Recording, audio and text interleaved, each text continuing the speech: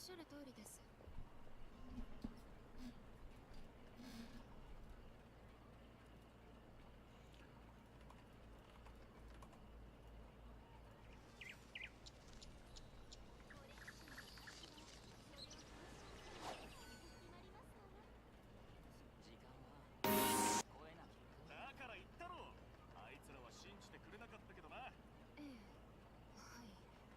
おっしゃる通りです。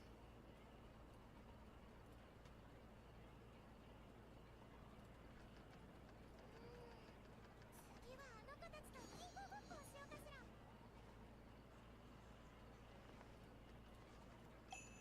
時間は超えなきゃ。だから言ったろ。あいつらは信じてくれなかったけどな。ええ、はい。おっしゃる通りです。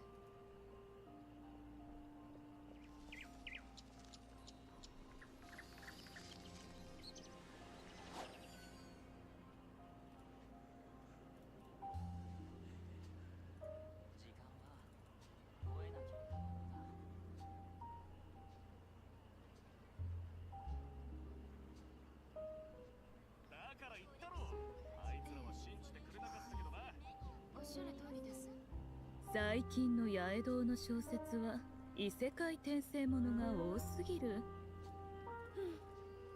自分たちの世界がそんなにも不満なのじゃろうか。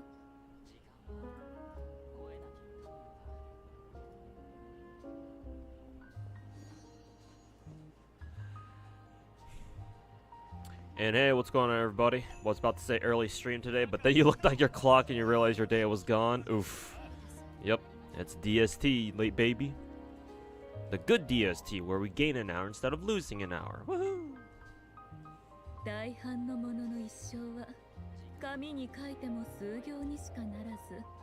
Weren't we supposed to have gotten rid of daylight savings time by now? What was that about? Or do we still have it for another couple years?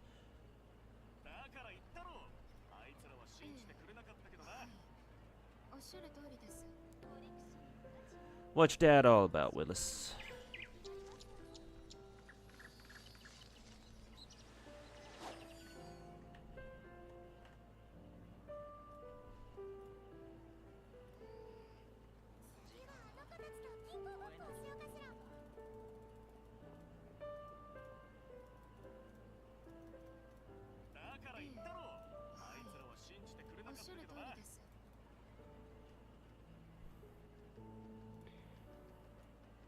Warawaにとって普遍も一種の美。はあ、じゃが属性とはいつまでも変わらぬまま続くものではない。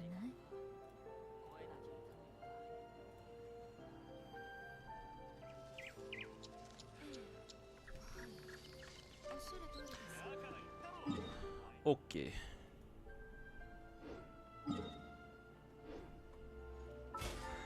Well, I already did my entire BP, so it doesn't really matter anymore. Actually, if it doesn't matter, I can just go reset my commissions now. Anyways, hope you all having a good start to your week. Gotta go finish up this Genshin event real quick. Still haven't really started it, but I think we have 3 days left, so. Board Mako, thanks for redeeming Uwu. Hopefully everybody in chat is feeling Uwu tonight.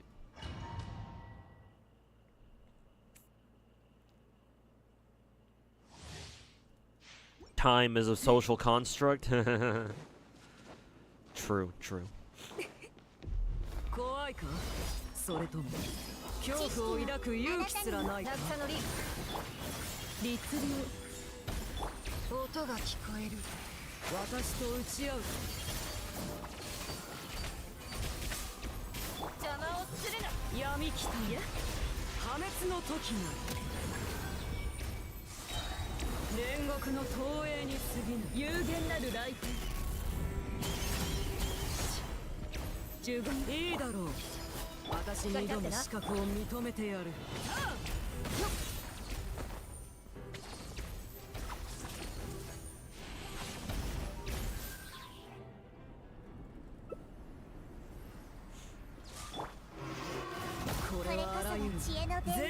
焼き尽くすとよい。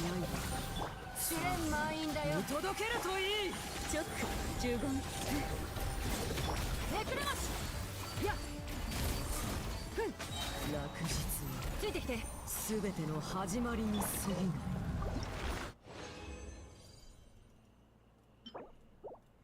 Oh yeah, I also have to do some artifact strong boxing too. Lots of things on our gacha to-do list today.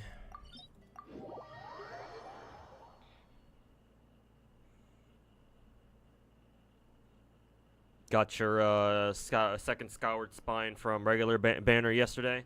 Another door stopper. Yep, pretty much. I'm not even sure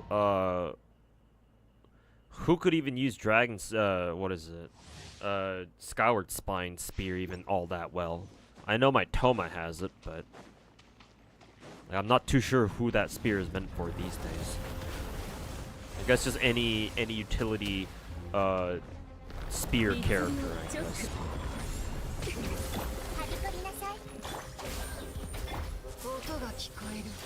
Is it Yanagi banner tomorrow? She's very soon, yes, like tomorrow or something. Favonius is better? Generally speaking, yes. Because Favonius' thing is that, what is it? How does it work again? It says that it generates energy for the user, but in reality what it does is it generates energy for the entire fucking team. So it's much better than, what its description says, basically. All you need to do is make sure that your whoever's using Favonius has at least a little bit, has at least a bit of decent crit rate, and that's all they really need, and you're good to go basically. But yes, generally speaking, Favonius is much more useful, and it's a lot more accessible too. Being being only a 4-star, that's pretty common. Or at least it should be common these days.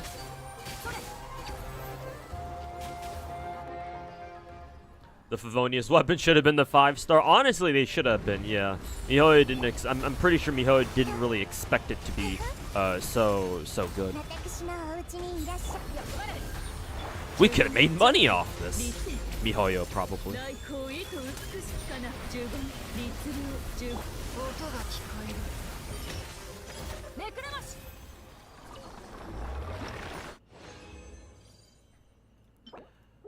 But yeah, typically Favonius is the usual go-to support weapon or the support set for most support characters. There's only like a couple of exceptions that characters might not want Favonius for whatever reason. I think the main exception would be Shincho, because Shincho, if you can help it, you give him he wants a, what is it?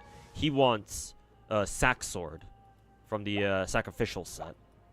Where's my Shincho? Yeah, Sack Sword instead of Favonius. Mainly because at high refinement level, Sack Sword gives you an 80% chance to reset your own cooldown, and Shincho has a very long cooldown on his skill, like 20 seconds or something absurd like that. So having Sack, and he has a really high energy cost for his ult, right? At 80 or some shit. So Sack Sword is probably better for him than Favonius just because of the chance to reset his skill. Not only that, but Shincho's skill itself is 2-hit, and either of those hits can trigger Sack Sword's insta skill reset or cooldown reset. So even at lower refinement levels, Sack Sword's still decent on him because he still has a good chance of getting the what is it? The skill reset. So you can use the skill twice, and that's double the energy gain for him right there. Really helps out with his energy rotations, or with his rotations in general.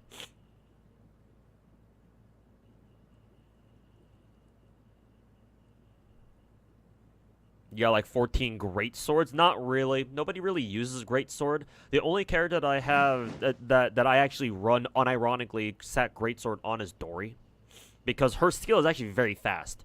So if she triggers her own reset, she can spam her skill twice in a row really fast. That, and she's a support, and she's basically all about her ult pretty much. So, but then again, who the fuck uses Dory except for me? See, even Dory's shrugging. But like, she's the only one that I have on my roster who, like, unironically uses Sack Greatsword. Nobody else really uses it, mainly because I'm not sure if we even have a lot of like support Claymore users. I'm sure we do, other than Dory. I just can't think of them right now. Maybe Kave. I think Kave is a Greatsword user too, right? But then, you know, obviously he's not gonna use fucking Sack Greatsword. Beto maybe, but Beto, you should probably build her for more offensive stuff, I guess.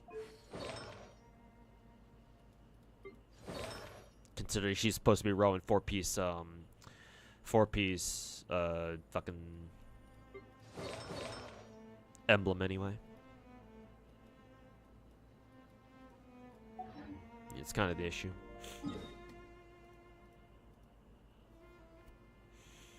It's kind of nice for Sayu for exploring. Exploration doesn't care about what kind of sword you have, though. I don't think. Why would that matter? Why would giving Sayu a Sack Greatsword matter for her? Why? Because it'll reset her cooldown. I mean, you have to go attack an enemy first, though. Is the problem? If you're exploring around an area where there are no enemies, then, like, you know, what are you going to reset that cooldown? How are you gonna reset her skill then? One more. Oh, right, the space whale.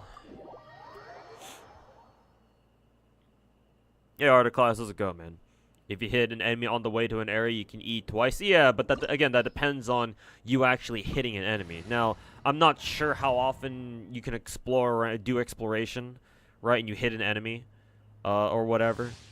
But like, I don't know, man. Exploration skills that have like a condition on them aren't really my thing. Or like, that means that they're not as good as it can be. Like, you'd much rather prefer Yelan having her C1 so that way she just has two pops of her her skill right away, you know. And New Gamer G, thanks so much for the 5 gifted subs, man. Really appreciate it. Thanks so much for the gifted subs. Greatly appreciate it. Thank you for your generosity. Oh, I forgot to use who is it? Nahita's ult. But cheers to you, man. Appreciate the support. And hope you're having a good start to your week. Hey, KS Lord, welcome back. I'm doing alright. Had some lunch. Grabbed some soda, brushed my teeth. We're ready to stream. Hey, Chrono, yes, welcome back. It's still kind of a waste. That, and you'd rather give Sayu an EM greatsword anyway, because, you know, EM, Animo, that kind of thing. What's the pity on Light Cone and Star Rail? You did 50 rolls, no 5-star at all. 65. 65 is start of soft pity. 80 is hard pity. That's how it is for all mainline MiHoYo games. 65 for across 65 across all games for soft pity, for the weapon banner, whatever the equivalent of weapon banner is in the main MiHoYo games, and then 80 hard pity. Let's see. I done the weeklies for this week. Could probably go to my teapot real quick. Is new Annihilation organized? Yes, yes. The new Annihilation map came out. I think it's map number 26. It came out earlier today at reset.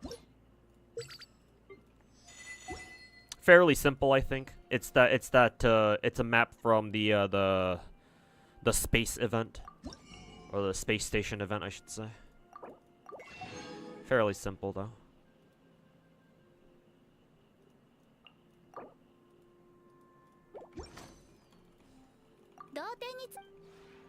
Oh, it's 25, not 26? Okay. Sorry, my bad.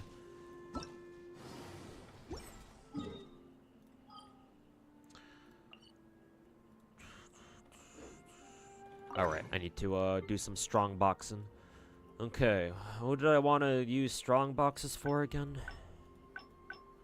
Huh, when did they add when did they add the hunter set and the golden trope set into strongbox? When did they add these? Weren't we supposed to be, isn't strongbox supposed to be 2 regions behind?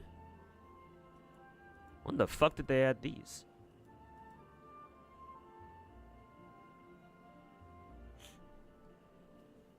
Yeah, the Lone Trail event, yeah. Does pity counter carry over? It's tied to the ban. Pity counter carries over, Articloss. The game remembers how many rolls you've done on one weapon banner and lets you keep it going into the next one. The one exception would be in Genshin, because Genshin, let me show you how Genshin's weapon banner does it. So in Genshin, if you do rolls on weapon banner, right, the game will remember how many rolls you've done. However, right, because Genshin's weapon banner has 2 weapons on rate up, that means that if you're trying to go for one or the other, right, one of the rate up weapons or the other, it's going to be pretty difficult, right? Because they both share the rate up chance, right? There's always the chance you're getting spooked by a non-rate up anyway, like one of the permanent 5-star weapons, which sucks. So the system that they implemented for this, for Genshin specifically, it's called the fate point system or whatever, or it's called the epitomized path. And then your pity points are called fate points. So you get a fate point when you get a 5-star weapon that isn't what you select here. So for example, I have Nahida's weapon selected here, even though I don't need any more copies. It's just I just selected it just because. And so if I were to roll on this weapon banner, and I get a 5-star weapon that is not Nahida's catalyst weapon, this little lamp thingy here, the green lamp, that means that I get 1 fate point. And so once I get 1 fate point, that means that my next 5-star that I roll will guaranteed be what the weapon that I have selected here in this little circle thing, right? So that means that, oh, if you get spooked once, that means your next 5-star weapon is going to be guaranteed, which is nice, because before it used to be that you had to get 2 fate points in order to get a guaranteed 5-star weapon of your choice. Which meant that you wouldn't get a guarantee until after you got 2 off rate up, or like weapon spooks that you didn't want. Of course, if you got lucky, then you don't need to worry about getting fate points at all. But the reason why I bring this up is because in Genshin, if you accumulate a fate point, right, but you don't roll another 5-star afterwards, right, in order to use it up and use it up for your guarantee, the Genshin specifically will not carry over this fate point, if that makes any sense. So in Genshin, you can keep the build up, right, to your next 5-star, but if you get a fate point or you get spooked, right, but you don't use it, the game will not carry over the fate point. It'll just poof, disappear. So if you get a fate point, it's in your best interest to keep rolling until you get the weapon you want, unless of course you don't want it for whatever reason. But in that's the case, then unfortunately you do waste the fate point, which blows, but that's how it is. But at the very least, the game does remember your build up to your next 5-star, for what it's worth.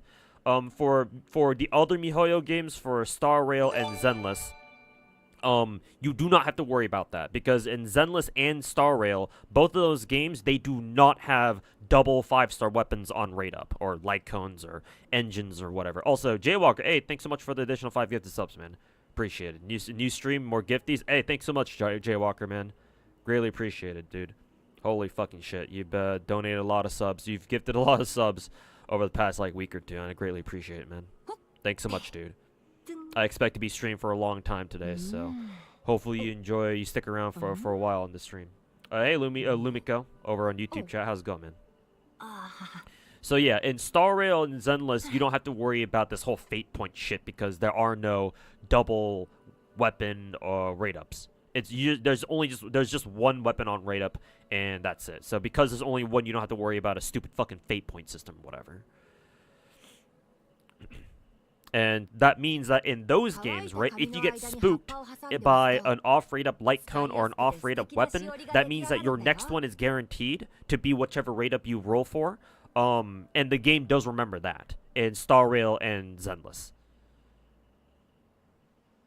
It's only Genshin that's the exception because it still insists on having double rate up fucking weapon banner, which is insane considering that which is insane because Star Rail at this point has been doing multi reruns for their game, right? We're getting like banners where we get triple returning rate up character limited time characters, and for them, even for those banners, they're all. Not only do you bring back old limited characters, but they also obviously bring out their old light cones as well, right? Their signature light cones. All of their light cones are solo rate up too. Like they all have their own separate banner. You just pick which one, which light cone specifically you want to roll for. So like I don't get why Genshin insists on still having this dumbass fate point system. I mean, to be fair, it's a lot better now that you only need to roll for you only need to get spooked once. And your next one's guaranteed, but still, why does it have to be that way? I don't know. But anyways, that's how that shit works. Anyways.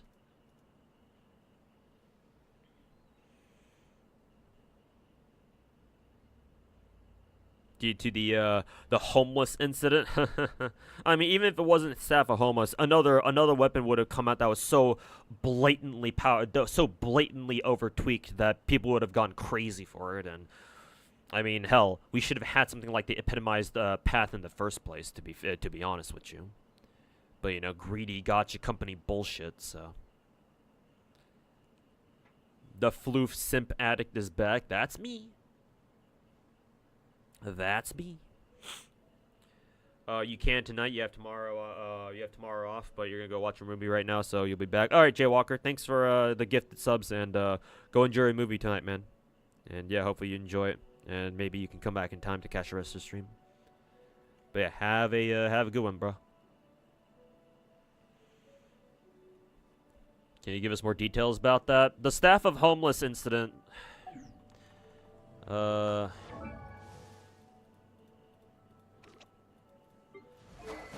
So there's this 5-star weapon called Staff of Homa in the game.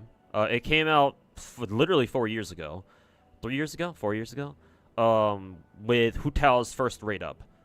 Staff of Homeless was, I believe, one of the first banners. It might have been the first banner where MIHOYO started doing the whole, when we release a new 5-star limited character, we're also going to release a limited 5-star weapon that's their signature. Right, that's their weapon, the kind of thing, right? You know how Genshin, Zenless, and MIHOYO and Star Rail all have banners where it's like, there's a 5-star character, but there's also a limited 5-star weapon on rate up too, and you're supposed to roll for the weapon and the character.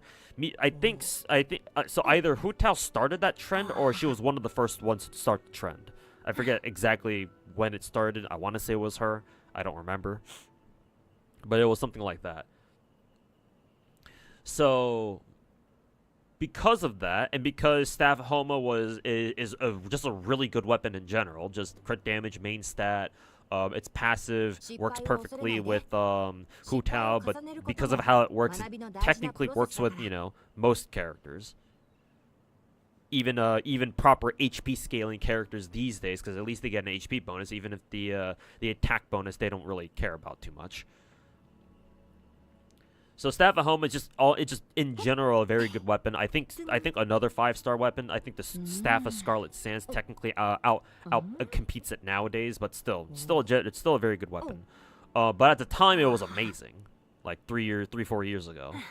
And not only that, Hu Tao still is a very popular character, and so a lot of people wanted to roll for her, and so you had a ton of content creators and just a ton of players in general just wailing their asses off for both Hu Tao and Staff of Homa.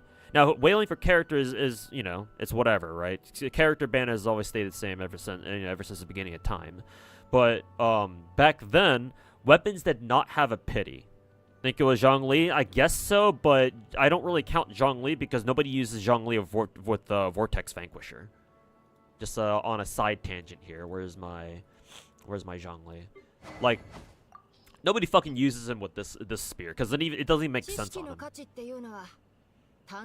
Like, attack percent spear when he scales off of HP? Are you fucking kidding me? I mean, I guess if you wanted him to do more damage, then sure, I guess. But yeah, it wasn't a very well-designed, like gameplay-wise, a very well-designed spear for him. Nobody uses Zhongli with fucking Vortex Vanquisher unless you're purposely going for like the aesthetic thing. But you know, why would you do that when there are mods out there that can change the appearance of your weapon for you? But you know, that's why I don't count Zhongli. Like, yes, technically Vortex Vanquisher is his spear, but it doesn't even fucking work on him all that well. I mean, technically it does, but it's not his ideal one because like he's more of a support, right? Shield support and shit like that. And his pillars like decrease elemental resistance on enemies whoever it hits, right? So like he's much more of a support, which means that Vortex Vanquisher doesn't really make a lot of sense on him. So like why even bother?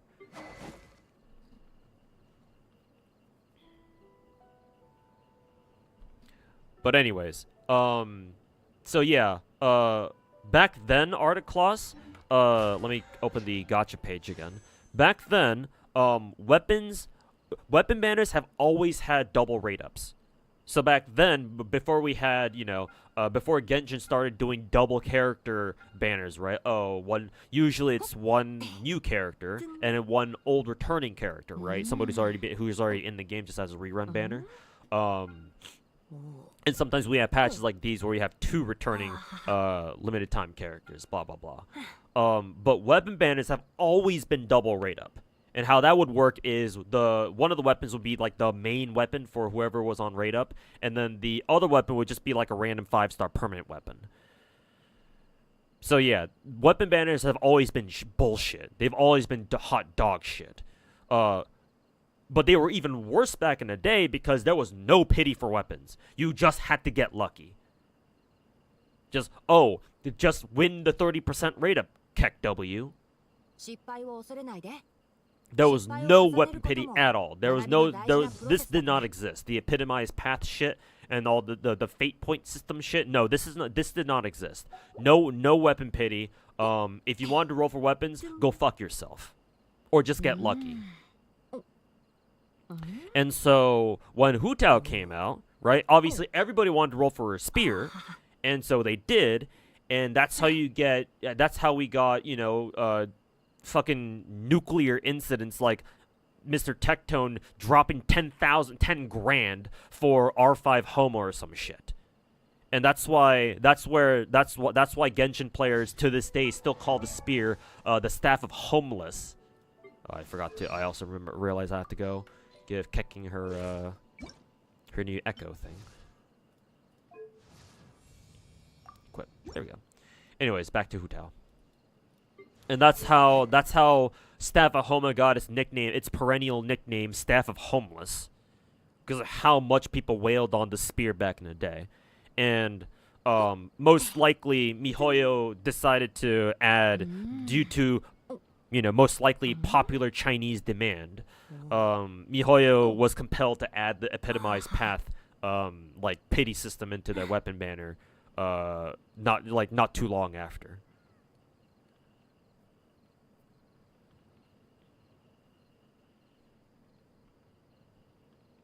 So, I'm sure I'm forgetting like a few details here and there, but that's like generally speaking the Staff of Homeless incident from 2021 or whenever the fuck Hu Tao came out. Excuse me.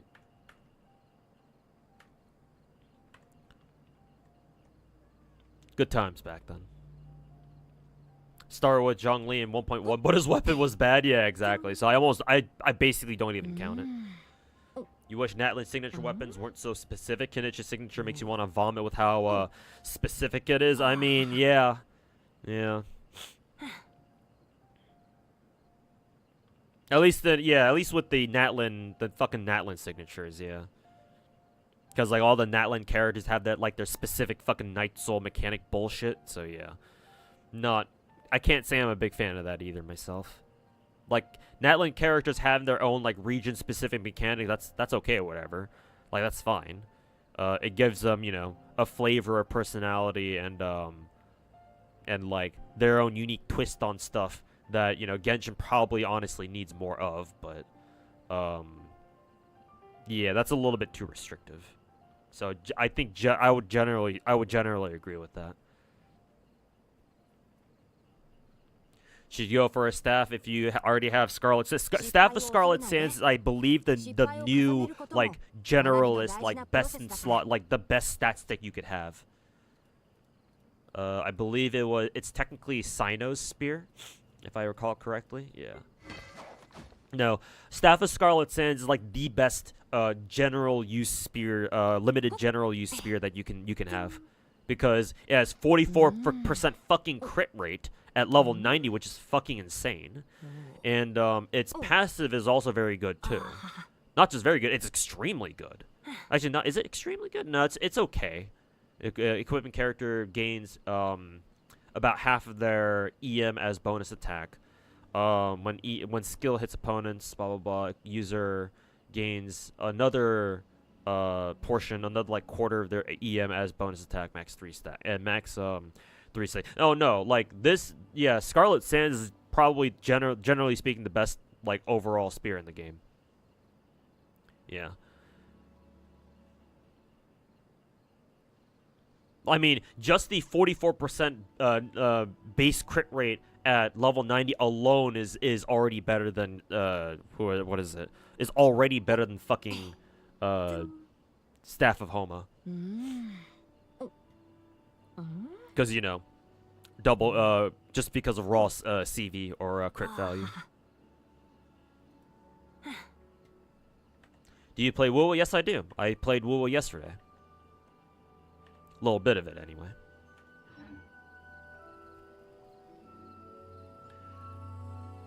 Aren't weapon banners only for drip since it does good 4 stars? I mean, strictly speaking, you don't have to roll any 5-star weapons in Genshin. No. At least I don't think so.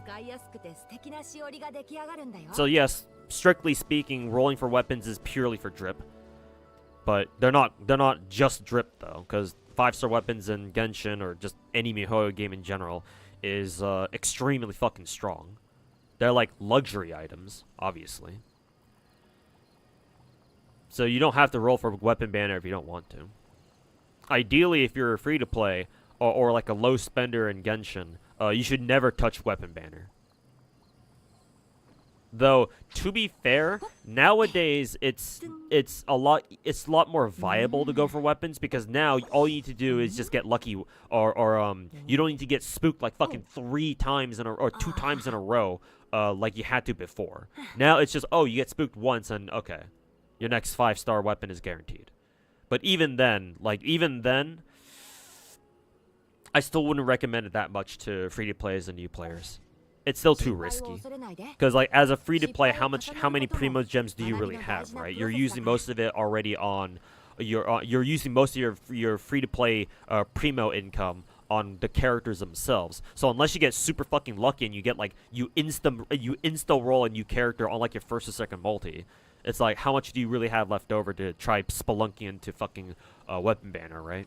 When you have to deal with a double rate up banner, like what? So you also dislike how early signature weapons design don't necessarily look good on characters, which is why Wuthering Waves in the next update will let you basically transmog your weapons.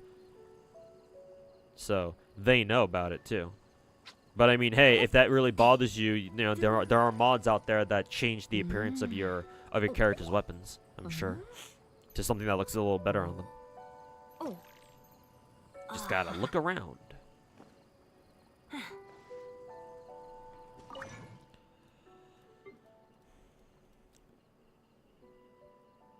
That's why I thought Homo was still general stats. I mean, it's not that it's weak, right? It's still great.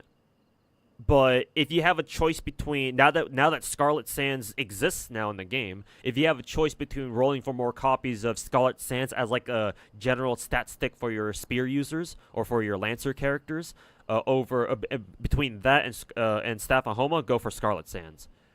Because again, even without taking into consideration Scarlet's passive, right, the bonus attack you get from however much EM your character has, Like, just the base crit rate alone is better than Staphahoma, right? Because 44% crit rate, total CV is 88% CV, compared to only the 66 that Staphahoma has. So yeah, Scarlet Sands is just by default better. Not to mention its motherfucking crit rate. And crit rate is like the single most important stat on any DPS character in Genshin. It's crit rate first, and then you can worry about everything else after. At least in my opinion.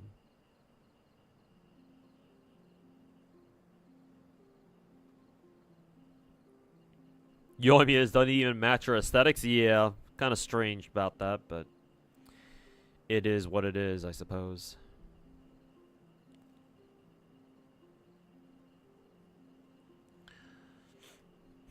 Now that I can strongbox the Fontaine relics, or sorry, artifacts, I wonder if I should try to strongbox for more golden trope pieces, because I know that my Farina doesn't have like the greatest pieces ever.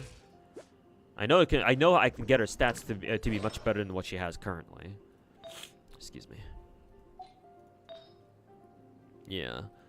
Like, these aren't exactly great. I mean, her flower's okay. Her flower's actually pretty decent. But, like, her crown could be better.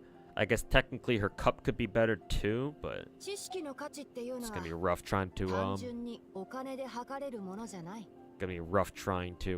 get her a better cup than that, though. Because I think it's either that or I try strong boxing for better Fury pieces for my Clorin. Because my Clorin has 80 to 10. And I'm pretty sure it can be better. Or her stat line can be better.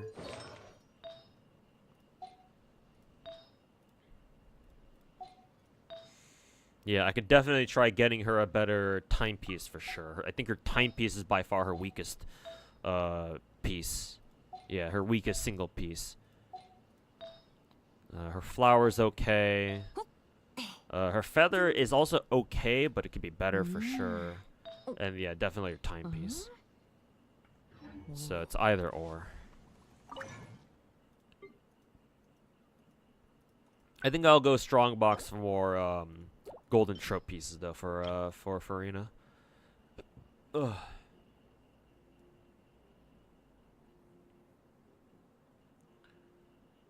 Imagine if light cone banners worked like the Genshin's weapon banners. Then nobody would have jumped over to play Star Rail back when Star Rail first launched. Mark my words.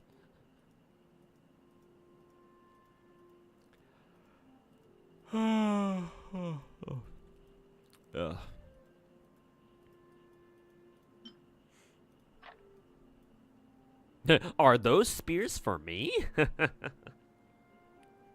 Smile? Have I done the Genshin boss event? No, not yet. I've done strongboxing some stuff. I'm gonna get started on. I'm gonna continue through the event. I have to go do like more quests and shit to unlock all of the actual like event mini games and stuff. I heard that there was like this one boss event that's actually pretty challenging, so I'm gonna see what that's all about. I'm assuming it's gonna be kind of like the boss rush challenge events that we had in days past or in years past in Genshin. Because it's been a while since we got our last one. I think it's been at least like a year or two.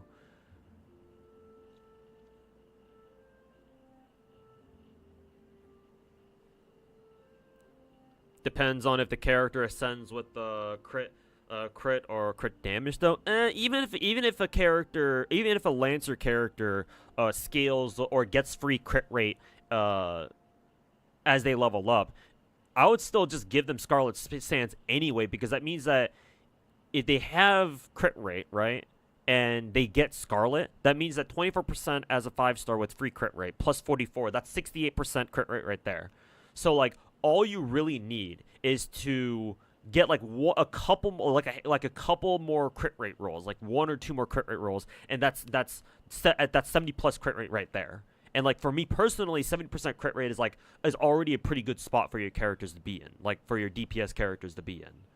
Right? So, like, really, you only need 1 more crit rate roll from anything. and you're good to go. And the more you know you get, you know, those are just pure bonuses at that point. So that gives you the leeway to just focus on crit damage, right? That means that you can use pieces that don't have double crit necessarily. That's just crit damage, and you're good to go, right? That means that a lot more pieces for that character suddenly become viable. Like, you no longer need to constantly look for fucking double crit pieces anymore. It's just, oh, if they have crit damage, all right, cool, let's roll it. See how many times it rolls into crit damage. Like, if it rolls twice, if it rolls at least twice or even 3 times the crit damage, that's already a big dub right there. That's a W piece right there. Just give it to you, and you can give it to that, you know, whatever character. Not only that, but if you no longer have to worry about double crit, that means that you can focus more of your efforts on going for other rolls too, like energy recharge in case a character really wants more ER. Maybe go for some EM as well on the side, right? Maybe a few attack, you know, percent substat rolls somewhere here or there. Like, it just really, if you no longer have to worry about crit rate because your character's already getting a shit ton of it from themselves and from their weapon, just building them becomes so much fucking easier. And you don't have to fucking waste months at a time trying to look for the perfect double crit roll pieces or crit stat pieces to give to your character, just to make it feel like they're good enough to use in like Abyss or something. But that's how I look at it. Why not just auto strongbox? Because there are some pieces that I'd like to keep. I don't want to just throw in whatever pieces that I feel like. Unfortunately for me, I still hoard my pieces. I still keep ones that I think have potential in case, you know, I ever need to use them again.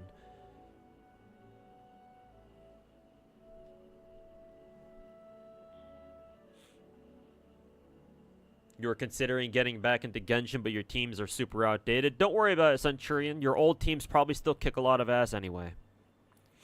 Probably. You might have to, like, update your artifacts for your characters, though. But I don't know how long you've been out of the game for, so. But, like, Raiden and Bennett are still top tier. I mean, fucking Raiden National is still top tier as fuck. You know, yada, yada, yada. Any thoughts about the extinct element physical? I mean, physical, in my opinion, physical was always doomed as an element from the start. Like, it was already kind of dead on arrival. Or it was always going to be DOA in Genshin. Because, like, Genshin's whole thing is like, oh, you have, like, 7 different elements, right, to do cool shit with. Right? This game is balanced around you like using all sorts of different elements or elemental reactions. So, like, in a game like that, what kind of a chance do you think physical has of ever being relevant at all?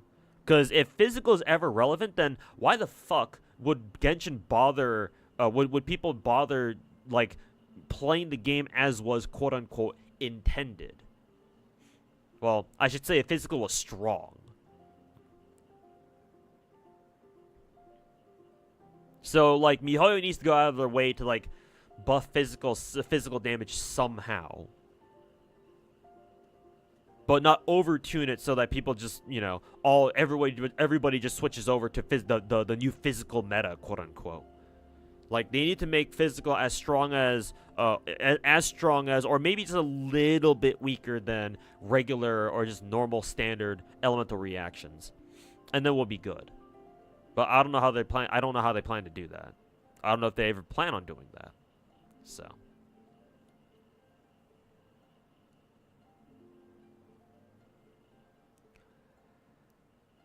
But yeah, physical was always like gonna be trash anyway. Sooner or later. Eula kind of gave, back in the day, physical kind of like a new lease on life. Because we were like, oh my god, Eula does so much damage. Wow.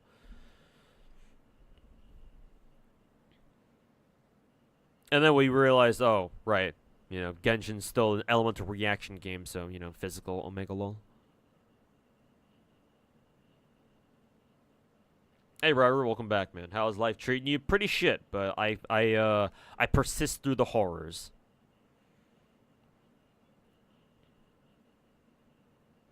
My nightmares persist, but so do I. I think that's why Genshin has amazing power creep, because since your old characters are still good. Yeah, exactly. Like, people bitch about power creep this, power creep that. Oh my god, Novalet is so broken. You know, you have to roll Novalet. No, you don't. Raiden National still fucking kicks ass. I mean, ideally, I think you should have at least one Dendro team, right? At least ideally a Hyper Bloom team, because you do have to deal with the Sumeru, the prismatic like boss or whatever, the one boss that's weak to Hyper Bloom or whatever, or like spread or aggravate, whatever the fuck it is. So like nowadays, you should have at least one Dendro character or Dendro team, sorry. But hey, Nahida's banner's up right now, and even if you miss Nahida, I mean, the game at least gives you Kole. Oh, and DMC, Dendro main character in Genshin, is also the best Traveler version we have so far. You know, shocker. So. How does Hu Tao hold up? She's still good. We do have Arlecchino in the game now, who basically is a power creep of her. But I would argue that Arlecchino is actually not as big of a power creep as people think she is, because Arlecchino's main weakness is that she can't be healed normally. She can only heal herself if she uses her ult. Right? So you have to protect Arlecchino from taking damage, because ideally you don't want her to take damage, because if she does, and she doesn't have her ult up and she's one hit away from getting killed, and she doesn't have her ult, then she's fucked, because you can't heal her normally. No, she can't be healed by other characters. She can only be healed by herself. Oh, and like, you know, statues of the 7, but you know, good luck trying to go to a statue of the 7 in the middle of an abyss fight.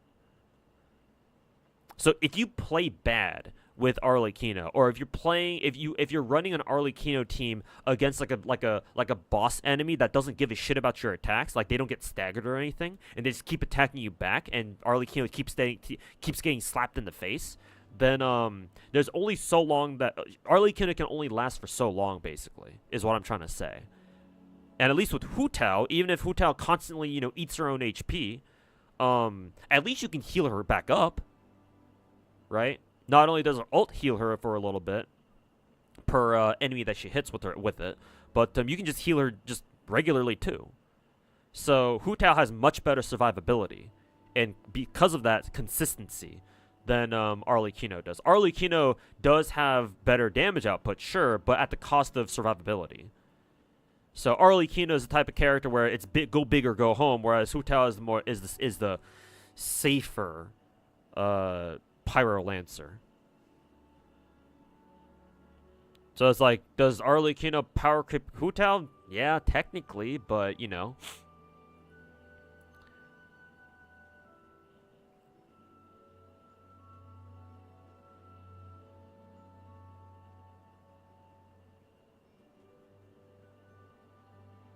Hu Tao's cuter either way, true. Personally, I'm more of an Arlecchino guy myself, but you know. Hu Tao is still there. Still shilling for her funeral business.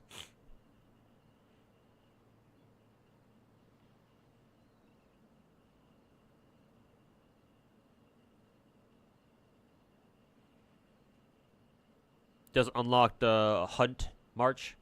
Is she usable? Yes, absolutely. She's actually, I want to say she's probably one of the best 4-stars in the game, just from what I've seen. She's an incredible sub DPS. Not only that, but she's also one of the few 4-stars who has 2 different playstyles. You can build her as a standard crit character, where she just scales. You just give her crit stats and she just does raw damage, or you can build her as a super break character, and put her in your super break team.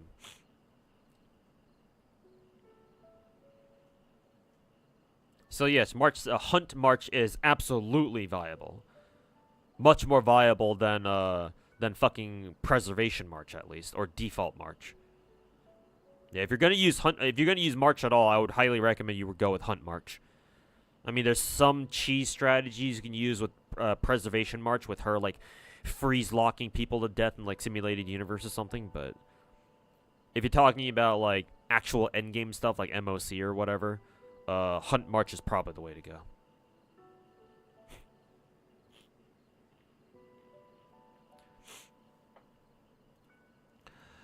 Okay, let's get rid of some of this shit.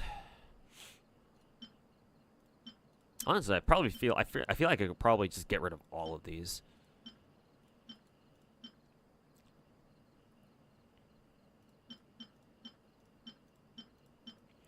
Just save the ones that have like double defense or something.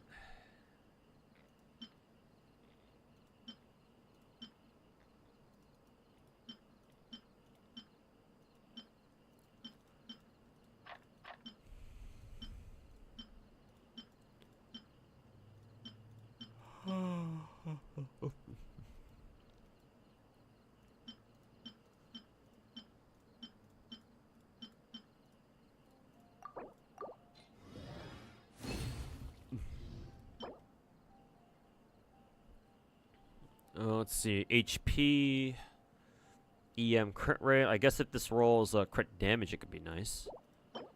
HP, crit damage, maybe if it rolls crit rate, maybe. Attack crit rate, CR, ER. Ooh, double crit right here. Very nice. Defense percent crown, double crit, of course. Go fuck yourself. Crit damage, crit rate, eh.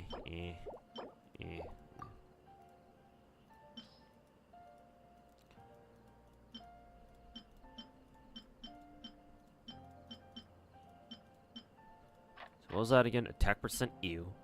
So when it's crit damage, crit, yeah, I can keep this actually. Attack percent, no. Crit rate, eh. Nah.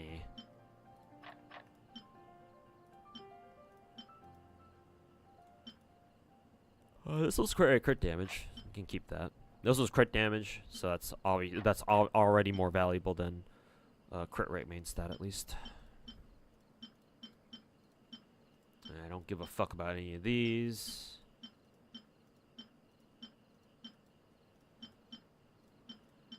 Any good feathers? Not so far. Defense percent, trash, trash. Healing bonus, trash.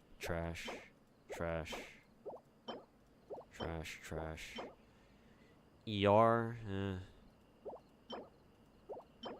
they're all trash.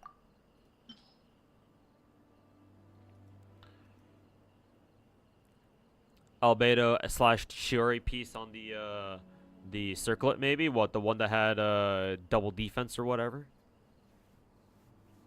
That assumes that either my Albedo or my Chiori have a circlet off piece, and I don't think they do.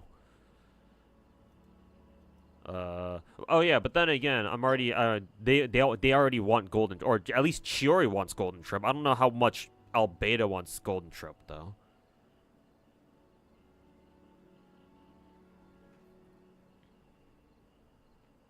Maybe Albedo does want golden trope. Currently I still have him on what is it? 4-piece husk. I think I do.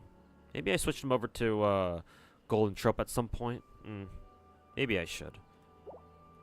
But then again, I don't really use Albedo anymore. Unless I really want to for some reason. Because usually in my Geo teams, I don't use Albedo. I use Chiori, Ito, Goro as a support, and finally Zhongli. So not sure how high priority I'm gonna put, how much priority I'm gonna put into re-gearing my Albedo, to be honest.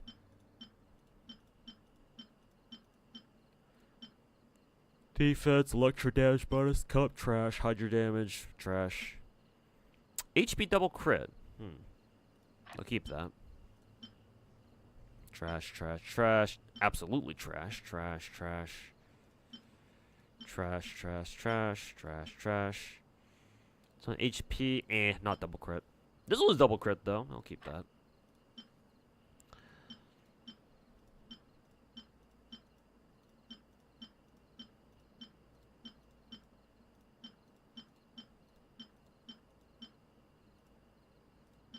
What's the one? What was this one again? Wow, another attack percent cup that's double crit, huh?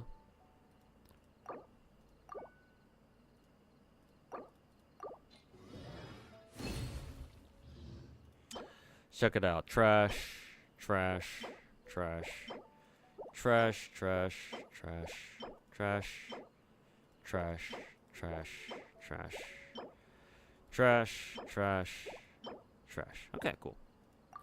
They're all dog shit. Star Rail bloated with cutscenes today. You spent 4 hours tapping on dialogue with maybe 20 minutes of gameplay. Really hard to progress story. Welcome to MIHOYO story writing. At least for their first 2 games. For Genshin and Star Rail specifically. Zenless is much better on the story shit. Usually. And not only that, but the game actually lets you skip some of them too. Which is fucking miraculous.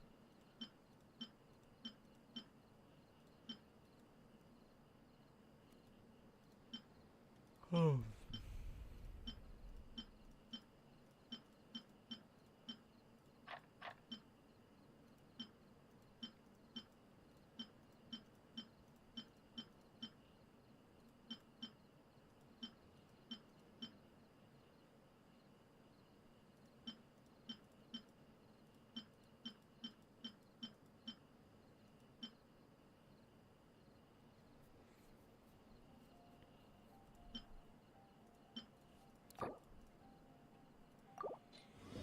You have yet to get a crit damage circlet on the new set somehow? Yeah. Have you tried using the artifact? I forget what its official name is, but the artifact construction thingy. It's like this game's version of the self-modeling resin. Technically, it's even better though, but you know, it's still trash at the end of the day. But ooh, nice attack percent with double crit. Shit, man, this one's really good. I'll try rolling this one, see who can use this. Let's see. Who wants to use this again, actually? Is there any golden trope user who's attack percent? Oh, official maybe. I think official, yeah. I'm assuming there are other, who is it? There are other Fontaine characters who might want this. That's pretty good. Yeah, official came to mind the first. Now, I know my official's on Golden Trope set now, but her stats aren't good as they were before, so maybe I can give her roll that attack percent piece, and hopefully it rolls well. We'll see. Miko and official. I guess yeah, Miko could be good. I'd actually prefer. I actually want to keep my Miko on her Fury set because I actually do use her ultimate.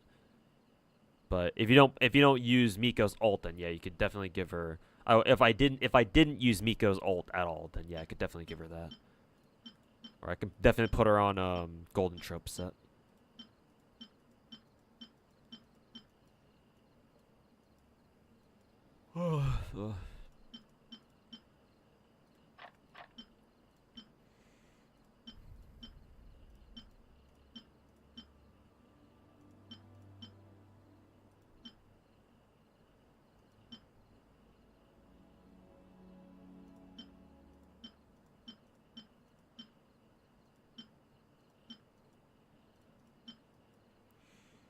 Jeez, how many circlets from the scroll set do I have? Holy fuck. Bruh.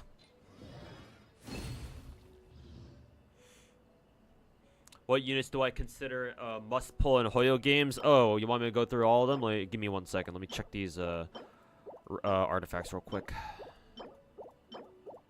just to see if I got anything good. And I did not. Not from this patch. Or not from this patch. So, going down the line, Genshin. I actually made a video about this 99 Blur. You can go check out that video on YouTube. Actually, let me go look it up for you. Give me 1 second. But I did already make a video on, like, all the must-pull characters in Genshin. Or, like the best characters you can have in Genshin, anyway. I forget how I worded it exactly. But give me 1 second. I'll go find that video for you. But I'll also explain it to you in person too. I just want to give you that video. Top 4 characters. What was that? What was that video's name again? Ah, yes, right here. So, dudes. Sorry, you heard my voice there for a second. So that's the exact video, but I can also, but you can keep that for later, because I'll go over it to you in person right now, and you can just hold on to that link, so you can watch it later, at some point later, I guess. So first, Genshin, the top characters, as that video will say to you if you watch it, is or the top 4 characters are Raiden. She's still top tier. Where is he at? Kazuha. Yeah, Kazuha is still top tier. To this day, Kazuha is one of the only characters who gives your team a straight up elemental damage bonus buff. And even though some other characters do have the same mechanic, only Kazuha does it. Kazuha does it the best by far out of all of them still. Even 2 years later, 3 years later. How long has Kazuha been in the game? 3 years? Because he's an Inazuma character, so 3 years, yeah. So, Raiden, Kazuha, they're both top tier. Who was the other one? God, I have to go look at my own video again just to make sure that I'm not getting this wrong. Shut up. Let's see. Oh, and then the Radish. Where's the Radish? I think she's up here, yeah. And this girl, the Dendrololly, who is coincidentally on rate up right now, so you can go roll for her right now if you don't have her yet. Nahida is top tier as well. Let me go back to my character roster. This girl, the Radish, the cabbage, the lettuce head, whatever you want to call her. She's great too. She's absolutely top tier. She's the core of any Dendro team you want to run. Like, Dendro teams still work without her, but she just elevates them to a completely new fucking level. And then lastly, the 4th character is actually not one character, but it's any one top tier Hydro character. So between Yelan, Farina, who's the Hydro Archon, and Novalet. Yeah. So take your pick for the top tier Hydro character. Take your pick between these 3. Novalet, Farina, and Yelan. If you have one of them, you're good to go. Let me go into each character in detail. I think I mentioned Raiden first. Raiden is top tier. Nothing, like, really, if you know Genshin at all, you know about this girl. Electro Archon, or, yeah, Electro Archon. Her skill is absurd. Insanely long active time on her skill, and her cooldown is shorter than its skills duration, which means as long as your rotations are good, her skill is technically infinite, so it's always active. And it's a coordinated attack, or in Star Rail terms, it's a follow-up attack. And it's got good range, and it does good damage. So what that means for you is that her skill alone makes Raiden a top tier choice for Dendro teams, for especially Hyper Bloom teams, because you need Electro activations on the Dendro cores to turn them into Hyper Bloom missiles. Her ultimate is still probably one of the most damaging ultimates in the game, probably. Yeah, she's one of the characters I like to call hybrid characters, like one of the few true hybrid characters of the game, because most characters in Genshin are either support or DPS. There usually is no real overlap, right? Think of it as a Venn diagram, right? Where you have DPS and supports on one, DPS on one side, supports on the other. The Venn diagram has those two circles like barely overlapping, right? Because most characters in this game are either one or the other. Most characters can't really play both at the same time. Raiden is one of those few characters who can. Honestly, she's one of like she's one of maybe like 2 or 3 characters who can swap between support and DPS like instantly.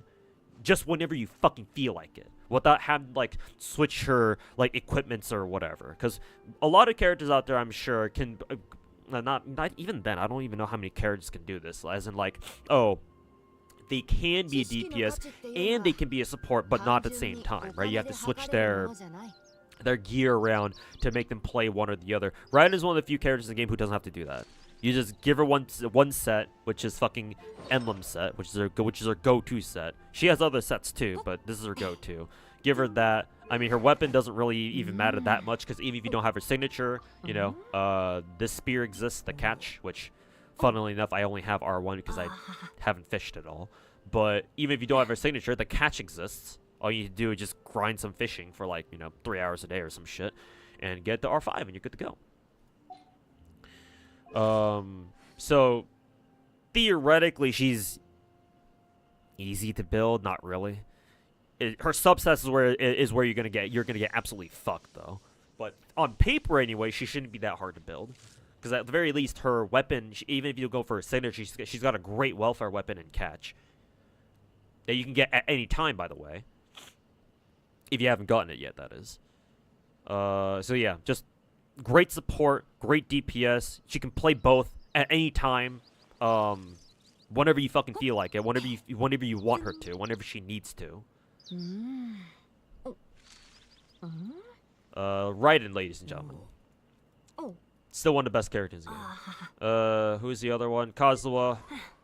Like I said earlier, he gives the team an elemental damage buff thanks to this passive right here, Poetics of Fubutsu. Yeah. He's very easy to gear up. Honestly, the only thing that's challenging about his gear is just getting him an EM cup, because EM cups are very hard to get.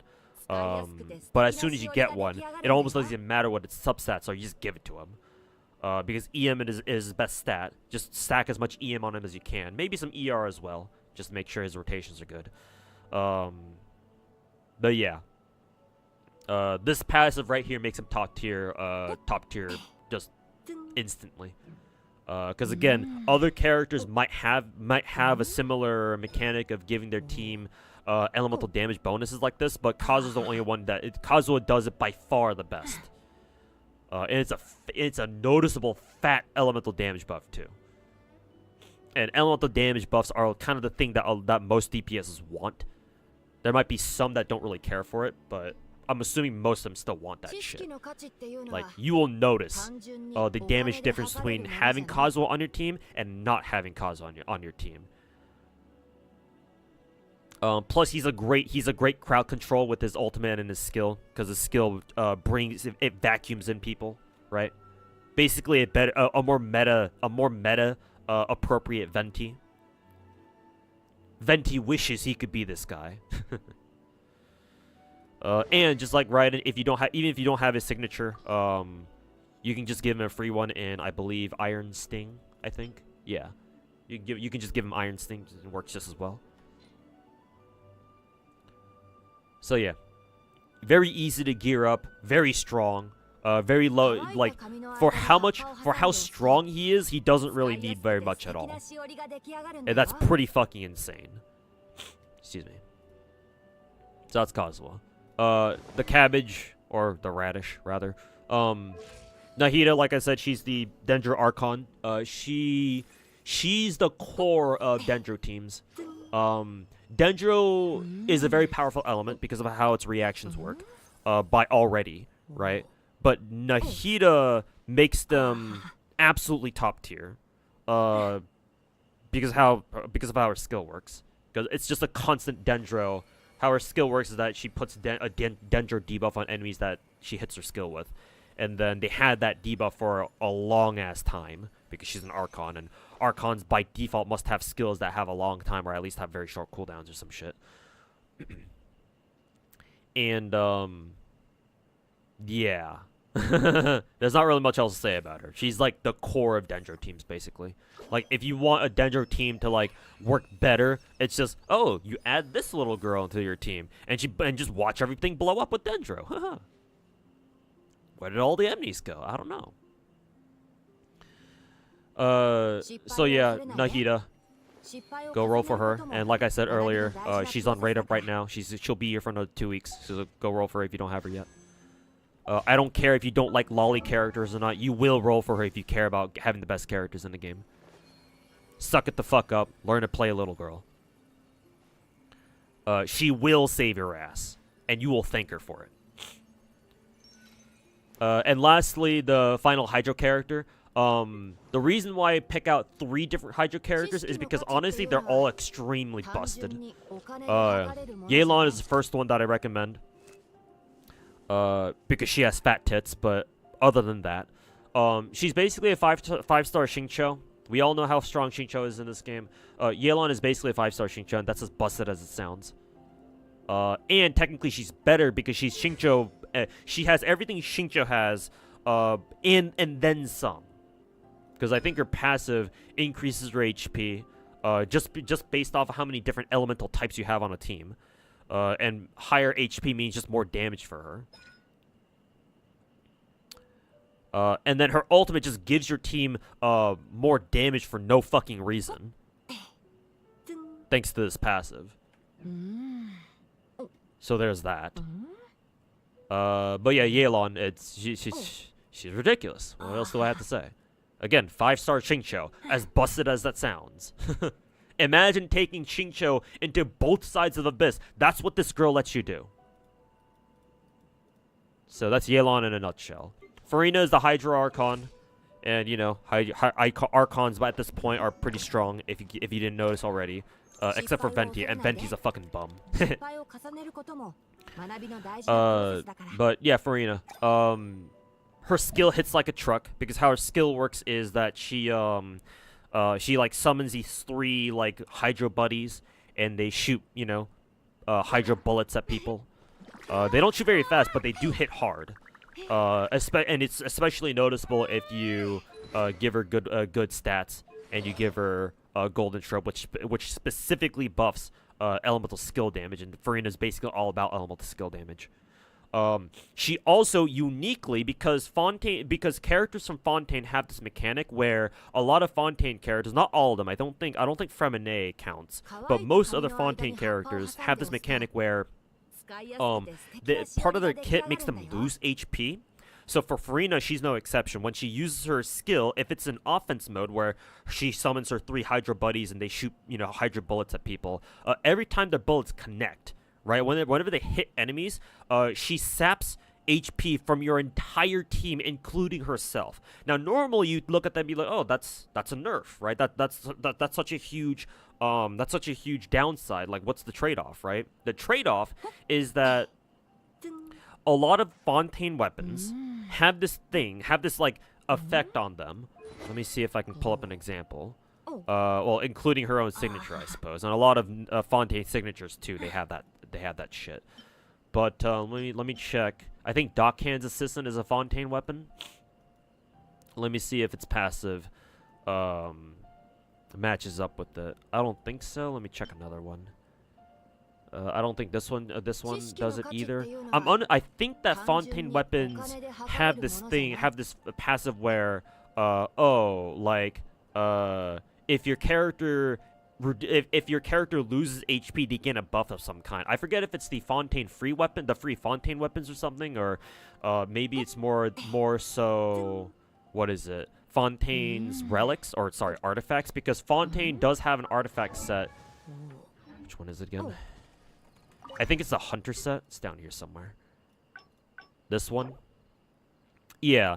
Where its 4-piece effect is when current HP increases or decreases, so either or, as long as their HP just changes at all, they get free crit rate by 12% for 5 seconds, and it can stack 3 times. So, essentially, 36% free crit rate, which is fucking insane.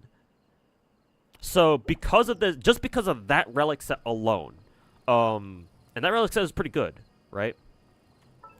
Just because of that relic set, artifact set, I'm confusing my Star Rail terms here. Just because of that artifact set alone, that means that if you have Farina, that means that any other DPS on Farina's team is now eligible to run that Hunter set. Because Farina's skill automatically decreases, like it saps everyone's HP. So that means that you don't have to wait for enemies to punch you in the face, she just does it for you. And again, the Hunter set is very strong. So unironically, you can run dedicated Farina teams where a DPS that you want to use with Farina runs Hunter set, and you run her specifically with Farina because Farina is going to be the one to reduce their HP, and so that way they can get the full Hunter bonus, the 36% Hunter bonus, or 36% crit rate Hunter bonus. That is. And if you do that, then obviously building that other DPS character is going to be a lot easier if you don't have to worry about getting another 36% crit rate, because, you know, the relic set, the artifact set already covers that for you. Not only that, but Farina herself just does a fuck ton of damage too. I don't know if she does as much damage, say, Novelette, but it's good. It's like big, steady, consistent damage. And of course, you know, her being an Archon, her skill lasts longer than its cooldown. So as long as your rotations are good, you know, make sure to pull out Farina every once in a while to reset her skill. Her skill lasts forever. Just one thing about Farina's team though, make sure you bring a healer, maybe like somebody like Kokomi, because you know you do wanna heal everybody back up to speed.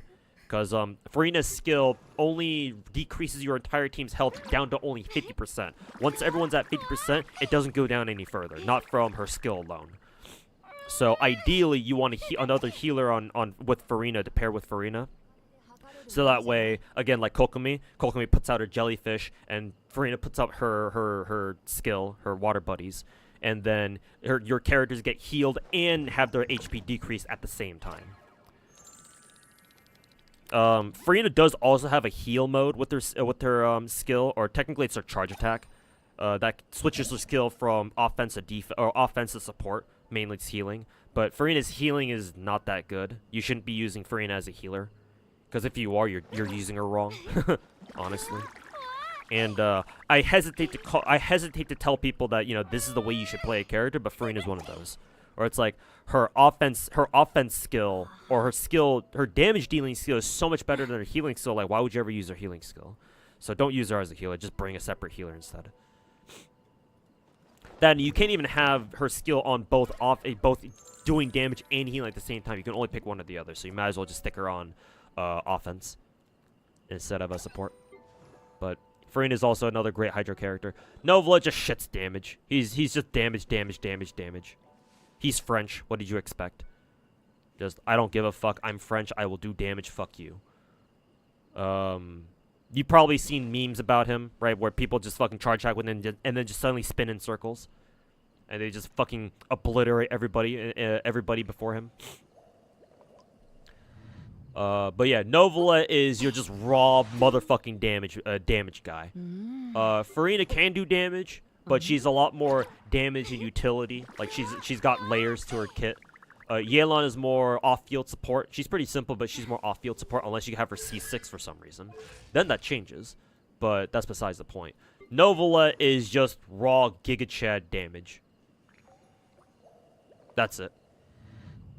Just give him Hunter set.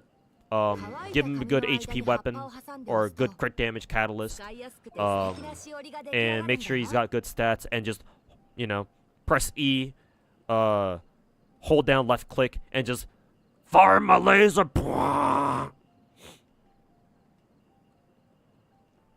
Yeah, just bite and blast people with his ass. Bite and blast. Novelette blast. But those are the top 4 characters in this game. Technically 4. Again, go just as a summary. Raiden, Kazuha, Nahida, and then take your pick between the 3 Hydro characters I mentioned, Yelan, Farina, or Novelette. One of those 3. As long as you have one of those 3, you're good. And those are like the 4 best characters in the game. I do want to take some time to list out some honorable mentions, like characters who are barely not top tier, right? The character that comes to mind for that is Ganyu. Under normal circumstances, I would have Ganyu as absolutely fucking top tier, but in the wake of, you know, the Fontaine characters, I do have to say that Farina and Novalit are probably more useful than Ganyu at this point, but only barely. Just Ganyu is still like if the other characters I mentioned so far are like tier 0, right, at the absolute best, Ganyu's like tier 0.5. Like, she's barely out of the running for top tier, but she's still extremely powerful. Reason why is because Ganyu's also another example of a hybrid character. Like I said, Raiden's when it talks about Raiden being one of like the 2 or 3 true hybrid characters in the game, Ganyu's the other one. She can flip between off-field damage support to an actual fucking DPS herself in a flip of a switch, right? As whenever you want her to, because of her charge shot nukes. So there's that. There's Ganyu, and then who is it? Kokomi. That's not Kokomi. This one's Kokomi. The fish. The fish is also tier 0.5 in my eyes. She's just too useful. She just does too many things. Her healing is immediate and very convenient. She's a great Hyper Bloom support because of how her jellyfish works. Just a great Dendro support in general. She works fabulously with Farina. Again, because of how her healing works. And her jellyfish is technically infinite duration as long as you get her rotations right, because her ultimate, if her jellyfish is already out, right, and it's still out on the field at the time that she uses her ult, then the ultimate itself will reset the duration on the jellyfish. So it keeps going. So that buys her skill time for it to cool down properly. And so when it cooldowns again, when it cools down fully, you can just pop the jellyfish out again and reset it that way, in quotes. So Kokomi is also another tier 0, or tier 0.5, I would argue.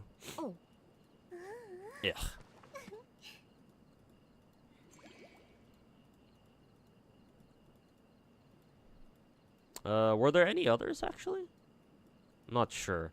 I actually would consider Zelo to also be, like, up there, too. I have not used her very well just yet. I don't know how well she works, though. Because I know that technically what she offers is extremely powerful, because I think she debuffs enemies' elemental resistance or something like that. It's like Kazuha's thing of, like, buffing your team's elemental damage, but in reverse. It works in reverse because she debuffs enemies instead of buffing your team. The best part about it, as I found out by screwing around with my dailies team. I don't have them up right now because I'm in teapot right now. But as I found out, Zelonen's elemental damage debuff stacks with Kazuo's elemental damage buff, which is fucking insane. So your characters do even more fucking damage now. But she's a very new character. I don't know how people I don't know what the consensus on Zelo is right now. She also debuffs people instead of buffing your team, and that's always objectively worse than just buffing your team if you have to debuff enemies first. But still, considering it stacks with Kazuha's shit, it's not nothing. So I do kind of wonder how strong she is.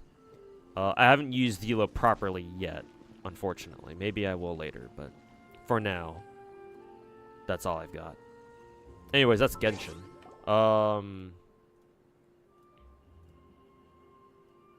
Star Rail time. In Star Rail, you have... have I ever thought about who the best characters in Star Rail are? As a rule of thumb, as a general rule, the Harmony characters in this game are the best characters in the game in general. The five-star Harmony characters.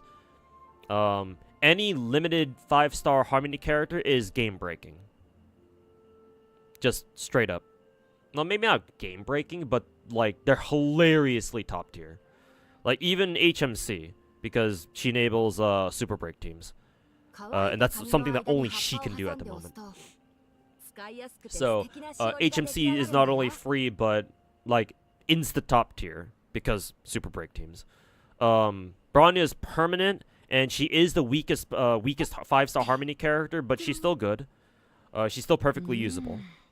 But do try to roll for an additional limited 5-star Harmony character like Ruin Mei, Sparkle, or Robin. Like any one of these three, and you're good to go. The more you have, the better. But at least one of these three. Oh, and we're gonna get Sunday next patch. So he's yet again another limited 5-star Harmony character. So you know how he's gonna turn out. Yeah. So yeah, as a rule of thumb, try to roll for any of these limited 5-star Harmony characters, whenever they pop up. Sunday might be next, so roll for his ass first. But if these ever get a rerun banner, strongly consider rolling for one of these three. Whoever you like the best, or try to roll for all of them. Who knows? Are you feeling lucky? Maybe you do.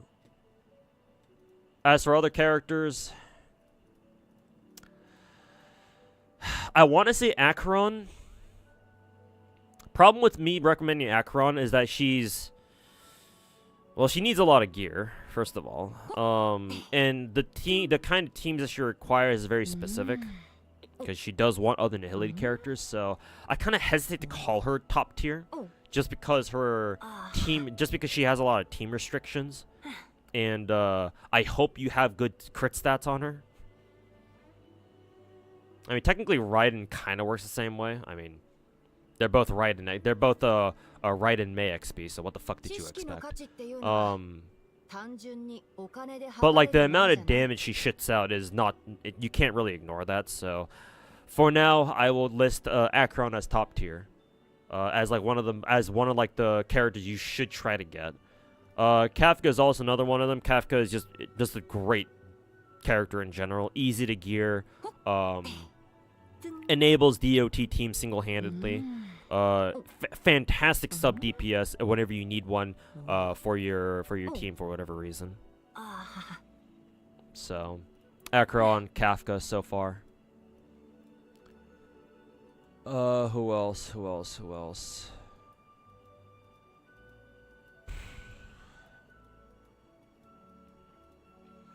Honestly, I would say Firefly. Yeah. I would say Firefly. Super Break Team. So in Star Rail, there are 3 different build types. There are 3 different team types that I identify in this game. There are your standard crit teams, right? For example, Acheron. Acheron is an example of that, where you just build crit stats for her, like as you can see on the right here. As much crit stats as you can for them, and then characters just do damage by critting, right? The more crit damage they do, the better. That sort of shit. That's the first team type. The second team type is DOTs, which is Kafka, right? DOT teams like Kafka, Black Swan, anybody who does DOT damage, or like their main thing is putting DOTs on people and just having those DOTs do damage for them. Kafka helps enable them, or the reason why Kafka is the one that is the character that DOT teams hinge on is because both her skill and her ultimate, I believe, they both detonate DOTs that enemies have on them immediately. So she exponentially increases DOT teams' damage outputs. I think, if I'm using the word exponentially correctly, that is. And the advantage of that, the advantage of DOT teams is that they don't give a shit about crit stats, because DOTs can't crit, so you don't need to worry about crit stats at all. Basically, all you need to worry about is other stats like EHR, attack percent, stuff like that. And typically those subsets are a lot easier to get in the first place than crit stats. And that's one of the reasons why Kafka is so top tier in my opinion. Like one of the characters you probably should roll for first. The third team, however, the third team type in Star Rail are the Super Break teams, and those are Super Break teams are the most recent team type in the game that we just got with Panacony. starting with the introduction of Harmony MC, and who is the main character, by the way, and she's therefore free. When you beat the Panacony, actually you don't need to beat it. Actually, I think people have told me that they do let you get Harmony MC early now, which is cool. You don't even need to be in Panacony or to unlock Harmony for her or him, which is again very nice of MIHOYO to let them, to let you have HMC early. But because HMC exists, and because her whole thing is it her talent or something? I think it's her talent. No, it's not her talent. It's something. What the fuck is it? Is it her talent? No, that can't be. It's something else here. Is it her ultimate?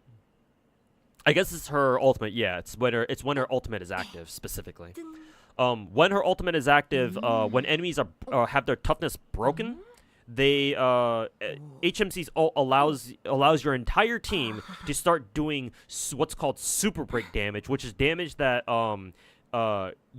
which is basically damage that gets converted from how much toughness damage your characters would have done to an enemy if they weren't toughness broken. If that makes any sense. It makes more sense in context, or when you actually play the team. And that's where super break damage is where, the majority of your damage comes from in a super break team. Go figure. And so currently HMC is, I believe, the only one so far, for right now anyway, who enables that.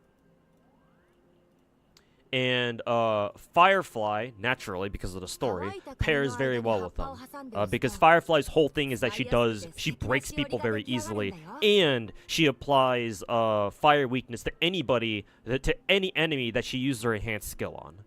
So she has, technically, global elemental damage. And so as soon as enemies are broken, Firefly just goes in on them and fucking rips them a new one. And it's extremely powerful.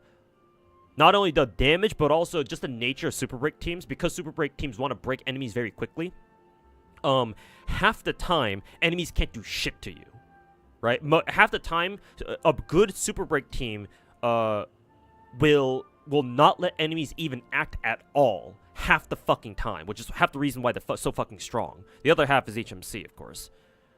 HMC and Firefly, I guess. But technically not even Firefly, because we now have Rappa in the game. So the only hard-counted super break teams are enemies that lock out their elemental weaknesses. As in, you can't do any weakness damage to them anymore. Those are the only big threats to super break teams, and there aren't even that many characters. There aren't even that many enemies that even do that in the first place. Like, maybe the Warp Trotters, and then the, what's that one enemy? That one mechanical monkey boss. The one that throws beer bottles at you, that one. But he doesn't do that all the time. So whenever he doesn't have his elemental weakness, like his toughness bar locked out, yeah, you can still beat the shit out of him, too. And super break teams are also very easy to build, because just like DOT teams, they don't give a shit about crit stats because they can't crit. Because super break damage doesn't crit at all. So fuck crit stats, just give them break effect and attack percent and speed. That's it. And again, those stats are way easier to get than crit stats. So yeah, currently the premier super break team is Firefly as your main DPS, Ruin Mei, HMC, and then either Lingsha or Gallagher, whoever you have for your healer. Which is why Firefly for now is absolutely top tier. It's either Firefly or Rappa. I don't have Rappa myself, so I don't know how strong she is exactly, but judging by her kit, she really feels like an alternate Firefly. So technically, Firefly, it's kind of like that Hydro character situation in Genshin, where it's like, oh, pick one between these three. Technically, we have a situation like that here too in Star Rail, where it's like, oh, as long as you bring a dedicated super break DPS, right, between either whether it's Firefly or Rappa, whichever one it is, and maybe we'll get more down the line in the future as well. As long as you have one of them, you're good. Because that means you can run at least one super break team with HMC and, you know, maybe ruin May if you have her.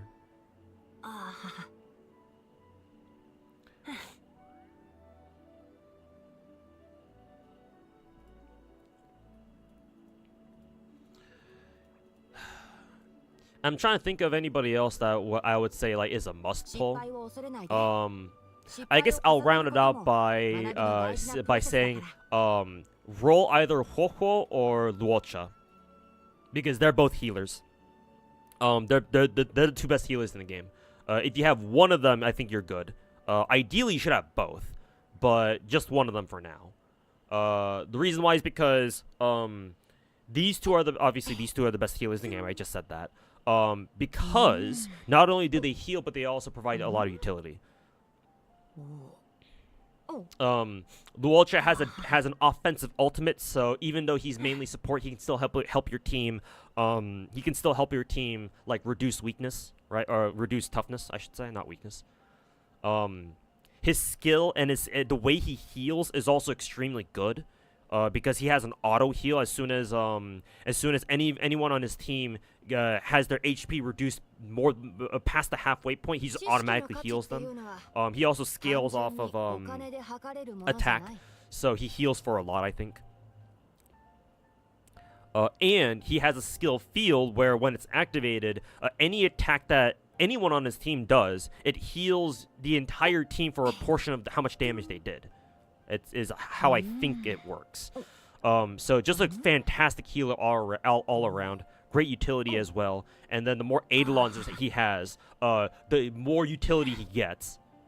So obviously he's perfectly fine in E0, but just the more Eidolons he gets, the more useful he gets. Because at his E1 he gives his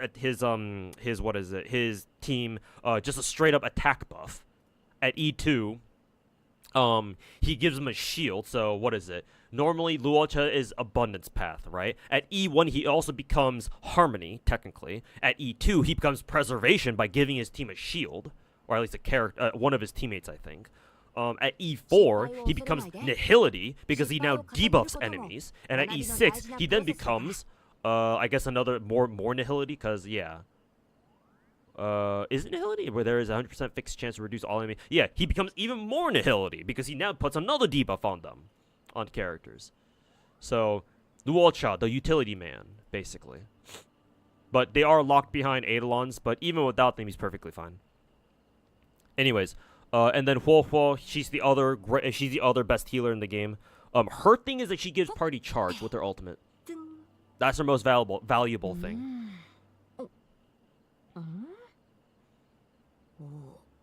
And her skill is where she heals people, and it's a triple heal where she heals 3 people at once. And obviously that's very useful. I believe her skill also automatically removes debuffs. At least one debuff at a time, that is. Or something like that. And it does that for like 2 turns, I think. Or is it for 2 characters? I forget. Either way, very useful. So yeah, I would say those are your must-roll characters in this game. Technically HMC, but she's free. Or they're free, so, you know, don't have to worry about them. But any of the 5-star limited Harmony characters, and that includes Sundance, who's coming up next patch. Either Huohuo or Luocha, ideally both, but at least one of them. Either Firefly or Rappa, but I would recommend Firefly just because I know what she does. And I don't know exactly how strong Rappa is. I'm assuming she's also very strong too. But I'm more familiar with Firefly, so I recommend her first. But if Rappa turns out to be just as good as Firefly and as a super break DPS, then you can also basically take your pick between Rappa or Firefly. Either or. And then lastly, or not lastly, the other 2 I think I recommended were Acheron and Who is it? Kafka? Yeah. Oh.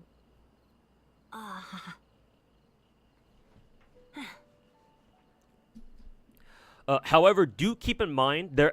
I will put an asterisk at the end here out on my list of like top tier Star Rail characters that I think you should roll for. There is an asterisk, and that asterisk is that Star Rail is a game where you want to break enemies. Even if you're not in a dedicated super break team, you should always try to counter enemies' weaknesses, elemental weaknesses. Because if you don't, you're in for a very, very bad time, especially in like end game modes like MOC or fucking Apocalyptic Shadow. You want to break enemies as often as you can anyway, because that interrupts whatever the hell they're doing. And that buys you time. And sometimes that time you buy yourself or your team is the difference between you clearing MOC 12 or not. Or like 36 starring MOC or not. So even though all these characters that I just listed, with the exception of the support characters, right? Your healers and the harmony characters who are your buffers of this game. The DPS characters like Akron and Kafka, those are the characters that have asterisks on them because it's like, yeah, they're good, but at the end of the day, they're only going to do damage to one character or to one element. Even though Akron does do global elemental damage with her ultimate, the fact of the matter is that she's not going to have her ultimate up all the fucking time. There will be times when she can't reduce enemy weaknesses if they're not already weak to lightning. So ideally, you should use Akron against lightning characters. Though you can obviously use her against enemies who aren't weak to lightning anyway if you really rely on her for your damage. It's just that she does still run the risk of not being able to break enemies as fast as you want her to. Because the only way she can reduce enemy toughness is by using her ultimate. So even though I say Kafka and Akron are probably the two best like single DPSs in the game, you should always look out for other very strong DPSs in the game too. And those other characters that I would recommend are people like Topaz. She's very good. Topaz, Jinglu is amazing. Blade is also very good still. Fei Xiao is amazing. Who else? Technically, Dr. Ratio was free, but I don't know if you get him anymore. Probably not. But he's great. Daniel Alter is still probably one of the most busted characters in the game still. Especially now that Hanabi exists. So, take that for what you will.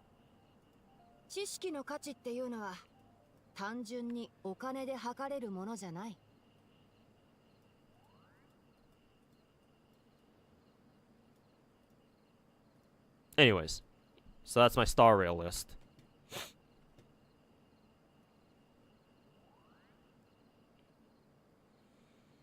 Rappa looks like Cali, which is a deal breaker for you. Sucks to be you then. More Cali for me.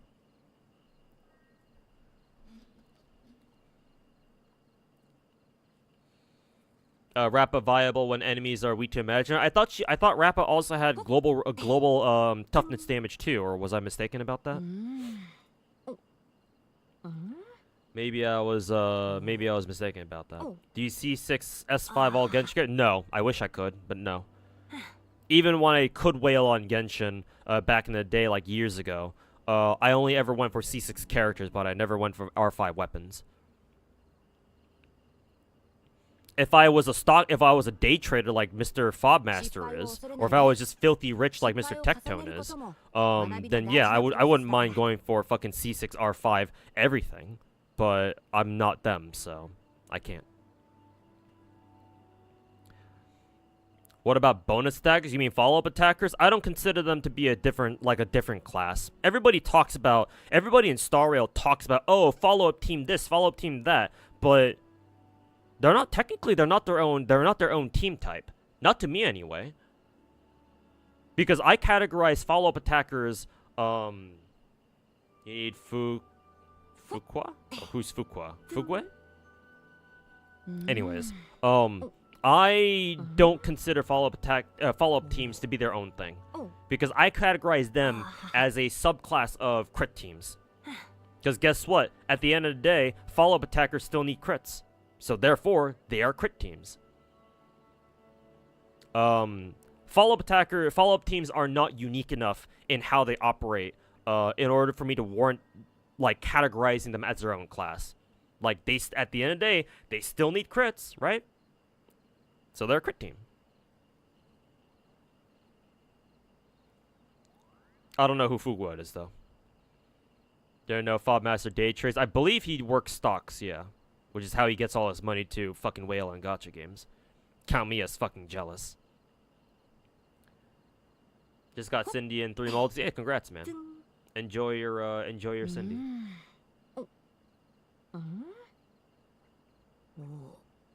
5-star Fox Girl. Oh, that's not her. That's not how her name is spelled though. It's Fugwe. How Masamune spells her. Yeah. So when you spelled her with a Q, I was like, who the fuck is that?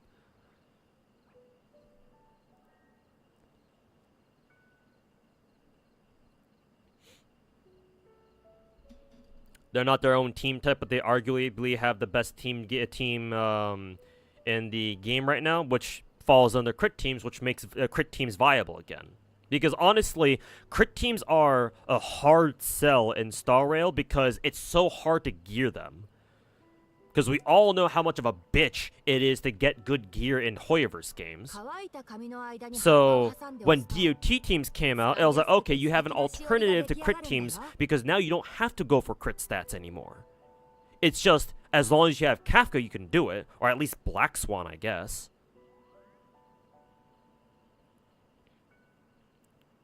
But that's the advantage of DOT teams, right? As long as you have Kafka or at least Black Swan, you can make a DOT team. And that means that you don't have to worry about crit stats at all. And then we got fucking Super Break teams, which is like DOT teams but on crack. Because like your best Super Break support is fucking free in HMC, right? And then Firefly exists.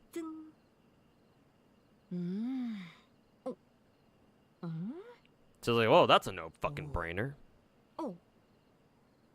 And just because of the way Super Break teams work, right, where they just break enemies all the fucking time and they keep them broken, especially if you have Ruin May on your team or on your Firefly team.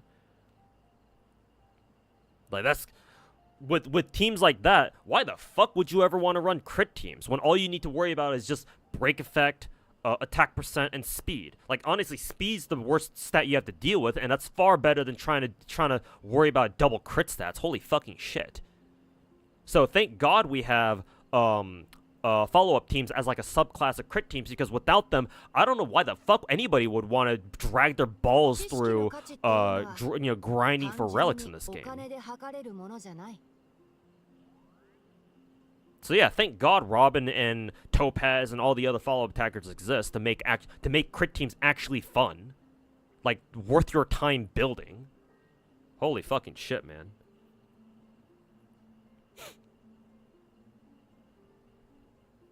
But no, I still don't categorize them as their own thing. They're still crit teams to me, because at the end of the day, what stats do they want the most? Crits. Should you consider pulling for cons or Eidolons as a low spender? No, you don't have to. As a general rule of thumb, the vast majority of 5-star characters, or S ranks if you play Zenless, in MIHOYO games, do not require extra copies of that character. Every 5-star character, almost every 5-star character, is perfectly functional on their first copy, at E0, at C0, at S0, whatever the fuck. You do not have to roll for more constellations or extra copies of the characters themselves. Hell, you don't even need to roll for their weapons either, technically. In Star Rail, there's another bit of an asterisk there, because DPS light cones, or signature light cones for your DPSs, right? Your 5-star DPSs are extremely powerful. And if you can, you should roll for those. If you can afford it. But at least for the 5-star supports, the support light cones, support signature light cones aren't as valuable. They're obviously good too, but they're not as valuable. So you can afford to ignore those if you don't want to roll for them. But for the characters themselves, no. I would say if you're a low spender, don't bother rolling for extra copies of characters. You should either only roll for the characters. I would say across all MiHoYo games, just roll for the characters, right, and save the rest for whatever new character who's coming up next. Always prioritize one copy of a new 5-star character across Genshin, Star Rail, and Zenless. Again, the one exception is in Star Rail. Because Star Rail is a turn-based game and you have to get as much value out of your characters as you can, it is not out of the question for you as a low spender to try to chase for the signature light cones for your DPSs. But just for your DPSs, you don't have to go for like support signature light cones at all. At least I don't think so. Though, to be fair, there are some light cones, there are some support light cones that are extremely strong, like DDT, which is the 4-star Dance light cone. Because that light cone is actually kind of cracked because of what it does.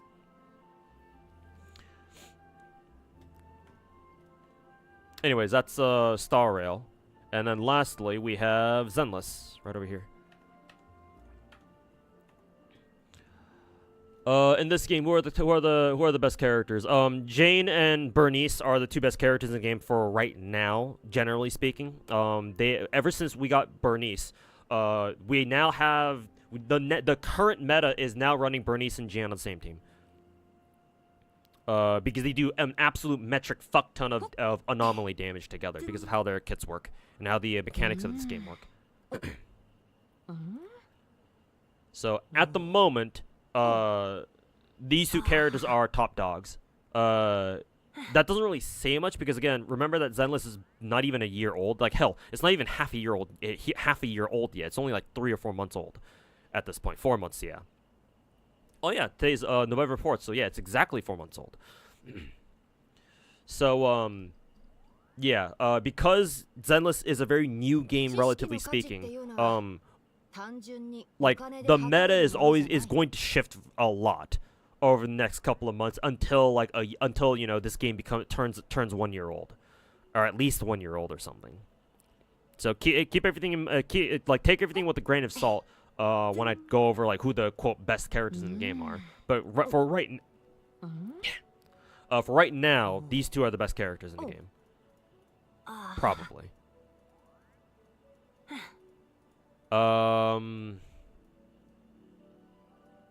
I would also say Zhuyuan's also really good too. Probably almost as top tier as these other two.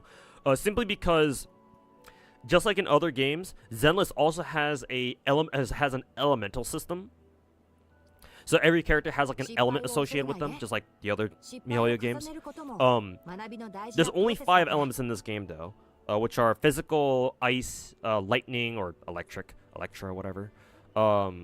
What else? Fire, pyro, and lastly, is that 4? Physical, ice, lightning, fire. Yes, that is 4. Fire.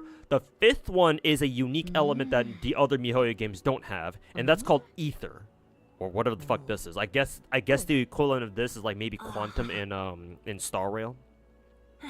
Whatever the case. Currently, there are only 2 ether characters in the game. And that's Nicole, who you get for free, and Zhuyuan, who is our second? Was she our second limited character? I forget exactly what if she was or not. She was one of our earlier characters. Ellen was our first one. Maybe Zhuyuan was our second one. Something like that. Anyways, Zhuyuan is a limited 5-star character. She's also ether, and she's the second ether character in the game. We have no other ether characters in the game right now. Obviously, in the future, hopefully we get some more. But at this very moment, if you want to do like a Shiyu defense node or any of the other endgame modes that require or that have like an ether weakness to them, you're either taking Nicole or Zhuyuan. You have no other choice. If you want to take advantage of that, you know, that node's ether weakness, that is. So just because ether characters are so exclusive, we only have 2 of them. I would say Zhuyuan is already top tier just right off the bat. It also helps that she's a great character on her own too. Like she's a DPS first, so she's a DPS, so she's doing a lot of damage. Yeah. That's all I have to say.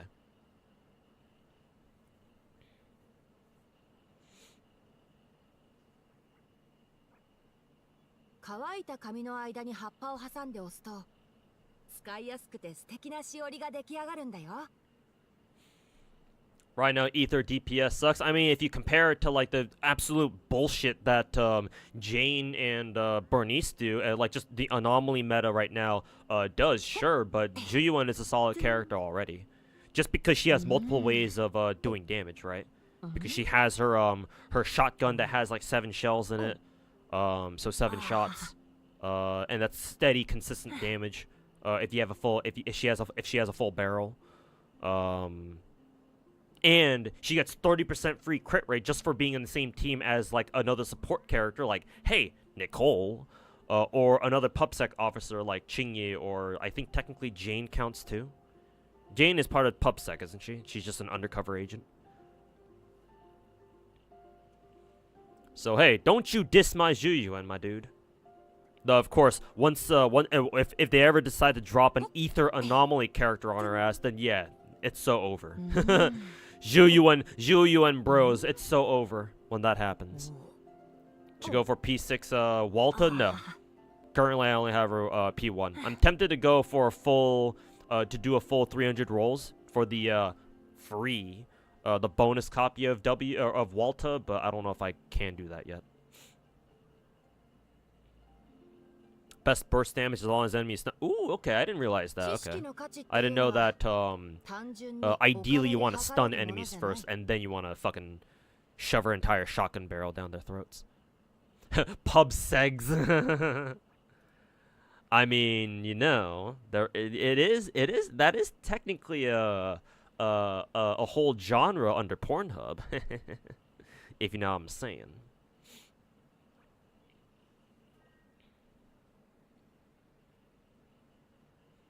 But Jane pairs with Seth, not Zhu or Chingy. Okay, gotcha.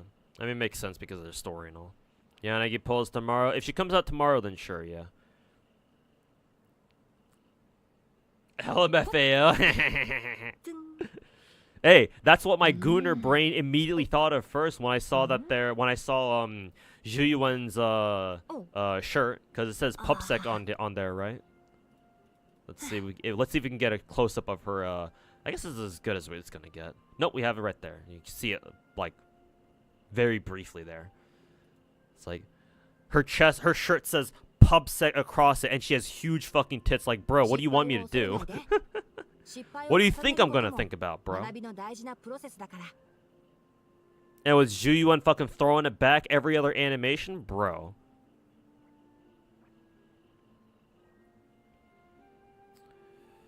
But yeah, for sure. Right now, we have the anomaly meta, like I said. So, Bernice and Jane, or at the very least Piper, because Piper is basically the budget version of Jane, and she's still pretty good. It's just that Jane, obviously being a limited 5 stars, you know, has more damage output.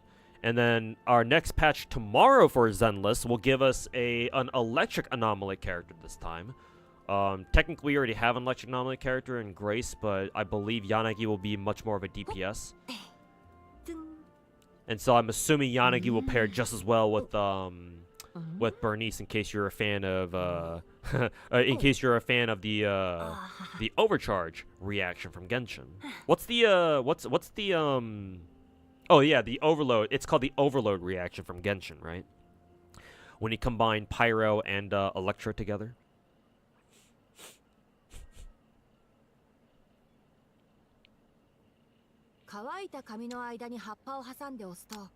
The disorder status is still really good though, yeah. But oh, excuse me. But for sure, Bernice and Jane are like the 2 single best ones in the game, and then followed by who is it? Followed by Zhiyuan and maybe Ellen.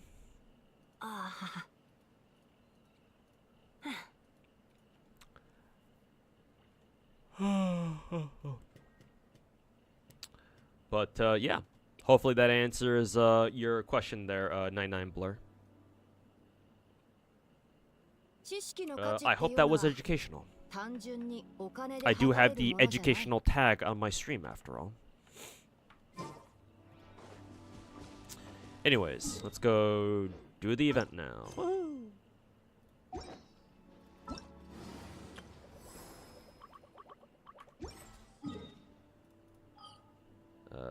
Sumaru. What the fuck is this quest? Do you care for a lighter? I think he's really cool, so yes, I will try to roll for him. But, it depends on how my Yanagi rolls go. If I get Yanagi on my first... if I win the coin flip for Yanagi, then I will go for lighter. If not...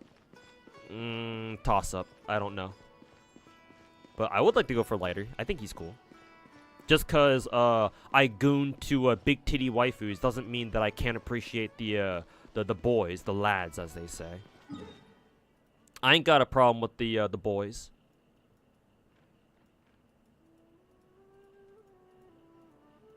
Call me Homelander, because I'm a big fan of the boys, if you know what I'm saying.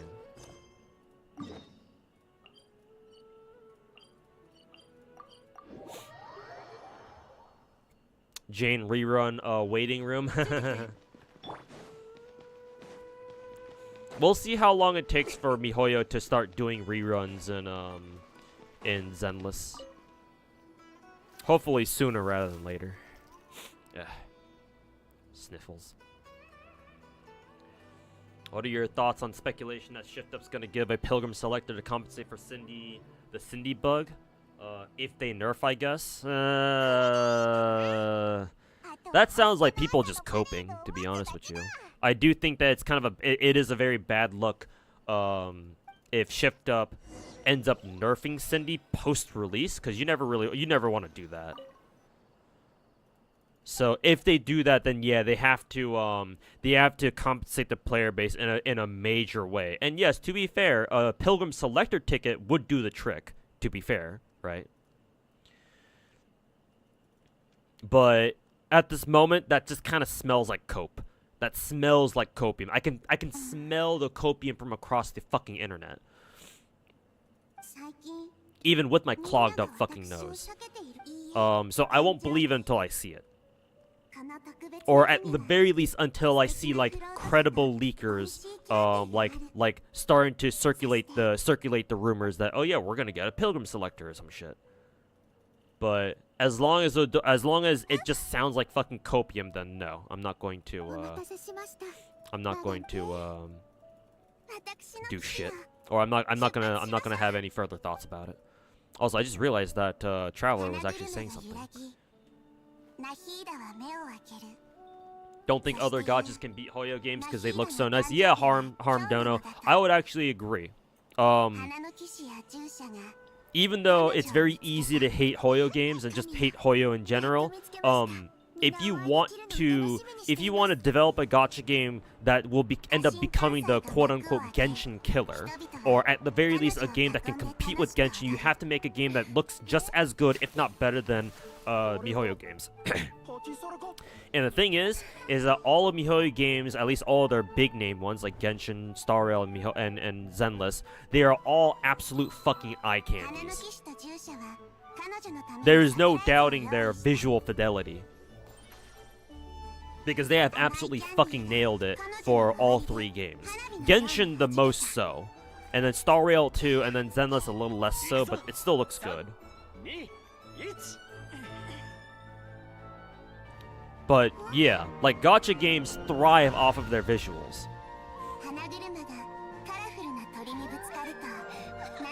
Like more so than any other video game genre, I would say.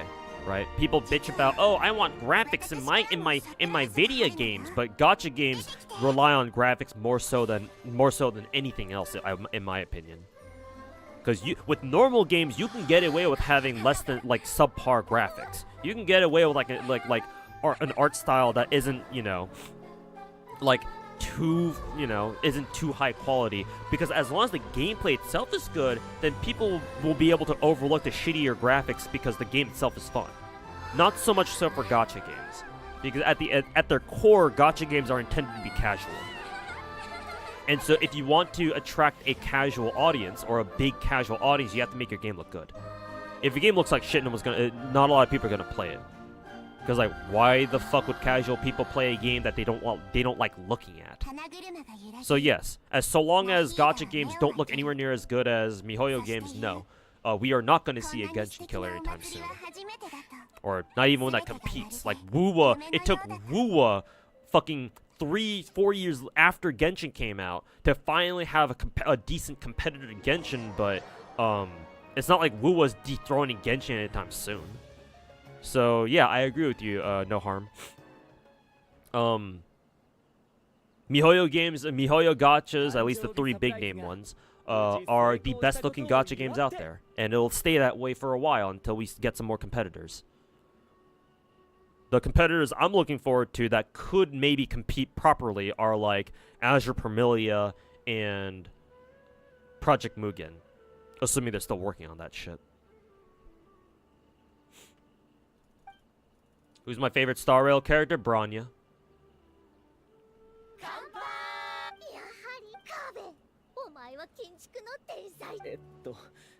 キャンディータワーそれくらいそういえばありがとうございます星が羨ましいなでもお祭りの手 You like Wuwa's look way more than Genshin personally, but that's up to taste, whether you prefer cartoon kitty style or more realistic high fidelity models and graphics. Is that a, do I smell an underhanded insult to Genshin?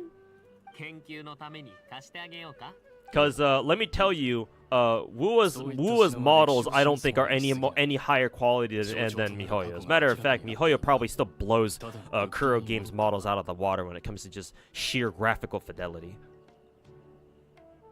Also, I find it hilarious that I find it hilarious that you call Genshin cartoon kitty style when Wuwa isn't really much better. But that's assuming you were trying to insult Genshin all low key and shit. If you're not, then you know, fair enough.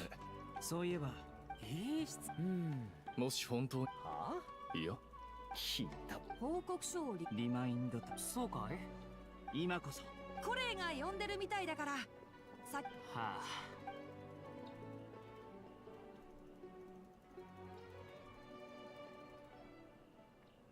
みんな楽しそうだね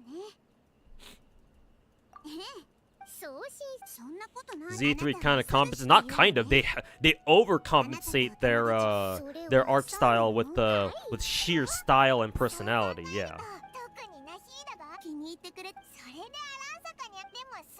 With sheer vibes, the power of vibes.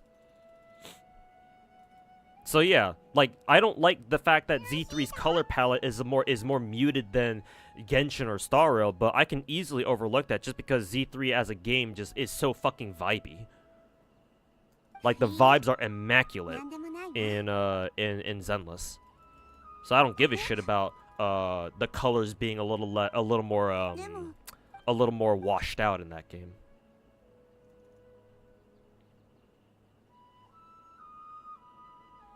Hi, hi. みんな集まってくれ。左側の人たち。わしの白フラ。こいつの隣でなるほど。写真そんなことを経験したことはないけど、この瞬間。カーベも来て。ああ、ちょっとタイマーを設置するから。よし。3、2、1。 You weren't really. Tell me you weren't insulting Genshin without telling me you weren't insulting Genshin. But whatever, we'll let that one go.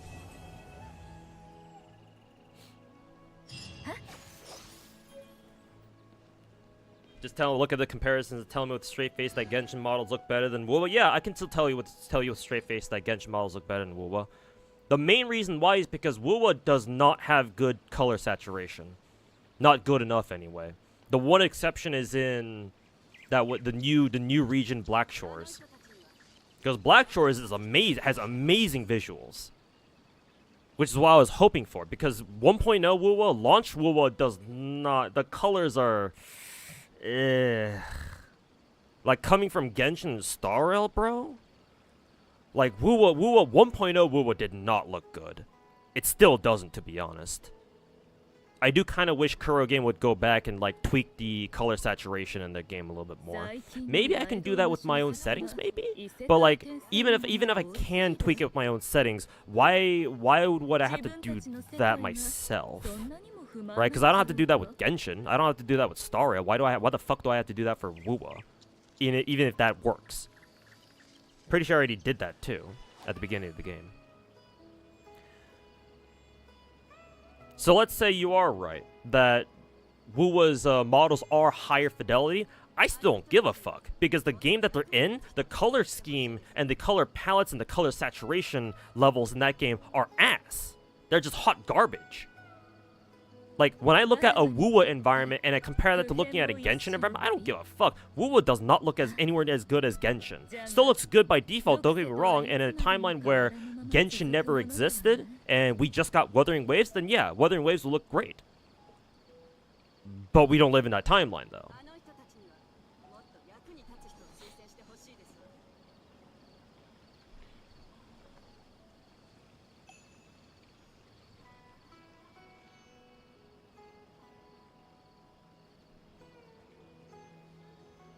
That's fair, but you're confusing color with models. Maybe I am, but you have to understand that how a game looks, or like the lighting, or like the color, how like what the color levels are like in a game.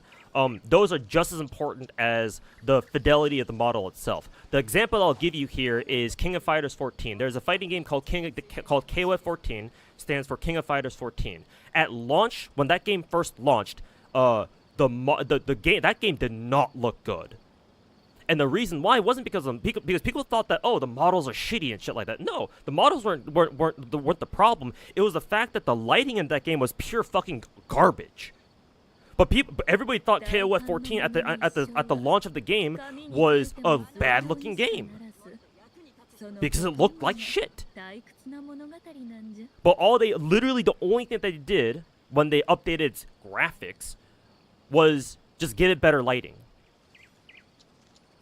Maybe they also tweaked some colors, some color saturation levels here or there. But the main thing I remember them doing was they changed the lighting.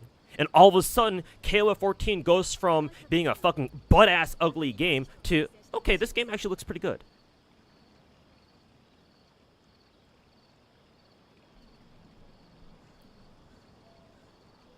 So, you're not wrong. You might not be wrong about Wuwa's character models being higher fidelity than Genshin's models. I'll give you that one. I will concede that if I end up being wrong. But at the end of the day, it doesn't fucking matter to me, because if the environments they're in don't look as good as the models themselves, the model itself also doesn't look very good either. And hey, maybe that's the reason why I'm sitting here telling you that that's the reason why probably I told you in the beginning that I don't think Wuwa's models didn't look as good as Genshin's. So hey, you have only Kuro game to blame for that one. Lighting and colors are just as important as the models themselves. And if you fuck up one, you fuck up everything.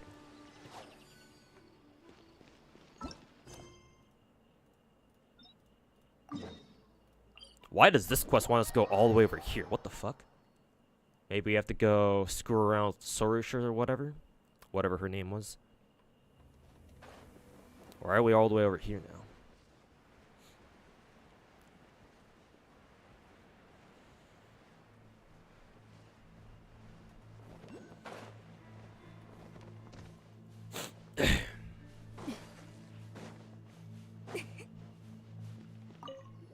To be fair, all KOFs had some really hellish development cycles.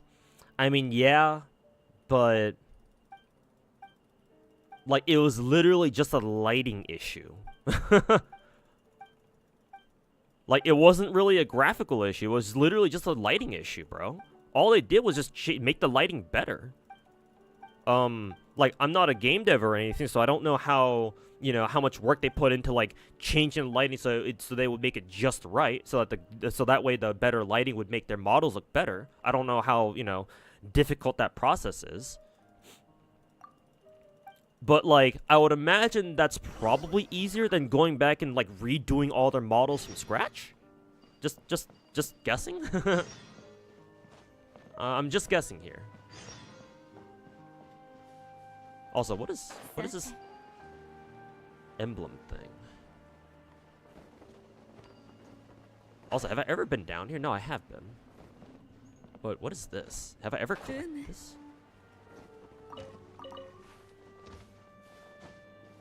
What is this?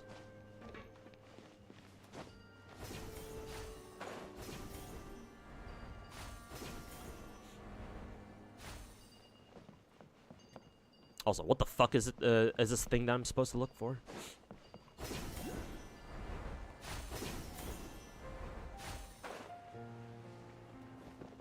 Look for the great. Oh no, this isn't even part of the fucking event. These are just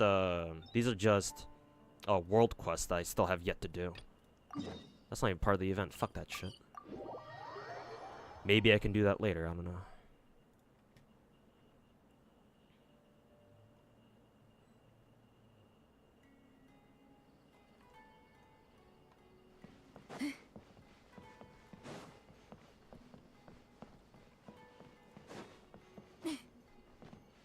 Not that I agree with that. I don't know if that's something that you can really... That's not something that you can agree or disagree with, man. Like, I'm all for agreeing to disagree and all that stuff, but I gave you my reasoning for explain to you why I think that lighting and models working together is what makes models look good. I don't know if that's something you can just pass off and say, oh, let's agree to disagree, but you know. Whatever floats your boat, I guess.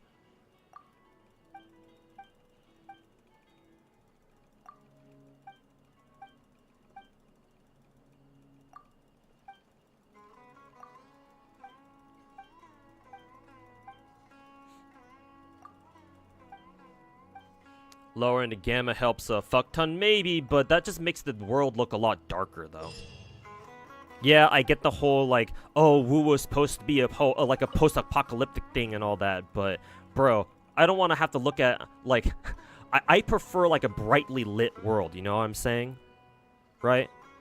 Like, even in Genshin, there are dark areas that are still very, very bright. Like, this is a perfect example. Let me go over to, Seirai Island here. This is not that brightly lit. But even still, with all these dark-ass colors and shit, I can see very clearly what the fuck is going on, right? You can see that we're on top of this fucking floating giant rock thing, and then there's a boss arena down there, and we're in the middle of a fucking... God knows what the fuck this is. Some fucking electric ion storm or some shit? Or whatever the hell this meteorologist would call this, right? I can still very clearly see everything that's going on. I don't really feel that way in a game like Wuthering Waves, though. It's very hard for me to see things. I really hope that's just like an engine difference, though, because obviously Wu runs off of UE4, I believe. I don't think it's UE5, it's UE4. Maybe it is UE5. If it is UE5, then that's just fucking sad. So hopefully it's just UE4. And then Genshin runs off of Unity, obviously. So I assume it's just an engine difference. Engine diff, as they say.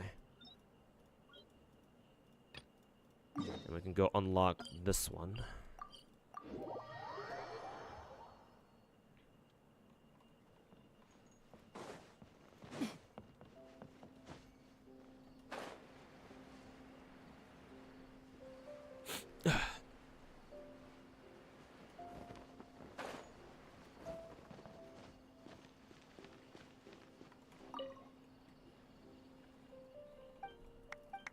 Genshin is a fantasy world you will want to visit.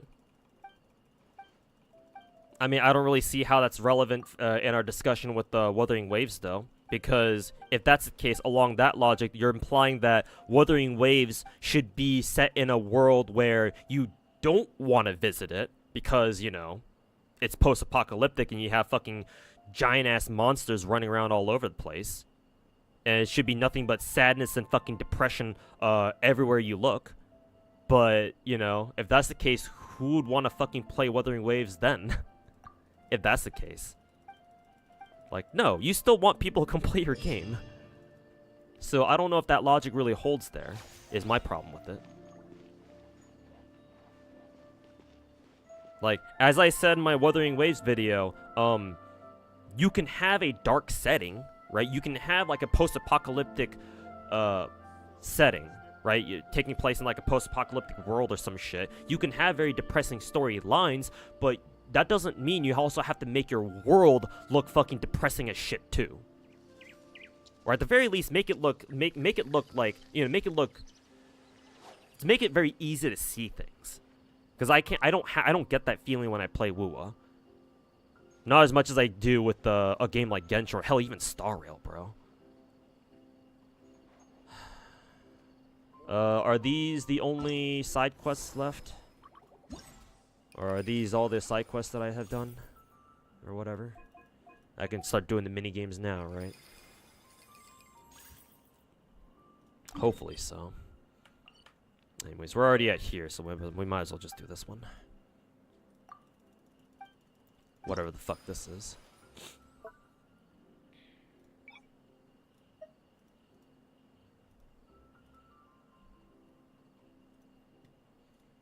What's the gimmick here?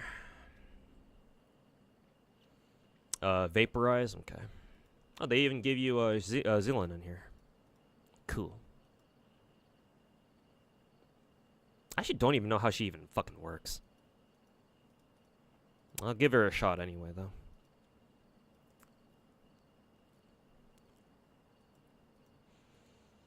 So, we want the vape reaction, huh? Let's try making it work. Why did they give you Mualani as a fucking trial character for this? I get it's Natlan and all that, but... Plus, this event takes place in Sumeru, not Natlan, so what the fuck?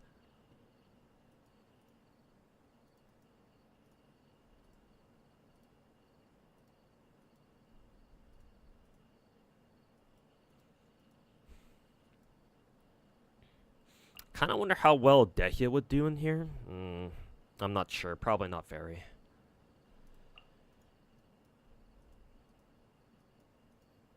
Yeah, because if I want to use like Yelan or Xingqiu, I can't use Dehya. Fuck that character. Fuck that gameplay design, bro.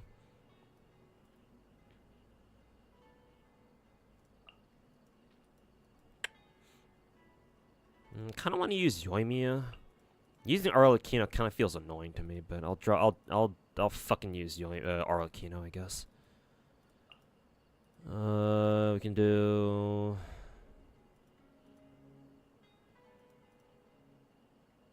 Oh, do just do this? How awkward would this be to use? Because I kind of want to use Xiangling, but I also want to bring Bennett.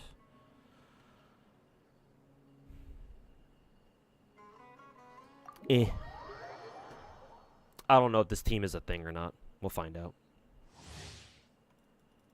They even give us the Abyss stage. It's funny.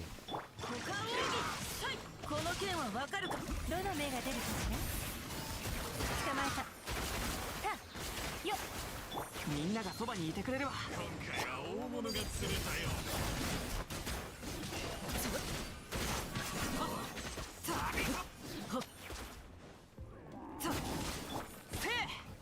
左右ルコー。雨描きがたし。糸よ。工作せよ。かかれ。捕まえた。みんなは俺が守れ。燃えろ。キャップ。やっ。 いや歌よ錦となれ終わりね撤収かかれ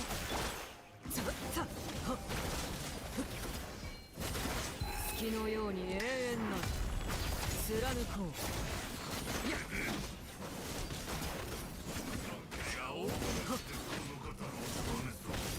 みんながそばにいてくれるわ左右ルコ痛がっちゃいないよ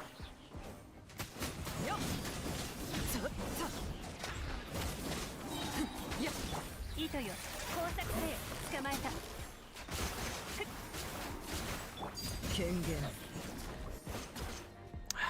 Annoying how the enemies spawn back and forth and back and forth. I much prefer them spawning in just one place.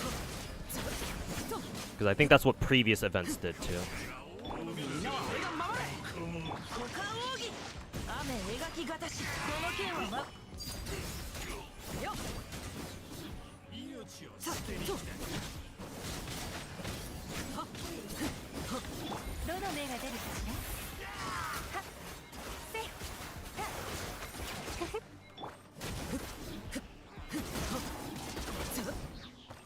Is that good enough? 12,000? I don't know how good that is. Gold medal. I know that you can get platinum medals, I think. Let's see if I can get a plat medal later. And if I do, I'll go back to that first trial and see if I can get a plat medal there.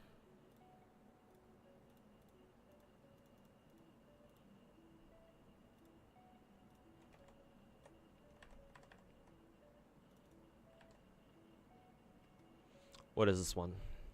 When characters use skills, they gain additional blah blah blah. When they use a skill. Oh, okay.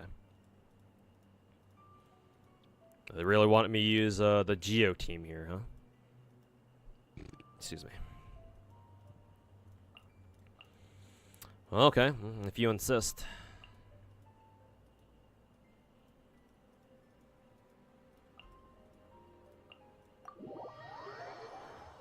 If you insist.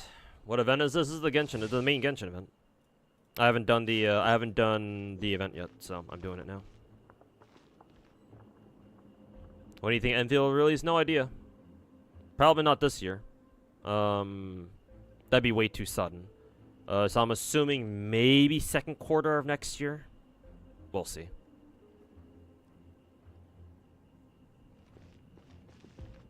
Does Genshin not revisit Inazuma enough? Yeah, now that you mentioned it, they probably don't. I think we've only ever gone back to it like a couple times over the years. We certainly haven't had an event back in Inazuma in a while now.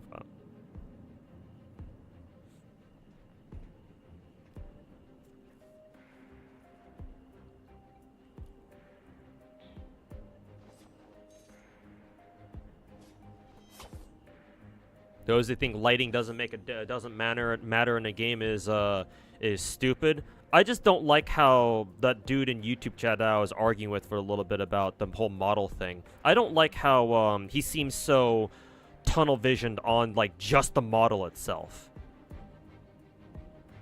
Like, do you care about how good your game looks or not?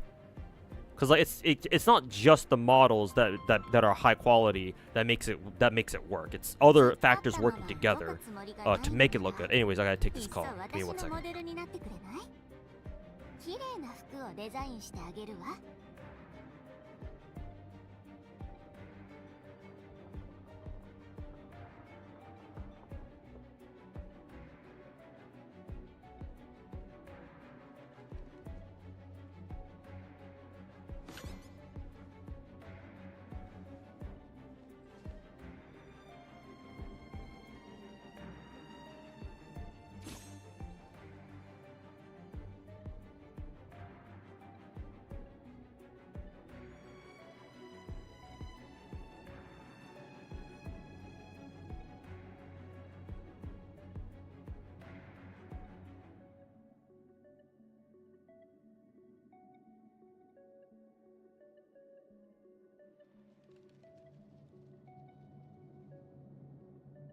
布を断つにはハサミを使うはず。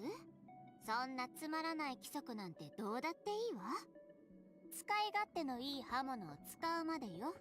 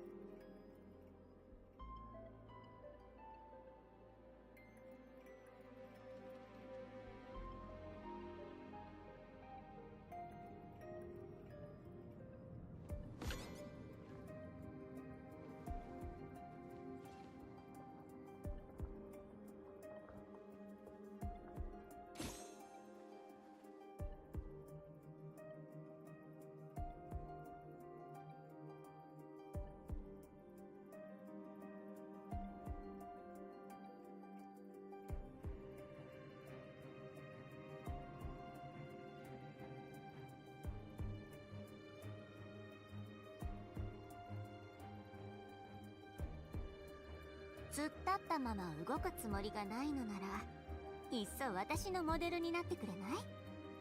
綺麗な服をデザインしてあげるわ。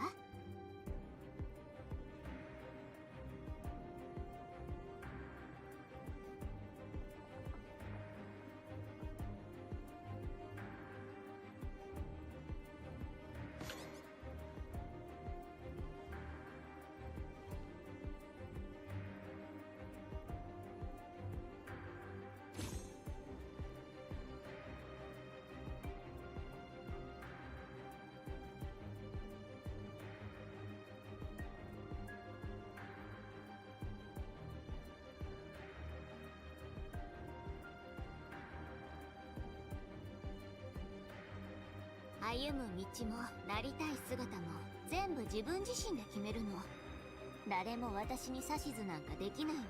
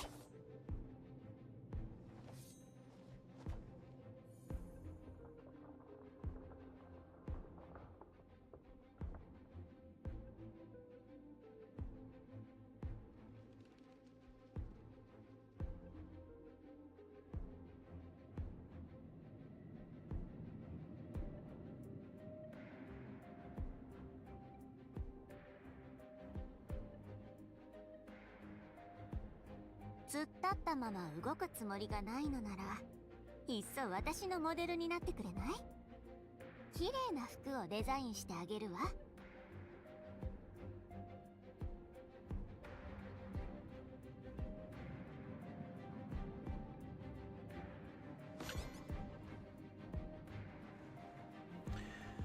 Okay, I am back.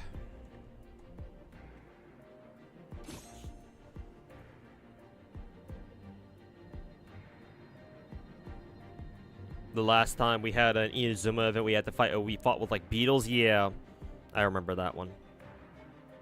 The beetle duel event or some shit with Ito. Pretty sure we had like 2 of those events now.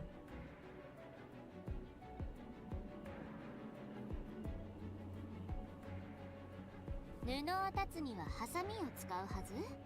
そんなつまらない規則なんてどうだっていいわ。 Just got Tingyan on standard banner Star Rail. Yep. I think I got my first copy of Tingyan. I got her like that too. Back when I first started Star Rail last year.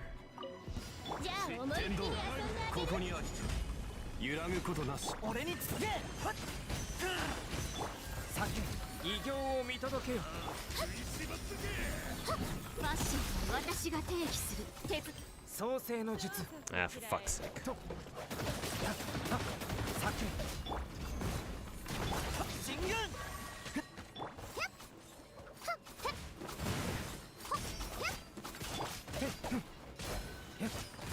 Yeah, let me fucking redo it. Let me fucking retry that. Yeah, once again, I fucking hate it how in this stage, enemies like spawn on one side of the stage and the other side, and they keep alternating like that. Makes setups fucking difficult as fuck. Or I should say, annoying as fuck.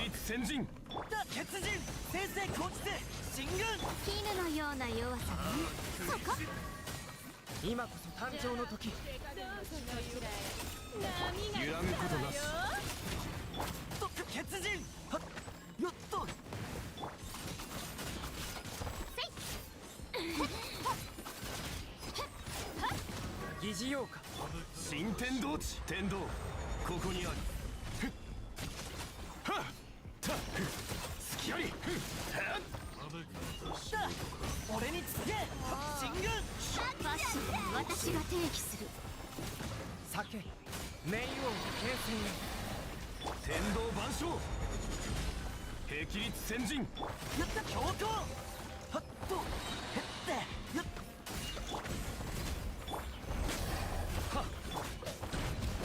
絹のような弱さね。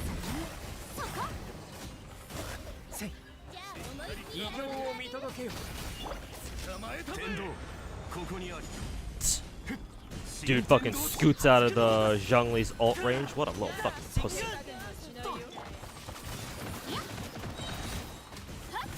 創世の術冥王剣戦天理チョー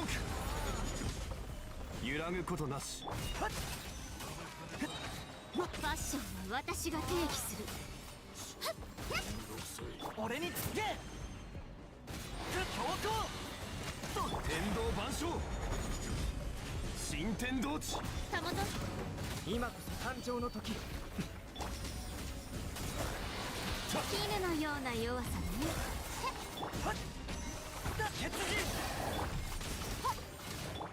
血疑似妖か人天理チョークいざ Only 11,000, huh? I wonder what the point threshold for platinum medals is. Is it 15,000? Also, Finkelbear, hey, what's going on, man? I mean, I shouldn't say what's going on. I know you've been here in chat for a while now, but you finally joined the team, man. Thanks so much for the Brainy Twitch Prime sub. Really appreciate it, man. Welcome, welcome.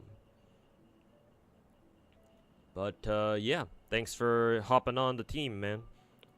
Glad to see that you're enjoying the stream. Greatly appreciate the support as well. Do we know what Sunday actually does? Yeah, Hannah linked the has linked the his leaked kit. In summary, Sunday is a single target harmony buffer. Very much so like Tingyun in the sense that both of his abilities are single target only. His thing, however, is that he mainly buffs summon users. So I assume that means characters like Topaz, like Lingsha, though I don't know why you would use Sunday to buff Lingsha, but he can. So Topaz, Lightning Lord, or Jingyuan, that is, and other summon users.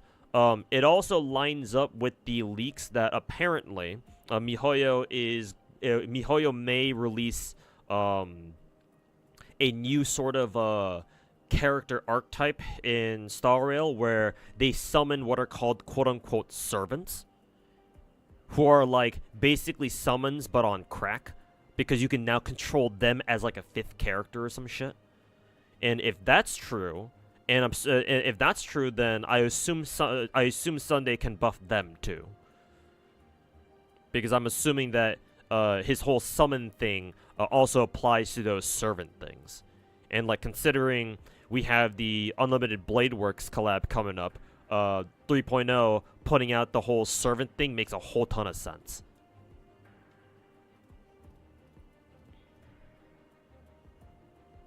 Had the sub to the GOAT even though you already have turbo. Hey, appreciate it, man. Thanks so much. That means a lot, yeah, because technically you don't need to sub to anyone now that you have if you already have a turbo button or a turbo badge. As a former turbo user myself, yeah, that's what I used to do back in the day. Have both turbo and sub to individual streamers, but obviously I can't really do that anymore.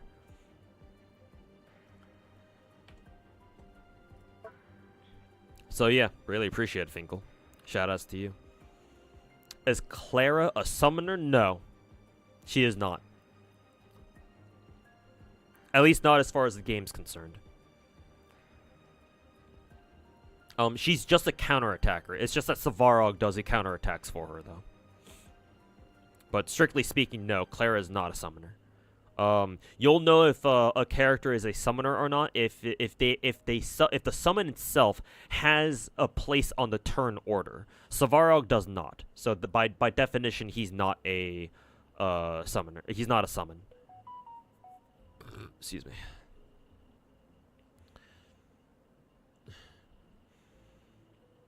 Sunday is the Ruin Mei 3.0. Is he though?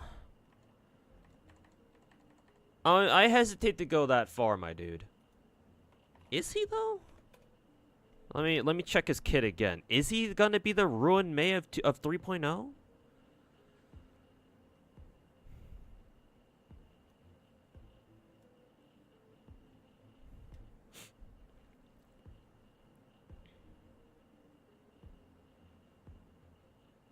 No. Now that I think about it more, no, I think I agree actually. No, I think I agree because yeah, the more I think about it, Ruin Mei when she came out, right? We were like, oh, she's pretty good. She, she can buff everybody's damage output or damage. She gives everybody a damage buff and she gives a speed buff. Blah blah blah. And then Super Break comes out. We're like, oh. Now we're cooking.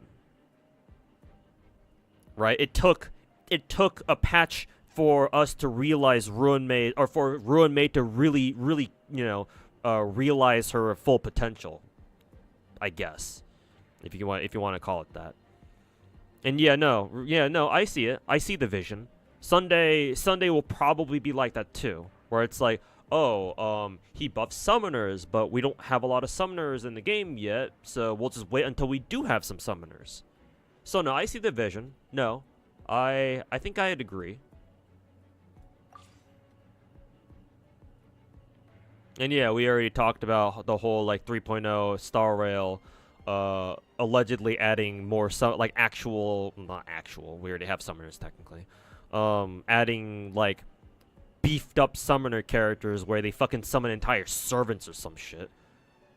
If what I'm hearing is correct. Crystallized reaction. Oh, we know what that means. It's time for your girl. Go, white girl, go. Who we bringing here, though, is the question. Xiangling, Zhongli, and then Bennett, I suppose? Something like that, maybe?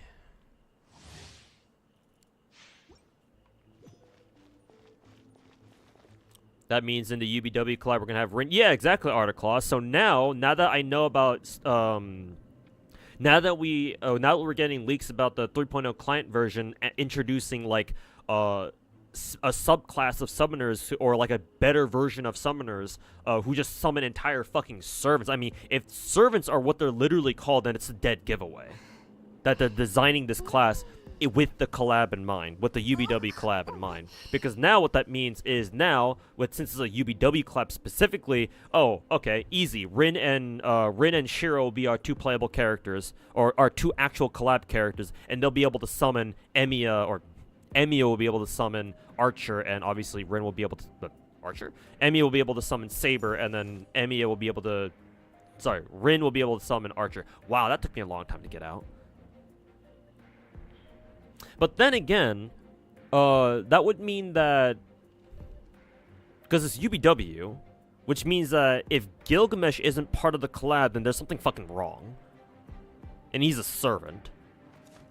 Who was Gil's master again? Was it fucking Kirei? Wow, does that mean we're gonna get Kirei as a fucking playable character in Star Rail? That'd be hilarious.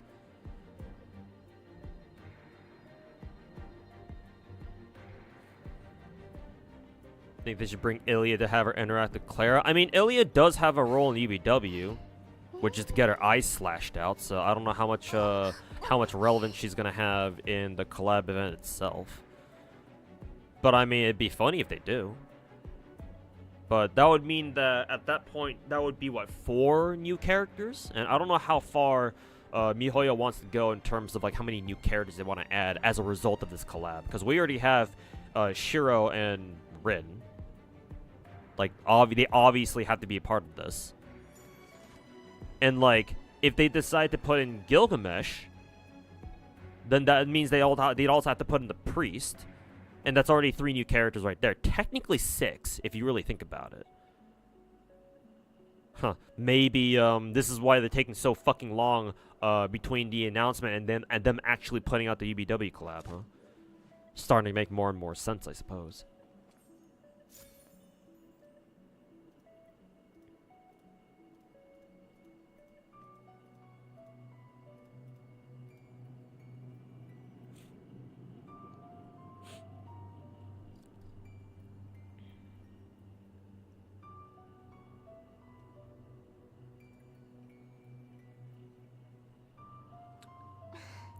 And somehow Caster still manages to get shafted since her master has no relevance. I mean, Caster didn't really have that big of a role in UBW anyway.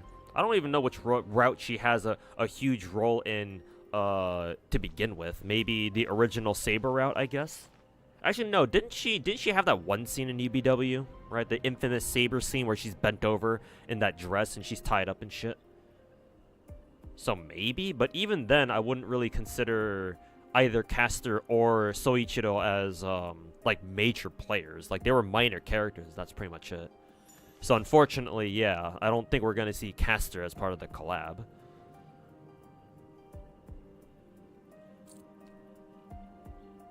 Technically, after Fate Zero, Gil didn't really need a master anymore. Yeah, that's true. So maybe Gil can just show up as a playable character, I guess, just like on his own, not even as a servant or anything. But yeah, he could most likely be just a boss enemy, and that's it. There's always a chance of them doing that.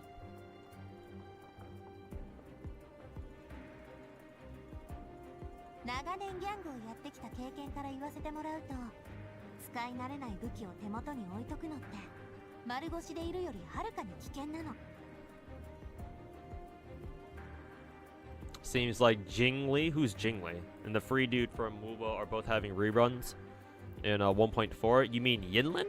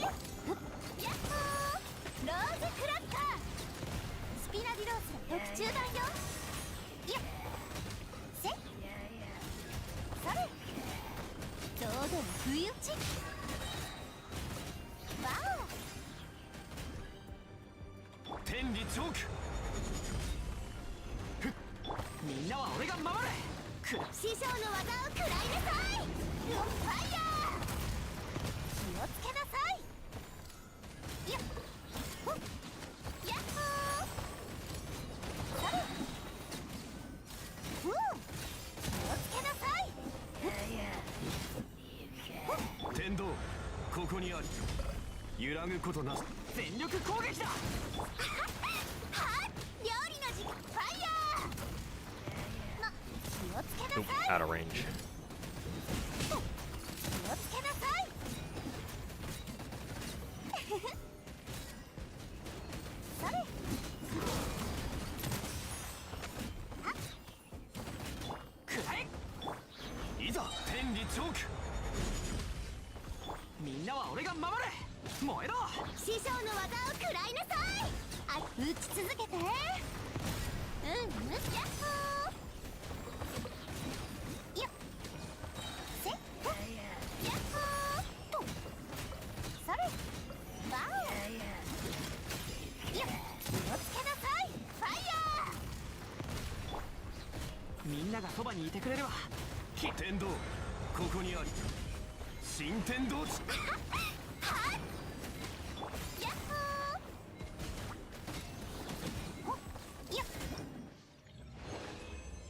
Ugh, not even 10k. Somehow that was still a gold medal.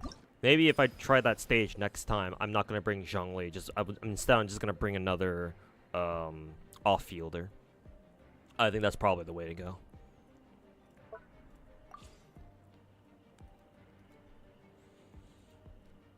They want us to use Burgeon and Burning? What the fuck? Really, huh? What you talking about now, Willis?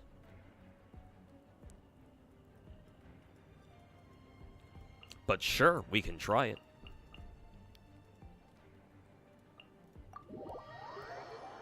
I hope this works.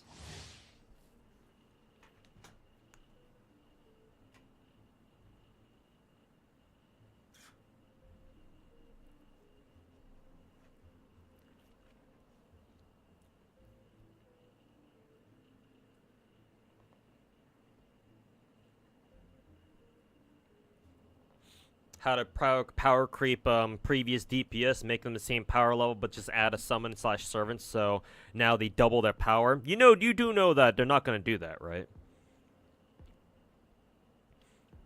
Like with those summoning characters, obviously the character, the master, for lack of a better word, the master themselves will not be anywhere near as strong as their summon. Like maybe the most the master can do is like buff their servant, maybe. But I don't expect the master, whichever character is in charge of the servant summon or whatever they end up calling it, for 3.0. Their servant is gonna be the strong one. That's usually how like those like summoner archetypes work, right? Because the strength is in their summons, not themselves. Or yeah, I guess technically. So no, you don't really have to worry about that. At least I don't think so. At least if MIHOYO is smart about their balancing, but to be fair, it's fucking MIHOYO, so we'll see how they end up designing them, I suppose.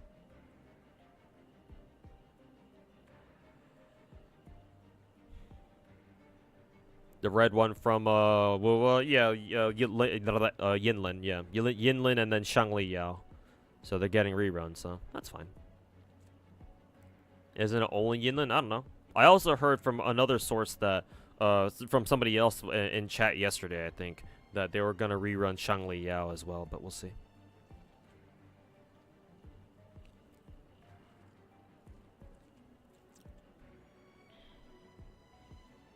Did you opt for a GFL 2 beta? No. I'm not going to bother because the game's going to be out next month, so.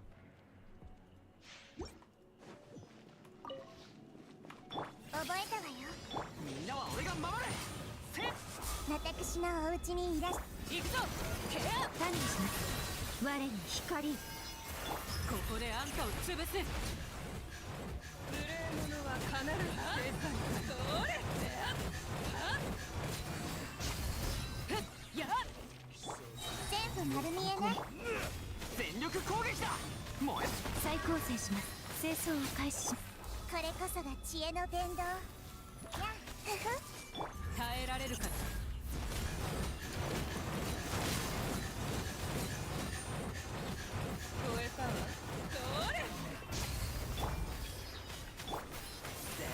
福育の語り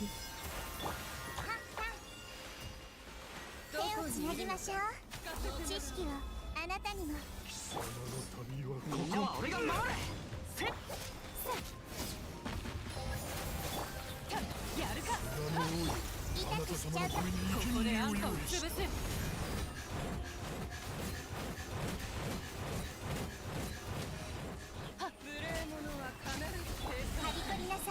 God, I fucking hate it when this mirror maiden like jumps into the air or something. Whatever the fuck she's doing, and that makes Nahida miss her fucking E thing. Fucking hate that bitch.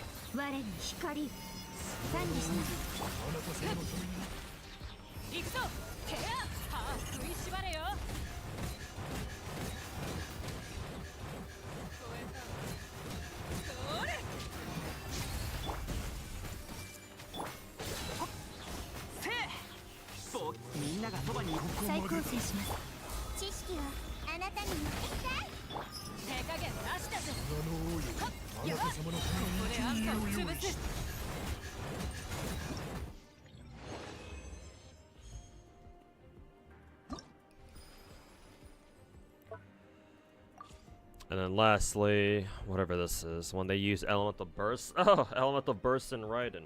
Name a more classic combo. Name a more iconic duo.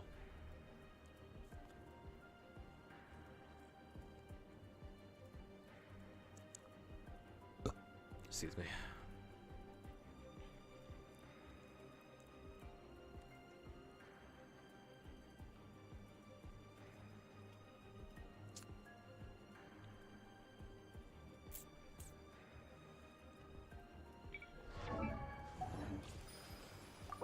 Monster list. Get these prospector things.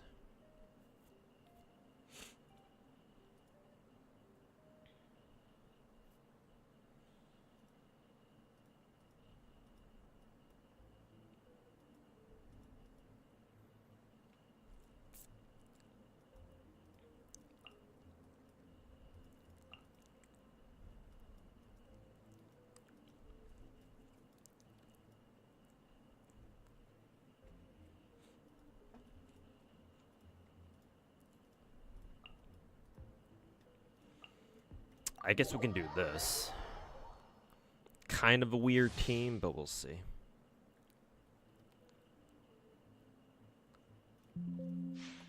急がなくてもいいのよ。逃げ道はありません。終わりね。撤収。かかる。痛がっちゃいない。はっ。風を知れ。お道を。みんなは俺が守れ。風の行く先を行こう。かかれ。せい。糸よ。工作せい。そしてふっち。ほっ。稲光。すなわち永遠なり。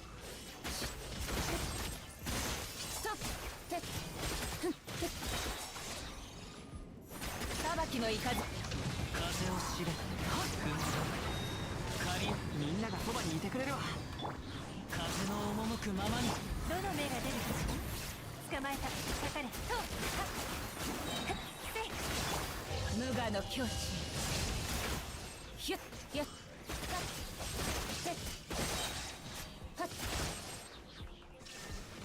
みんなは俺が守れ。燃えろ。風の雲の行くごと。終わりね。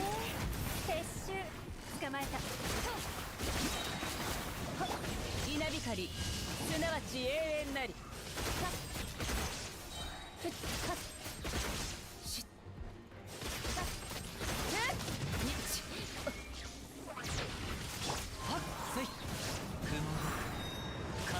全力攻撃だ。せっマイ糸よ。工作せい。痛がっちゃいない。捕まえた。やっ。無我の境地。はっはっはっはっ。やったそこ見切りました。みんなは俺が守れ。はっせいそもみち散らまく惜しみ。終わりね。撤収。Alright, 13,000. I think that's my best score so far. Yeah, I'm pretty sure there are plat medals for this. Do I want to go for them, though? I'm assuming the plat medal point threshold is like 15,000, maybe? That's what I'm assuming. Assuming they even have plat medals. They usually do.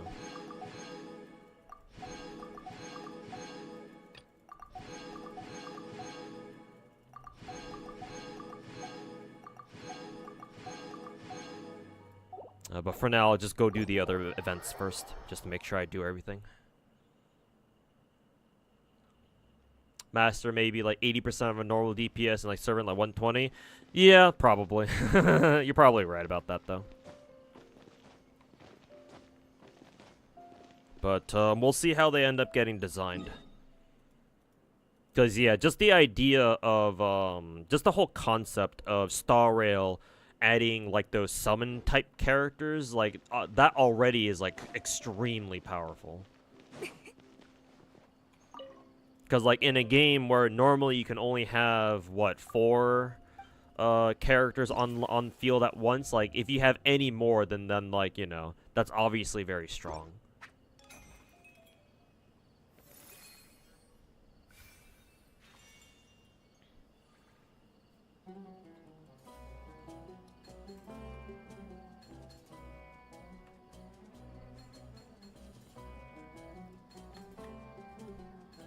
We went from a combat event to this.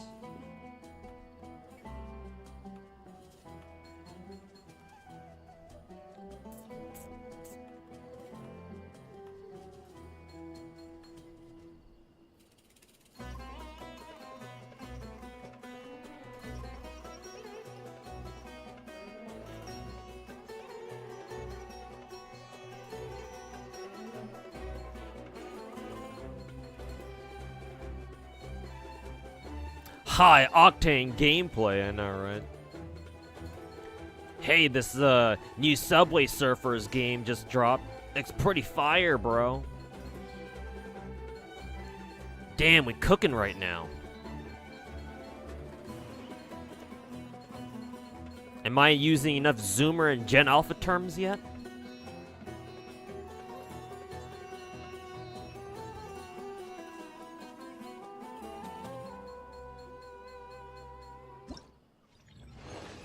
Do we have to wait for Nikkei and event story to progress to continue the minigame? I don't know, actually. I haven't really gotten that far into the minigame.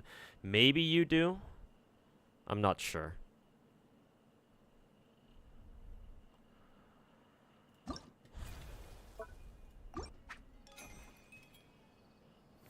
Peak Genshin? I mean, unironically, this is actually Peak Genshin. You may not like it, but this is what Peak Genshin looks like.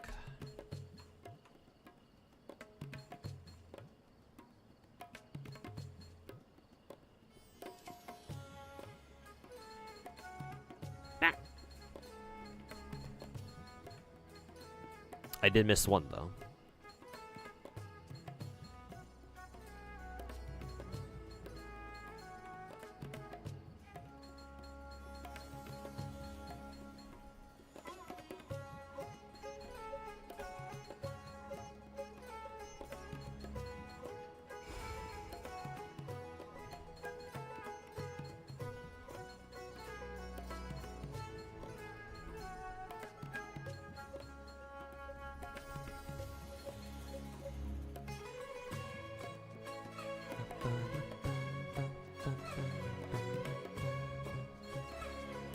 Hey, at least they picked the best song in Sumeru, though, for this.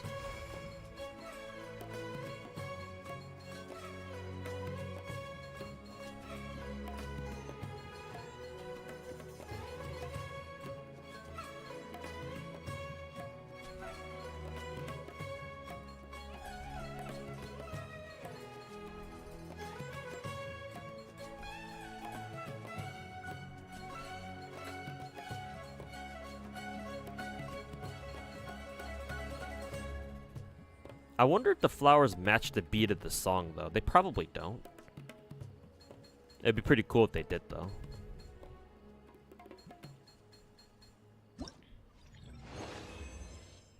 I guess having full servant teams will make current teams irrelevant? Not quite. I would imagine you'd still want to run harmony characters to buff your summoners and shit. And their summons, of course. I mean, hell, that's what Sunday will do, so...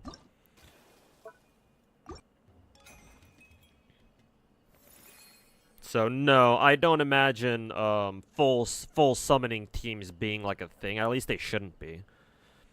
Because remember, buffing your DPS is far more efficient than like just throwing like triple DPS at a team or at like a fight or something.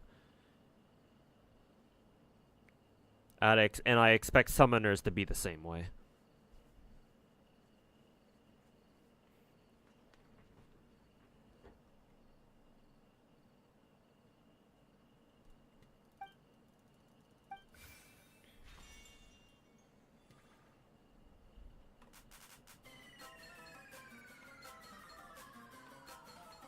What the fuck song is this?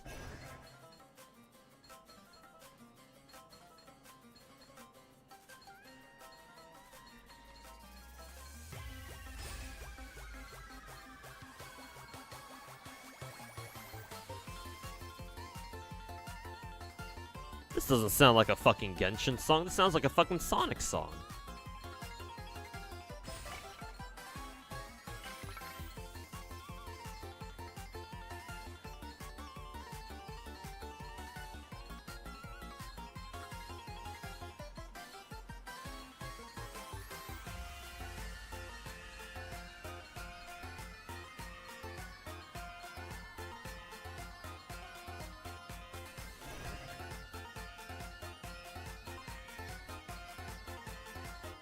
This is like a Sonic Goes to Egypt kind of type of song, you know?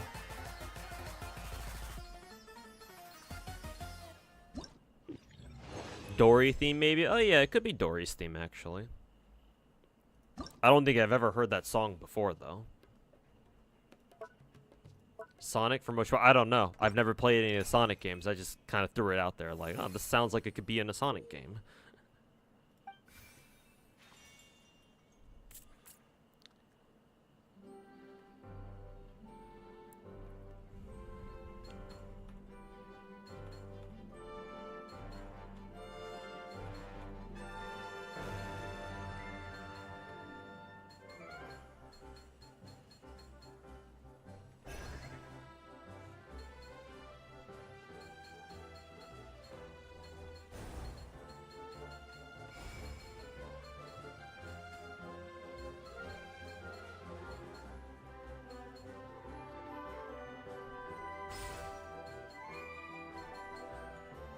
Whoa, we're getting faster. Whoa.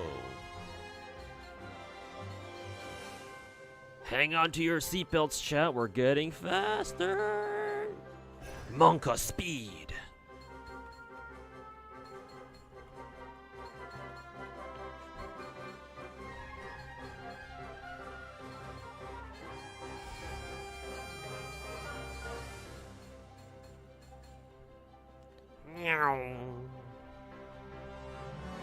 The true Genshin Grand Prix right here, boys.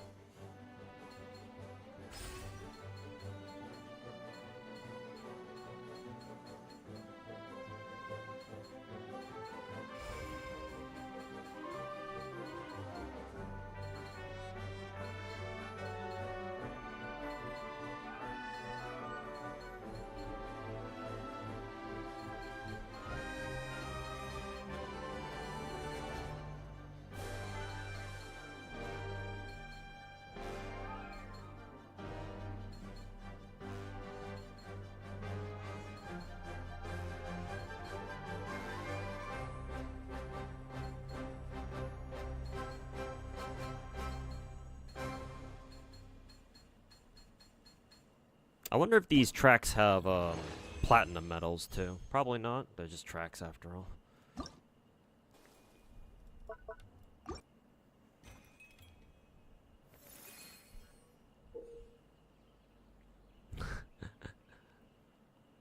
Give me money so I can get Acheron, Ruin Mei, Fei Xiao, and Firefly and Rob, or I'ma kill you with a machine gun and I mean it. Likely ban evader. Restricted. Chat, how many times do you think this guy has spammed this in other people's chats?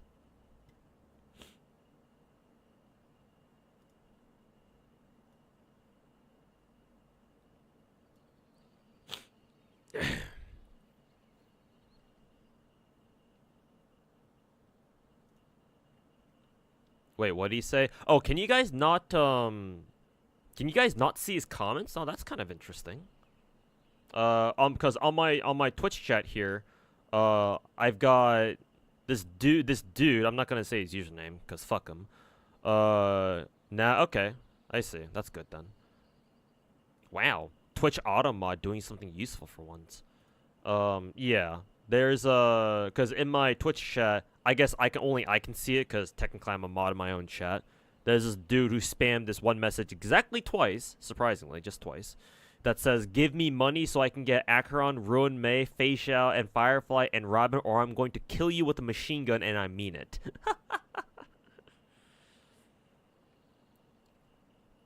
Yeah, he's spamming it again. I guess you guys in chat can't see it at all, huh? Actually, if I pull up my own chat, because I'm seeing it through OBS, or technically Streamlabs.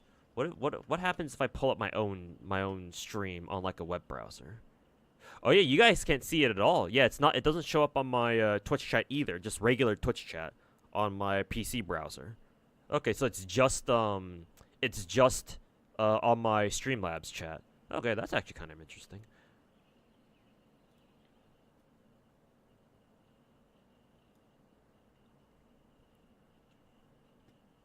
Cool. Yeah. So you guys don't have to deal with his fucking retardation. Actually, technically, I could just leave him be, and you guys will never see his chat messages. I do find his method of execution very specific. A machine gun, huh?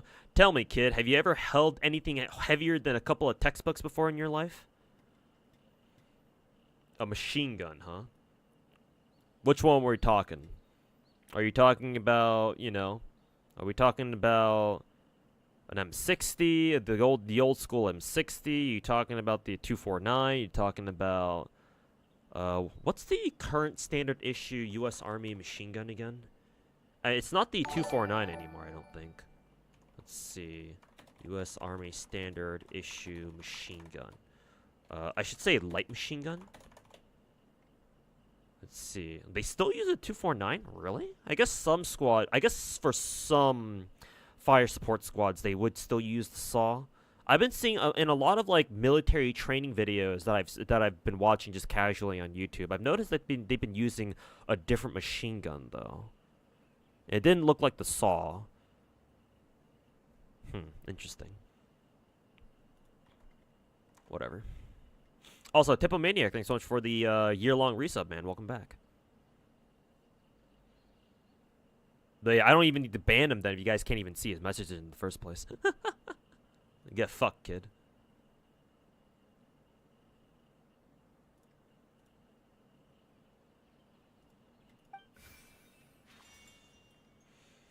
No wonder your name is Toe Sniper. I'm just a casual fire small arms enthusiast. Because of my time playing Combat Arms back in the day. Because Combat Arms was the kind of game where it had a lot of different weapons. And so that got me naturally interested in, like, you know, seeing, oh, what's this gun from? Or where's this gun from? You know? Yeah. Because Combat Arms back in the day had a lot of different weapons. Or a lot of different guns.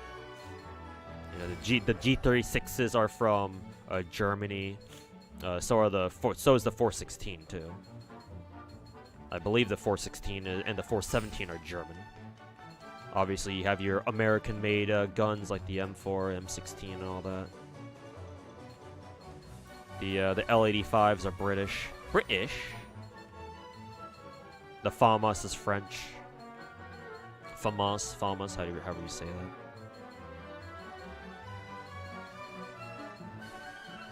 Oh, this one's going pretty fast.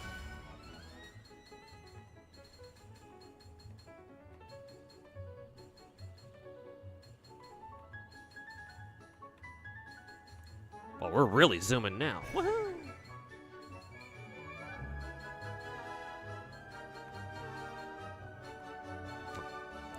Skip that one.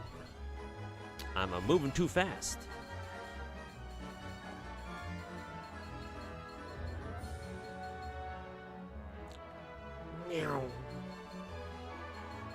But anyways, yeah, I'd like to see that kid try to hold a fucking unloaded machine gun too. Not even one that has ammo in it. Like an unloaded fucking machine gun, bro. Kid probably can't even take 3 steps and before fucking, you know, tripping over his own shoelaces.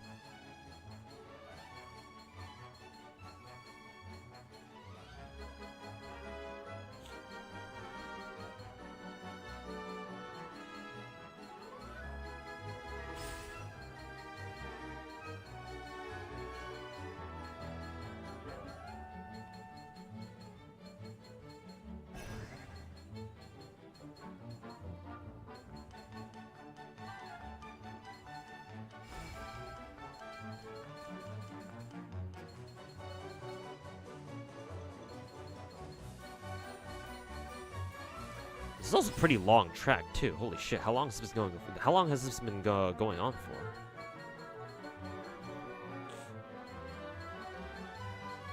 Oh Jesus! We've got 3 more minutes on this shit. What the fuck? Why is this such a long track?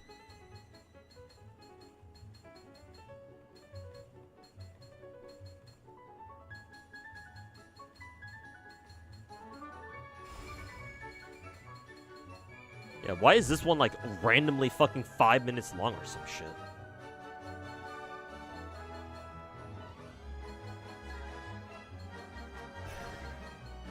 Also, I don't know what this item does exactly.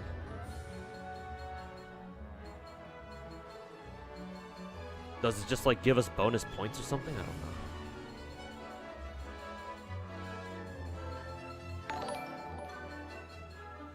Hey, King Bamu, how's it going, man? Thanks so much for the... Is that a 50? Yep, that's a 50. Oops, ouch. Got hit. But yeah, thanks so much for the 50 month resub, man. Hope you're doing well. And hopefully you've had a good start to your week, man.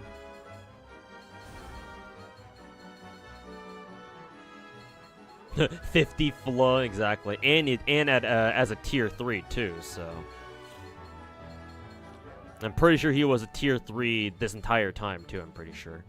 But yeah, hey, Bamu, thanks for stopping by, man. And yeah, happy 50 months. 50 years! But again, hope you had a good start to your week, and hope everything's been going well for you.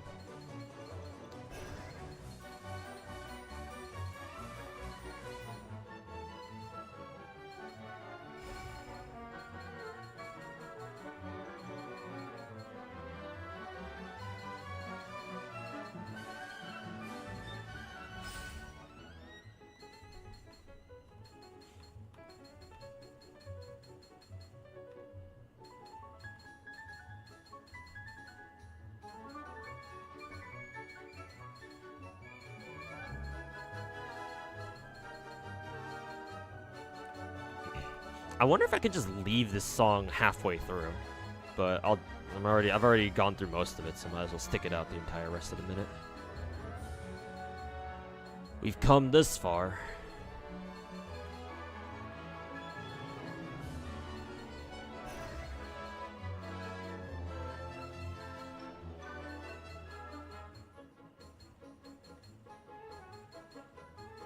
Oh yeah, that item does, that yellow item does actually double our point gain.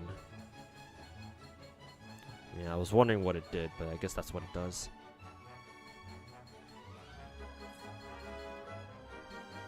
Yeah, this one right here, yeah, it does actually double our point gain. Oh, I see.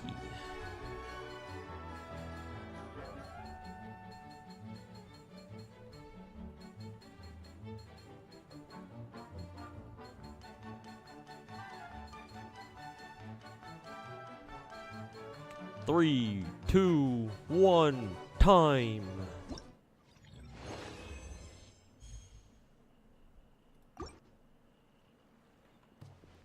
More patient than 99% of Genshin players.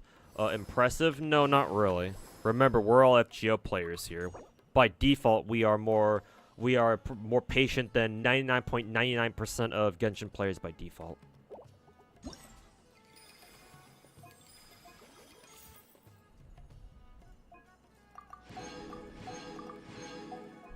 What do you mean that's impressive?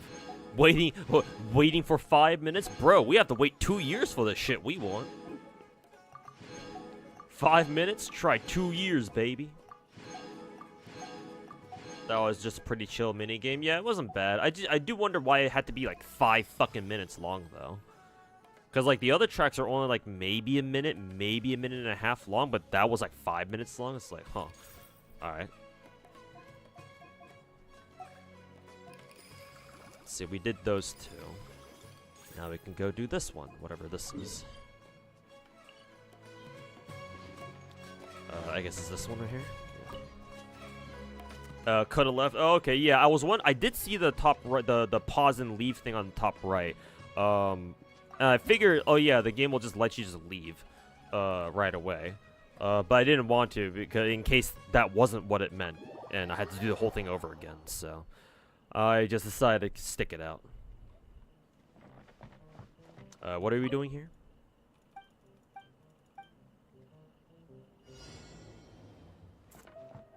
Find and correct the anomalies in the dream. I see that the MIHOYO devs have been playing a little bit too much, what are those horror games called again, chat? The games where like you have to like identify anomalies in like different areas of a house or something, and if you don't report them, if you don't report enough of them, or like if you let enough of them slip away, they'll let you lose the game or some shit. What are those games called again? Oh yeah, I'm on observation duty. Yeah, we know what the Genshin devs are doing in their spare time. Couple months back, playing a bit of I'm on observation duty. Find the inverted items. Okay, how do we do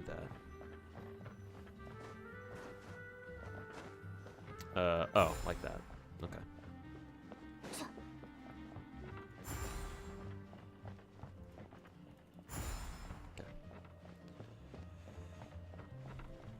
Find the inverted items.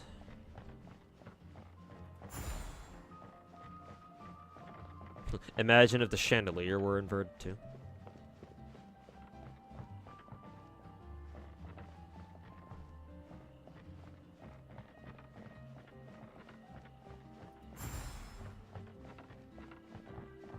And one more. Alright.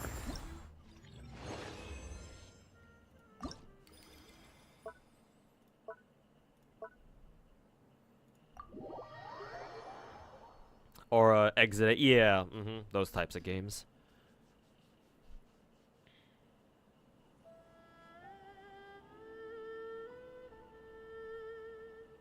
They might make like a team of 8 at the end of 3.x, or not at all, because look at Lingshaw Summoner, healer, so we can get Summoner Harmony after Sunday.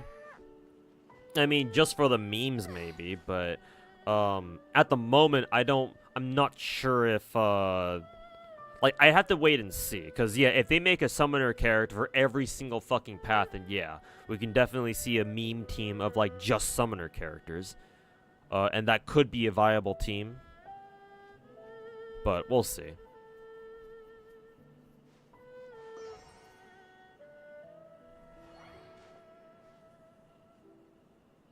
It's a song from Dory's trailer. Oh, okay, I see. What do you think about Zealand's trailer? It's automatically good because I love Zealand.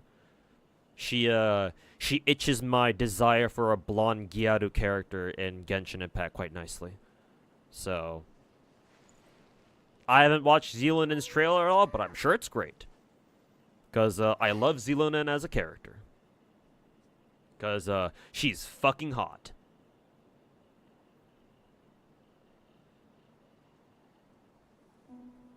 Can I sing? No, not really. I've never really sung. I do not have any training in singing at all whatsoever. I can whistle, but that's pretty much it. And even then, not very well. Find the floating items. Okay. Ooh, spooky. Just in time for Halloween, huh?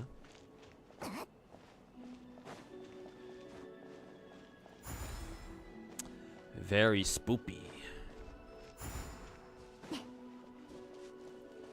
Mommy Zelo.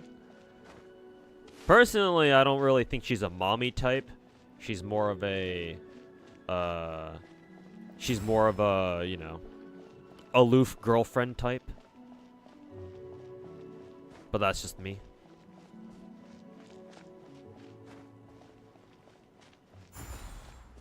Guess you're the only one who pulled for Chiori. Bro, did you not see me use... Fuck you, scam call.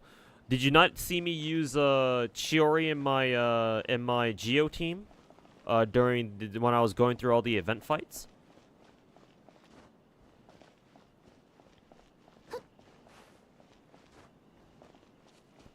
What you mean, Willis? What do you mean you're the only one who pulled for Chiori, bro? You're talking to like one of the only Chiori stands among Genshin content creators right here, bro.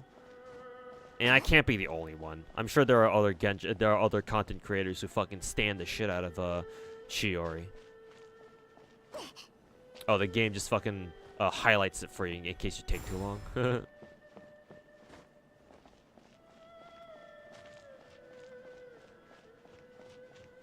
Here, you suck. Here, let me just give you the answer right away.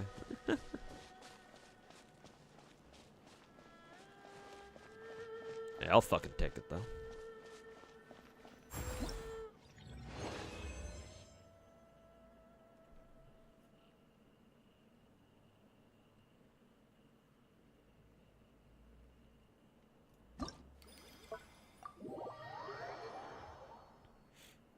You weren't there at the moment? Okay. Yeah, I figure. But yeah, man. I think Chiori is great, personally. I mean, she's perfect for my my Geo team. Yeah. Because before Chiori joined Genshin, my previous Geo team was the Geo boys with Ito, Albedo, Goro, and Zhongli. But now, with, with Chiori, now that Geo team is even better. With all of Chiori's additional damage output from her dolls. So, not to mention she's hot as fuck.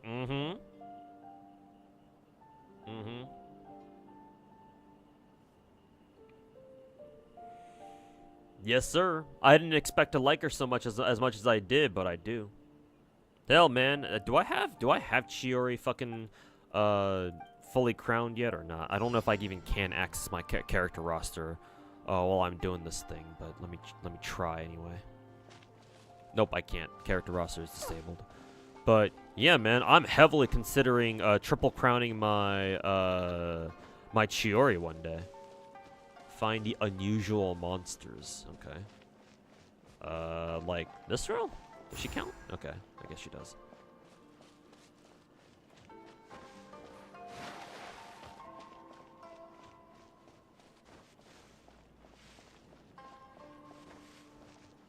Does she work with Noelle? I mean, she should, yeah. Yeah. I mean, she's an off-field DPS, so technically she works with anybody. As long as you have another DPS, another main DPS, yeah. Yeah, she mainly wants, what is it, another main DPS to work with. That's her thing. So, if you plan on running Noelle, if you run Noelle as your main DPS, then yes, that means she works.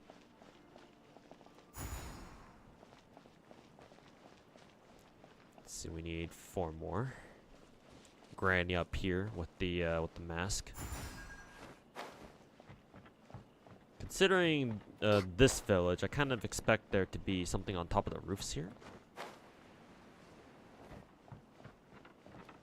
I would think so, but I guess not.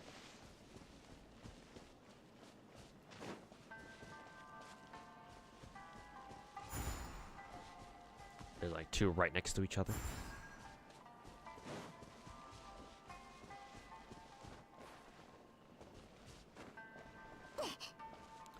We already checked that shrine. This kid is normal.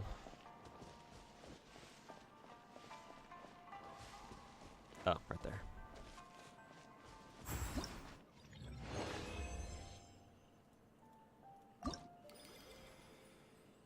Yeah, Chiori is hot. Good to see that we are of a cultured mindset.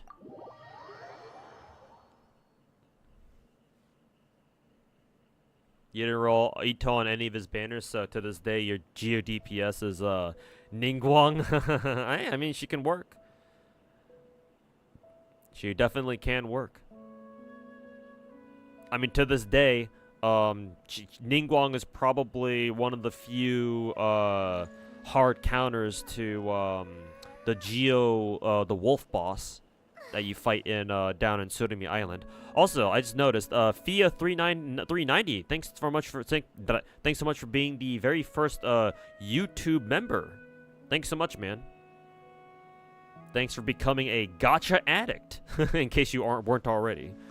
But appreciate it, man. Thanks so much for throwing a membership my way over from YouTube chat, man. I'm pretty sure you're the first one, unless I got like offline memberships. But if I did, then I probably should check. But you're definitely the first person to become a part of a membership on my YouTube chat live while I'm doing a stream. So, hey, man, congratulations to you, and thanks so much for the support, man. Greatly appreciated.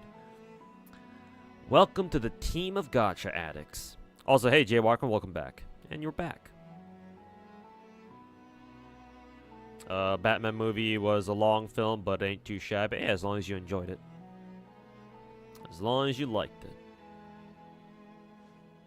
No regrets getting Chiori and her weapon? Yep. No regrets on my end either. All these fucking Genshin scrubs.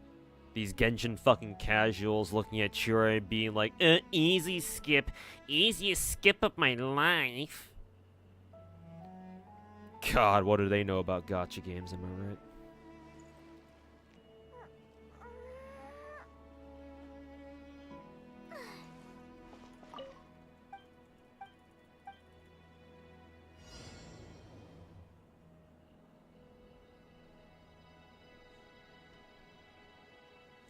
Find all the objects that float around all quietly. Hello.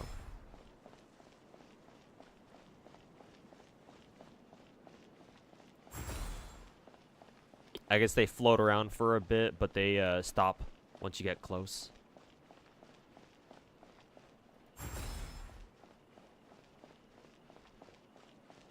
Does YouTube give you anything for memberships? You mean, what do you mean by that? Do you mean, like, do I make any money from my memberships? Which, if that's your question, then yes, I do. A little bit, at least. Or do you mean, like, if somebody decides to become a member in my YouTube chat, do they get anything? In which case, if that's what you're asking, I have uploaded some of my sub badges over to YouTube chat. And some of my emotes over there as well. I just can't upload too many of them because obviously YouTube memberships are just like Twitch subs, where I need to gain more members in order to have more emote badges or more emotes and shit like that. And I assume more sub-badge, different sub-badge types and all that, so. Either way, hopefully that answers your question. Whichever one it is. Any more, floaters? Any floaty boys around here? Oh, I took too long. Oh, you're asking if the YouTuber gets anything. Oh, yeah, I do. I get a little bit of a cut. I didn't want to try again. Fuck you.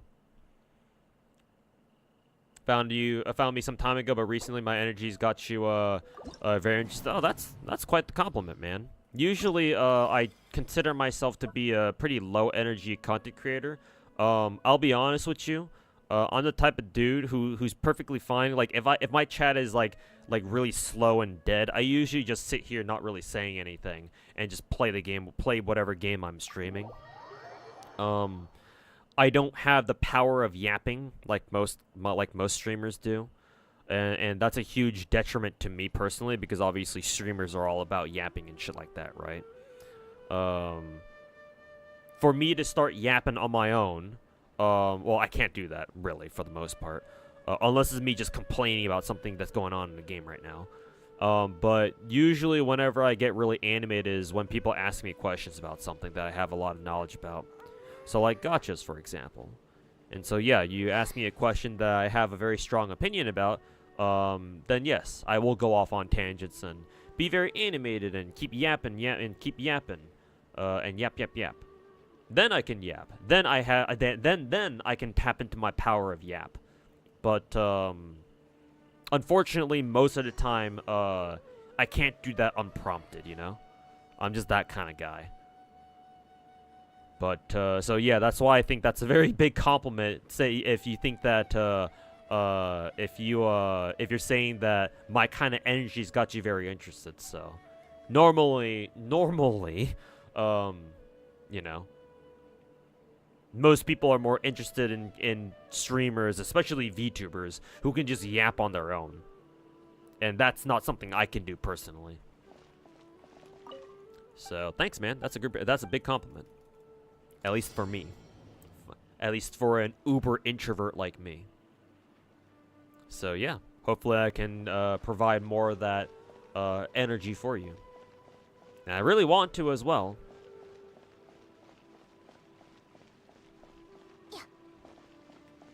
But, you know, it does hinge on, you know, me having an audience that consistently, you know, interacts with me and shit like that.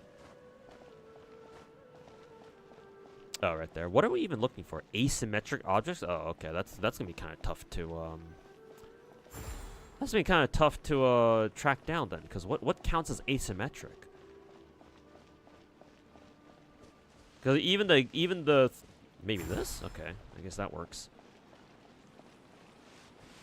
What, are we just looking for more of those lantern things like this one? How many more of these do we got left? 5? Well, I guess we just run around looking for more of those weird lantern things.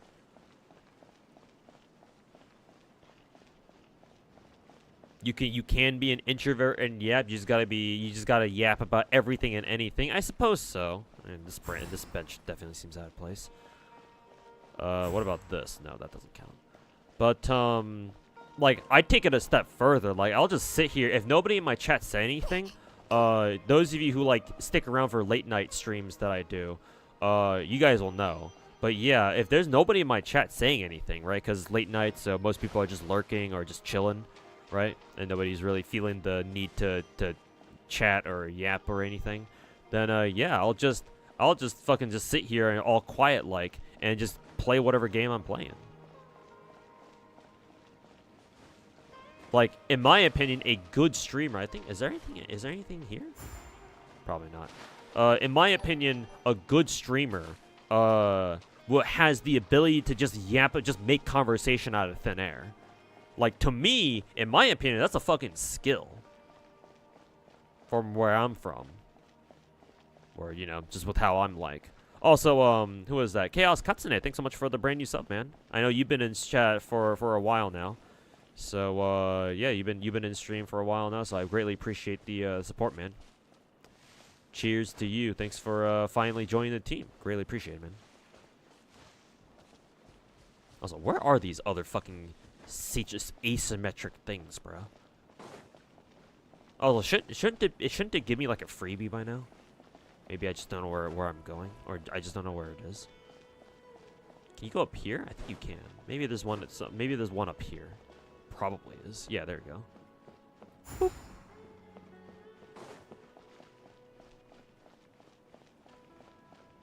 Can you mention other games while you stream? Yeah, of course. Yeah. Yeah, don't. That's like something I have to remind my viewers like on a consistent basis. Just because I'm playing one game doesn't mean that you can't. You must only talk about the game I'm streaming. Yeah. I know that it's a very YouTube chat kind of thing, right? Because a lot of VTubers over in YouTube chat have that rule. I mean, even on Twitch too. It's more or less a universal VTuber thing. But yeah, especially on YouTube, it's like a very common rule for YouTube stream chats to be like, oh, please only talk about the game I'm playing, blah, blah, blah. Nah, bro, I don't give a shit. Right? Because, like, I sit here and call myself the god of gacha. So, like, you know, like, of course I'm gonna be cool to talk about any gacha game, even if it's not one that I'm currently playing. So you can talk about anything. Yeah. I think I'm chill like that.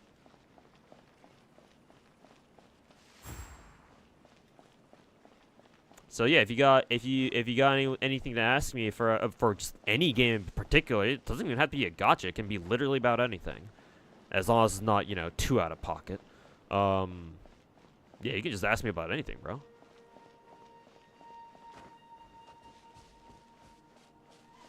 So yeah, go for it, man. Shoot your shot. The Thanos of yapping. Keck.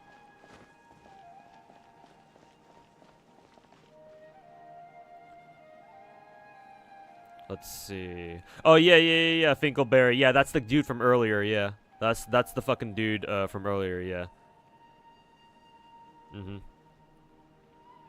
I didn't realize he typed in chat because I was too busy yapping on my own. But yeah, that is the dude from earlier. I guess now his chat went through because now he stopped threatening to kill me with a fucking machine gun for some reason.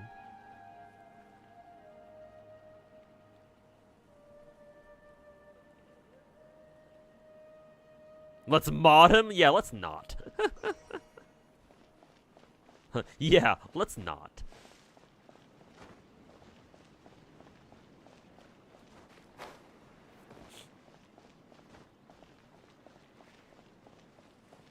Also, where are these other asymmetric things anyway? What the fuck did they mean by asymmetric bullshit?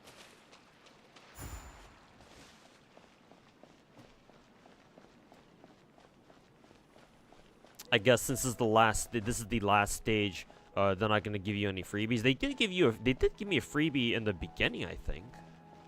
Maybe I wasted it. I don't know.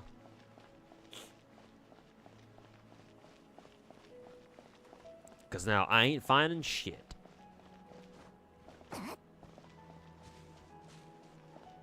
The street lamps, maybe.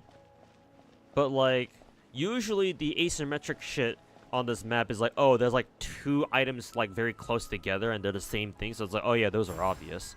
Oh, I guess this one did count. What the fuck? Why did that one count? Huh, I guess you're right. Maybe it is the street lamps. I guess then maybe that one over there counts too? Because I noticed it's not like on the podium, it's like off on the side, all weird and shit. So I assume this one should also count too? Yeah, it does. Okay. I didn't even realize. Man, I suck at prop hunt.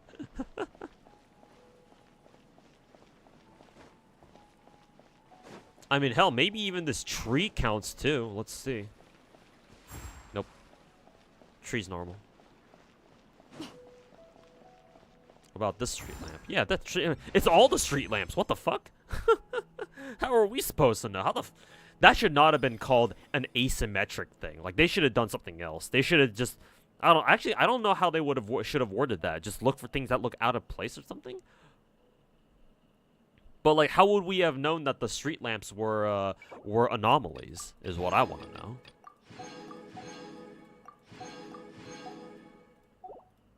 Yeah, honestly, if you didn't tell me if you didn't tell me that some of them were street lamps, then I would have been like just still running around, be like, what the fuck am I supposed to look for?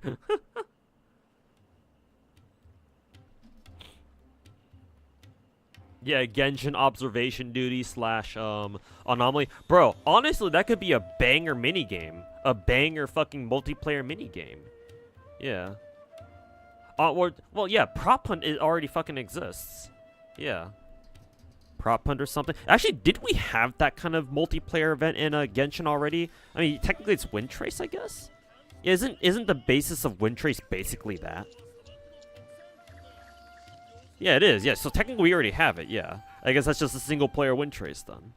But obviously it's more like I'm on observation duty or whatever. Yeah.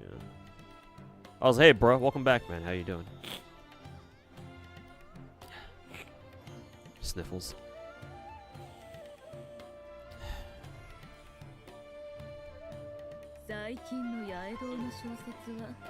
God, Genshin has such huge potential to have like an arcade system in the game, and yet MiHoYo absolutely refuses to do one.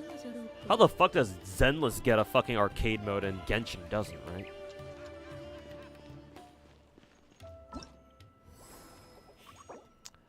How the fuck? Anyways, free Candace. Woohoo!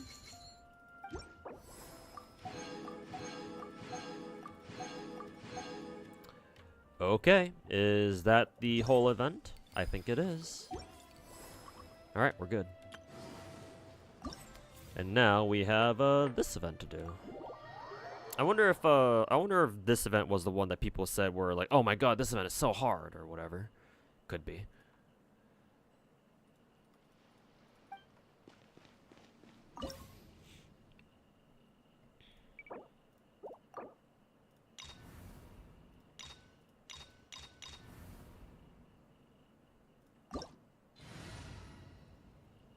Challenge details. Oh, the Magu Kenki. After characters trigger Denjo-related reactions on 30 times opponents, the EM increases by 400%. Interesting. You forgot to do the Blue Archive challenge quest? Oof. Yeah, and the event should already be... Yeah, at this point, at 6 p.m., and especially with daylight savings time, yeah. Event should be gone by now, I think.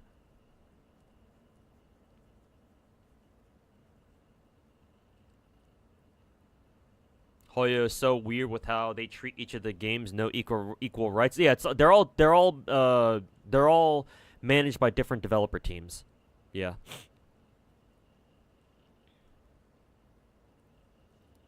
Yeah, that's the reason why. People always wonder, why does, Star Rail and Zenless get all this good stuff, but Genshin never does, traditionally. And that's because, yeah, they're all, even though technically it's one studio, MiHoYo has gotten big enough where they've hired enough people to have 3 separate developer teams. Technically, I want to say every one of the games has a different developer team.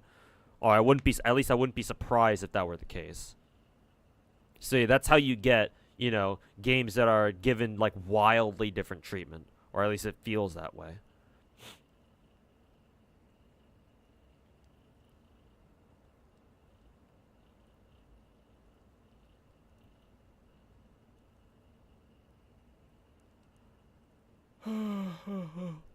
Wish they'd bring back weapons like how Star Rail does it now. Yeah, they should. Will they ever, though? I don't know. Or hopefully we find out in the future. But yes, they should. Genshin should absolutely bring back old welfare event weapons. Plenty of people who play Genshin now who weren't back in like year 1 or 2, and so they don't have R5 Festering Desire.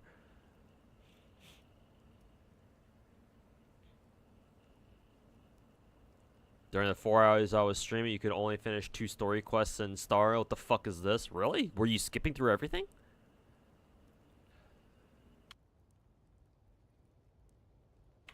Ugh. I mean, when you consider the Z3 dev team is also new and they've already listened more, that means that That means in 1 year of Genshin's debut, these devs must have been complete amateurs, and yet they struck gold.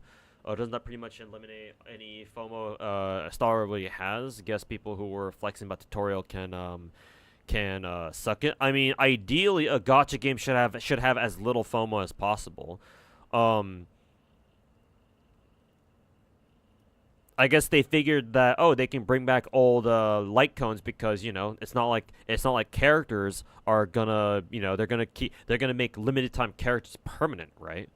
The main FOMO comes in the form of the characters. Those are your main sources of FOMO. That and I guess limited time events and stuff that give you a ton of stellar jades and shit. And to be fair, it's been like a year or so, like at least a year and a half, ever since tutorial mission first came out. So if you didn't get it then, right, that means that you needed to have waited up to over a year and a half just to get what is it, tutorial mission back.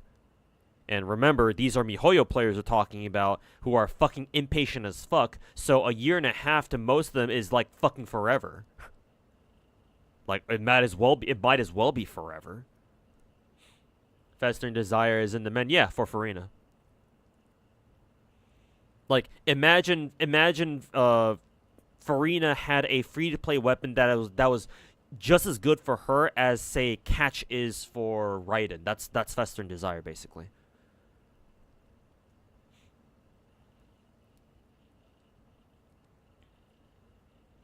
So, yeah, with Farina in the game, Festering Desire will always be in demand. At least for the free-to-play Farina havers. You feel like MIHOYO Gacha fan base is the most spoiled? I wouldn't say the most spoiled. They're definitely the loudest because they're just me. Like, what did you expect? MIHOYO Gachas are the most popular gachas in the world. But the more people you have, in a fan base, the more idiots you have. That's just how it goes. It's just raw numbers. It's nothing but numbers at that point. And not to mention, for a fact that tons of people who play MIHOYO Gacha games are really only playing it, or their main reason for playing it is because they are the most popular games, and so they want to be part of whatever's popular. Right, those fucking beta-ass virgins.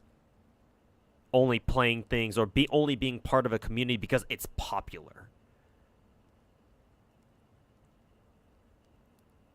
Like, it's one thing to be like, oh, I want to play a gacha game, but I also want to be part of a gacha game that has a big community or something like that, right? Like, that's one thing. But then, for a fact that there's plenty of people out there who are only playing MIHOYO Gacha games just because their friends do. Or like, oh, because a lot of people they know, their favorite content creators has played, Genshin or Star Rail, so they're playing it too.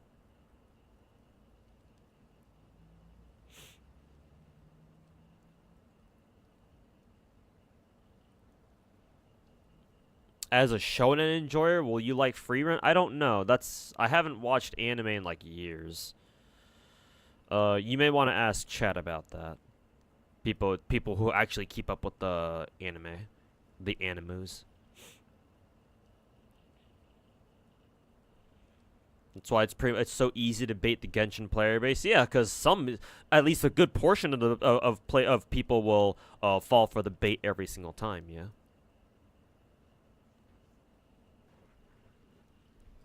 I mean, hey, it even worked for someone as small of a content creator as me, bro. Just look at my fucking MTash video. Technically, you could see that as a bait video too. And that video already has how many views is my MTash video up to now at this point? Let me see if I can check.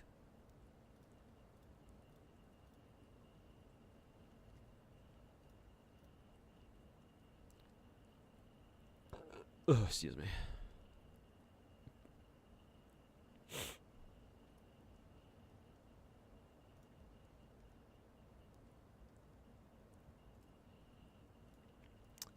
New window. Ow. Let's see. Yeah, it has 19,000 views now. Almost 20K. Yeah. Almost 20K views compared to the... Wow, my last couple of... my last 5 videos, well, other than the MTash video, of course. My last 5 videos, they've all been getting, like, very consistent views at, like, around 7K. That's pretty cool. Surprising.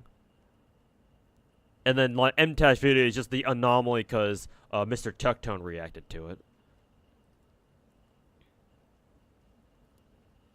And yeah, it has 73, but...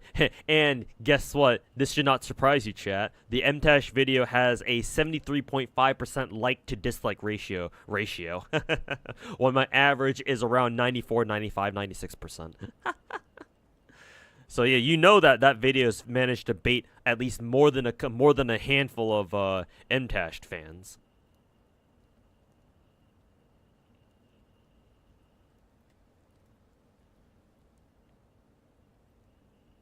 Never understood why people play games for that reason. You should play games because you have an interest in it, not for it being popular. Unfortunately, just a lot of people are just really petty like that.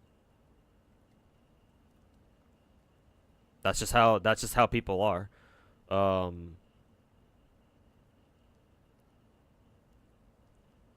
I guess that makes sense because most people themselves don't really know what they want. It's kind of depressing to think of it that way, in a way. But, like, there are plenty of people out there who really don't know what they want, so they just try to immerse themselves in things that, the people they look up to are interested in, to try to see if they can get the same amount of enjoyment out of it. Do they, though? I don't know. I'm not them, so how would I know?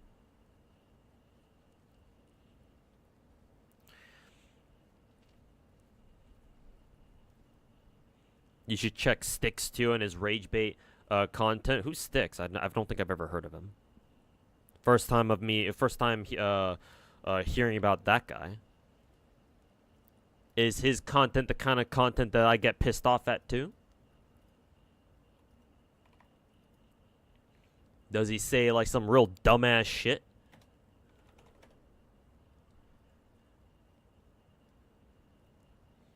I mean, the dude looks like MTash, so I'm under the impression that he probably has just as bad content, if not worse. But I would have to watch his content in order to get a sense of it. I mean, he's already, in my eyes, just looking at his YouTube channel real quick, he's already better than MTash just because I see a variety of gacha games already. Hell, he made a fucking Ether Gazer video. That alone that alone puts him like a step or two above MTash already, bro.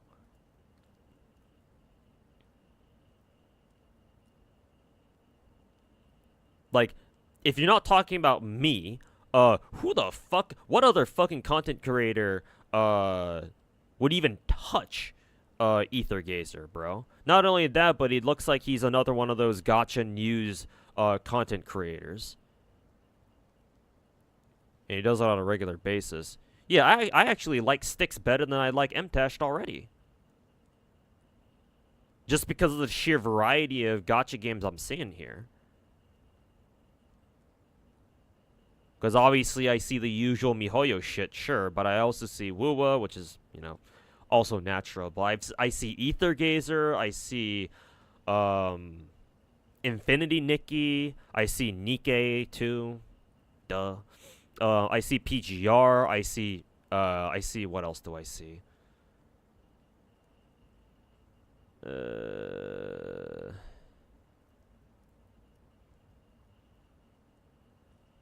Yeah, I just see other games too.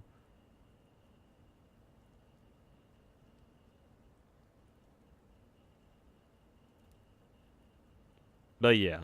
I mean, I guess he does like clickbait. He does like clickbait thumbnails, but I mean, you know, who doesn't do clickbait thumbnails, you know? But no, like I already like his shit better than I like MTash, to be fair.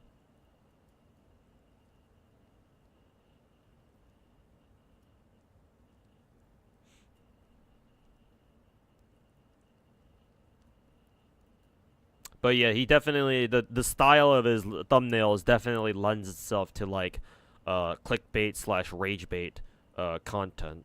But hey, I'd have to watch one of his videos to like really get a better sense of him because I've never heard of him before. Maybe I've like seen 1 or 2 of his videos before. I just don't remember. But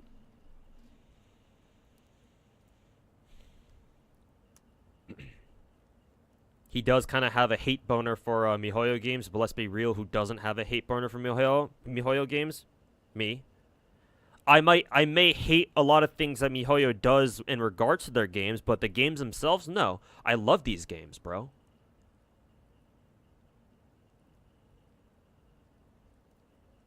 So, I don't hate MIHOYO games. I hate what MIHOYO does with sometimes with these games, but that's different.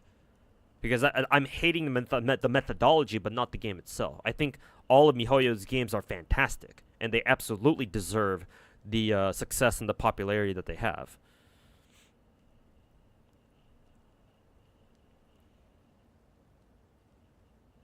You know, Sticks thanks to Asmongold. Oh god, has Asmongold reacted to some of his videos?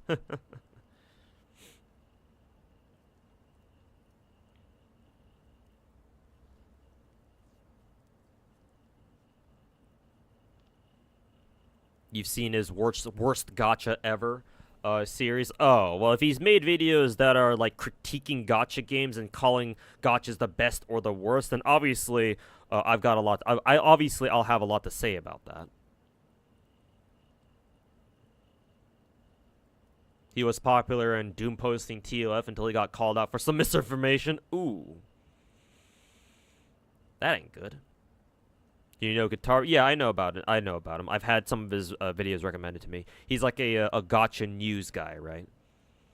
And he likes Blue Archive a lot. I think a lot of his videos are about Blue Archive, but he has branched out to covering other games too, I believe.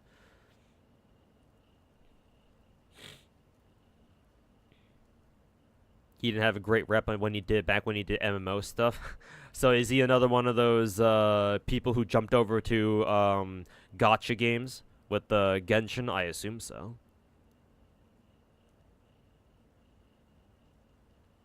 So basically, he's MTash but not as popular. Is the sense that I'm getting here.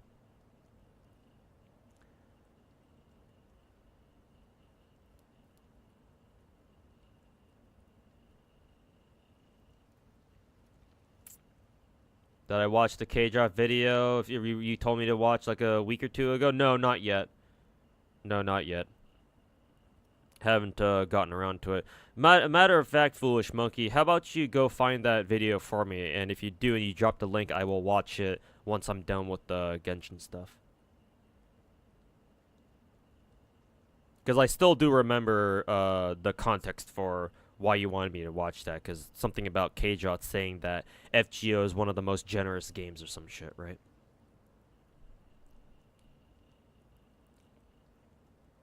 He jumped to gacha games because MMOs were quote-unquote dead, in his words. So I guess if he's tired of World of Warcraft, then I guess.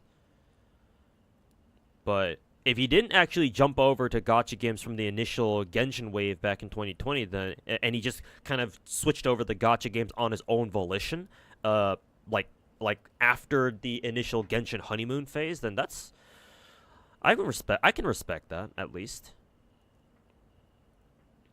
I'm just kind of wondering why he chose to focus on gacha game content, when he could have done so many other things, but you know, here we are, I guess.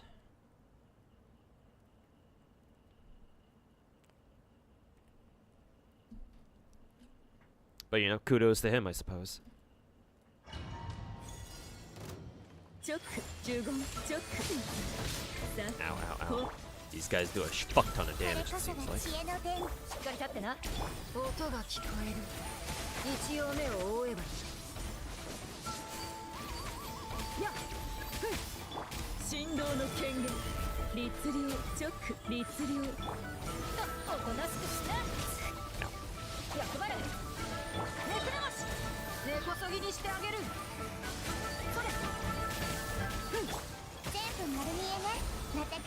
There's link. Alright, thanks for the link, man.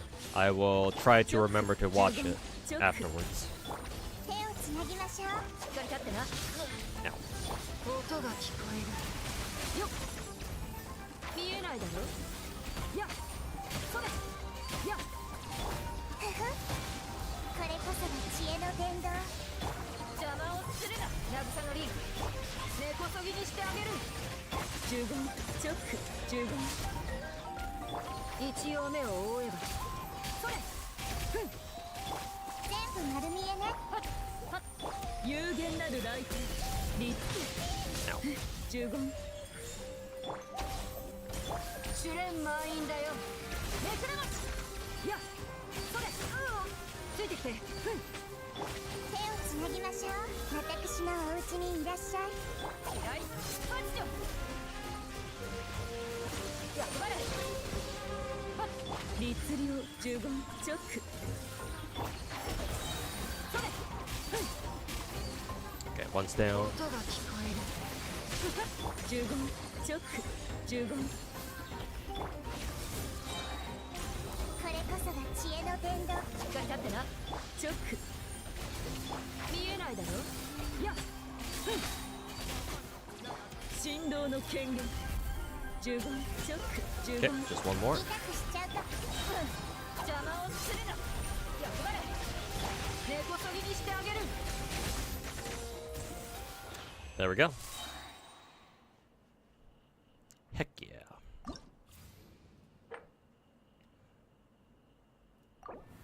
Alright, what about this next one? What are these ones? Are these the Dendro alien dudes? I think that's what they are. Which one are these ones again? Automaton. I don't recognize these enemies, actually. What are these? Mimesis. Ruin Guard. Oh no, are these must be the Natlan Abyssal guys that morph into other enemies, aren't they? Let's see. So they turn into a Ruin Guard and they turn into a Hunter Seeker. What is a Hunter Seeker again?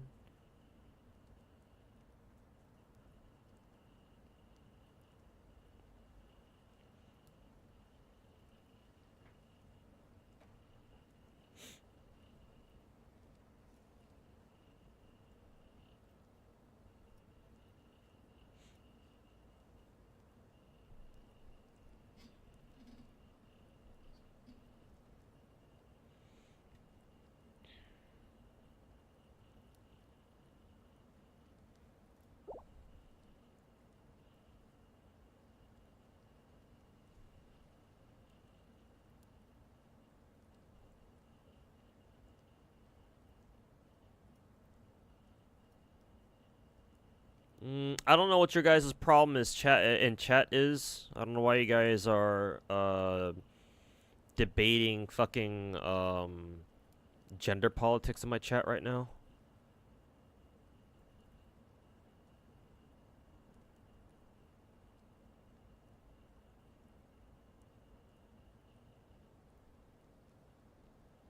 I don't know if you guys are arguing about that or anything, but let's try to respect each other's boundaries, yeah? Last thing I want is to have my own fucking subs going to war at each other over fucking pronoun wars.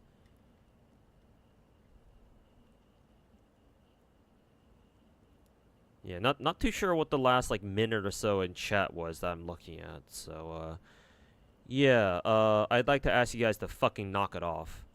This is my Twitch chat is not fucking Twitter. Like, there's a time and a place for that kind of shit, for that kind of discussion. Just don't have it in my fucking chat.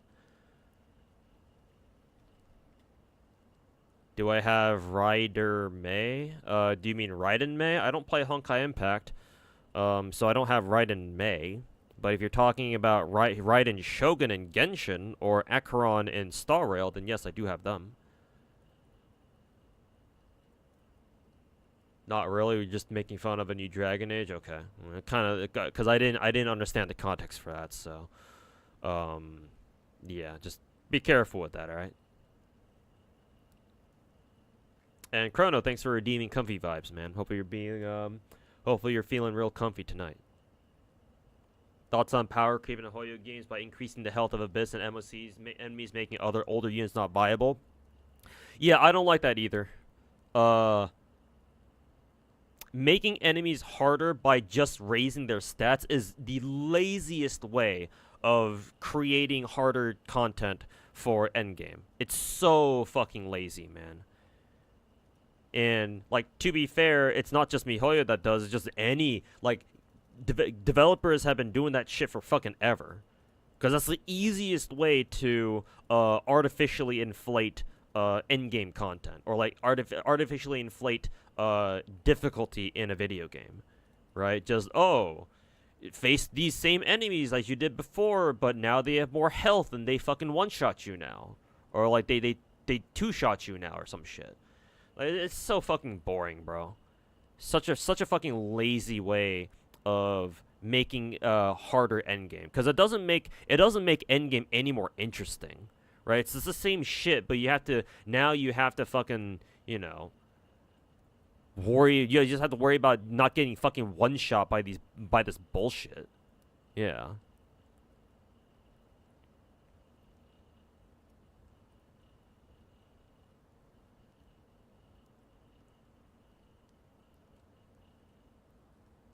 And yeah, and whatever the fuck MIHOYO did for Star Rail's MOC or something, like giving enemies literal millions of HP compared to what they had before. Yeah, it's super fucking lazy, bro. So fucking lazy. Like, how you would properly scale up enemies is by giving enemies new moves that you have to worry about now. Right? New moves and new mechanics that you have to figure out the counterplay for and blah blah blah. Right? Not necessarily. You can give them, like, maybe a little bit more HP and attack, right? Just a little bit more stats, just to, you know, make sure that they're not, you can't just one-shot them still, right? That's fine. But not so much to the point where, like, yeah, older characters stand no fucking chance at all. I mean, I guess they do, but, like, in order to, like, you know, 3-star MOC or, like, 36-star MOC, it's like, bro.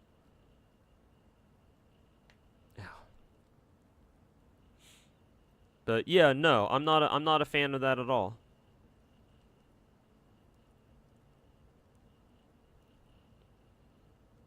There needs to be more unique endgame content. Yeah, of course. I mean, hey, Kane, I made a whole ass video about that. Actually, 2 of them, in fact. I made one last year, I made one earlier this year. And both of them are titled How to Improve Genshin Impact as a gacha game. And in both of them, I talk about the need for Genshin Impact to include more endgame stuff.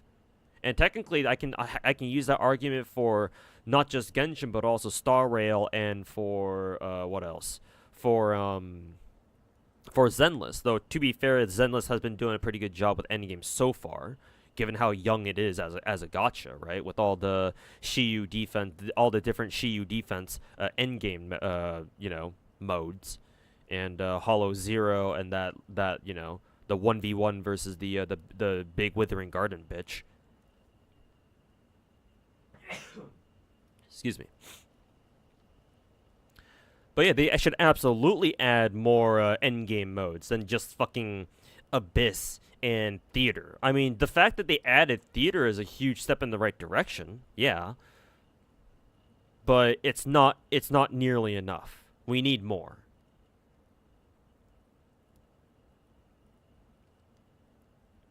Like, why is there no endgame mode where you can go fight, like, the weekly bosses, right? Because y'all have noticed that we never fight weekly bosses outside of the weekly boss dungeons themselves. We have only, the most threatening enemies we've ever gotten in Abyss, like, in terms of, like, or what kind of status they are, like, just the elite bosses, and that's it.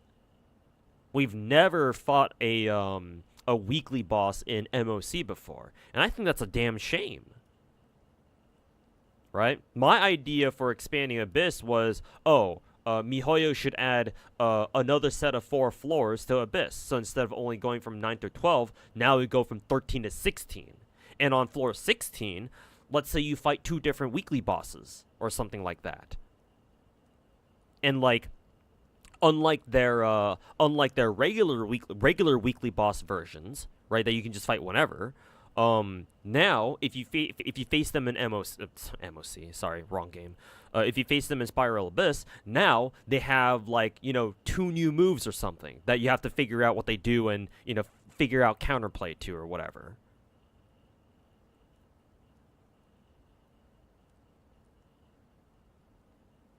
You know, maybe their AI is more aggressive or something like that, and they attack faster or whatever, right? Something like that. Then it becomes more interesting. A huge chunk of your DPSs are fucking relics. Yeah, exactly. With how the gear system works in MiHoYo games, it's like, you know, a zero-sum game where you either roll the crit stats or you don't. And if you don't, then you can go fuck yourself.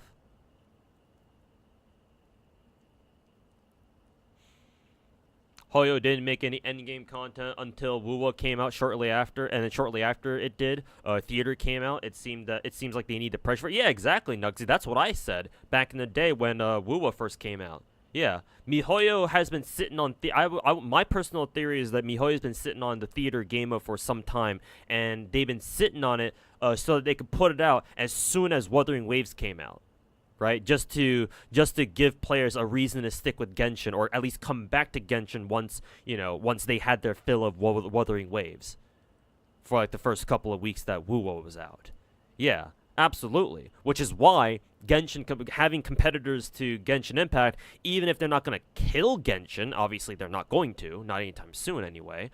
It's still very important to have these competitors, because at least even the sense of oh my god, this new gacha game could potentially be really, really good and really, really popular, right? Even just the impression of a new and upcoming popular gacha game can be enough to sway MiHoYo and be like, and you know, start setting off alarm bells in their heads. Because honestly, I didn't think MiHoYo should have even released, or if I were MiHoYo, I wouldn't have even bothered releasing Theater then and there. Because, like, why would you need to? Like, to be perfectly blunt, Wu was not going to topple the Genshin player base. Hell no. Wu was not going to do that. Like, they're going to take away some of your more hardcore players, but who gives a fuck? Genshin is not catered to hardcore players much, if at all. Like, Wuthering Waves cannot touch your main player base, and they're the casuals. And as long as your casual fan base is intact, who fucking cares about any gacha game that comes out later? It's when a gacha game starts coming after your normie players, your casual players, that's when you start fucking freaking out. Especially if they do a good job.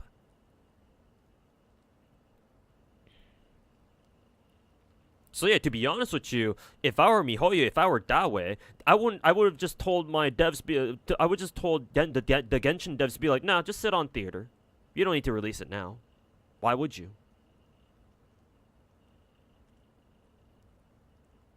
But considering that, yeah, they put out Theater after Wu came out, yeah, that tells me that MiHoYo is still swayed by popular impression. And that to me is like one of their few weaknesses. Is that even if people just having people get hyped about a new competitive another big gacha game, right? If people go so far as to call it a fucking Genshin killer, even though, you know, we all know that this new gacha game is probably not going to fucking kill Genshin anytime soon. Even just the impression has power. So that's why we need more Genshin competitors. Because the more there are, the more pressure MiHoYo has, or at least the Genshin dev team has, to make Genshin a better game.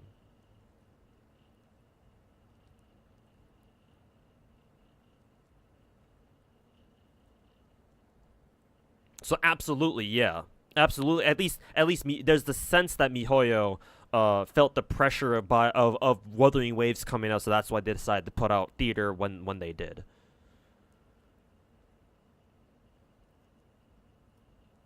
So all we can really hope for is that all we can hope for now at this point is that we have more gacha games coming out that are that could be as big as Genshin.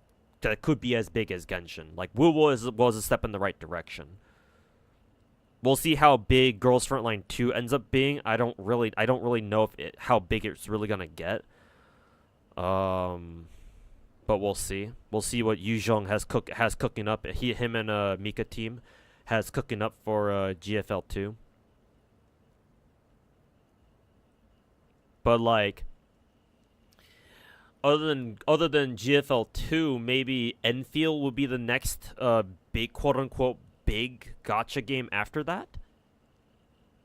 Because we're kind of expecting an announcement from Enfield that'll tell us like, oh yeah, this is our official drop date or our official release date. Excuse me. You just remember when MiHoYo said that they weren't going to do any other endgame content? Change of mind, I guess. Nah, now that you mentioned that, I think that was bullshit. I think they were just sitting on that shit. I think you were just sitting on theater, to be honest. Cause it's not a coincidence. It can't be a coincidence, right? That Wuwa announces, oh, this is our official release date, guys. Like May something. Was it early May, late May? I think it was late May, right? They announce, oh, here's our launch date, guys. Get ready for Wuthering Waves. And then, basically, as not too long after, MiHoYo is like, "Oh yeah, by the way, guys, we have a brand new endgame mode coming out very soon." Haha, it's definitely not because we're worried that you guys are gonna go play Wuthering Waves, is it? Definitely not. Haha. Because looking at theater, playing through theater, it's clear that they put a lot of effort into it, right? Because the theater isn't just like this, this fucking how do I describe it? It's not this throwaway game mode that's off on the side, kind of like what Abyss is. Because to be honest with you, Abyss isn't really that high quality, that high production, right? It's just a fucking island off in the side of the map somewhere, with a portal, right, that you press F on, and then you just go play 8 floors and another 4 floors after that. It's really not that complicated. But theater is far higher production value than Spiral Abyss, because it's got a whole fucking intro screen. It has unique stages, right? It's got its own personal lobby, right? It even has that fucking that echo thing, right, where you go do challenges with certain characters, and by obtaining keys from doing theater, and so if you complete those challenges, you can unlock this cool little cosmetic for certain characters, right? Blah blah blah. So yeah, they couldn't have just fucking pulled out theater out of their ass with the production value quite like that. So for a fact that for a fact that they've been sitting on that shit for a long ass time, or at least they've been working on it for a long ass time, and they've been fucking saving that shit for when break glass in case of emergency type shit. Oh, what's that? A new big gacha game's coming out? Alright, time to bust out another one of our endgame modes. Kling! Launch it, boys!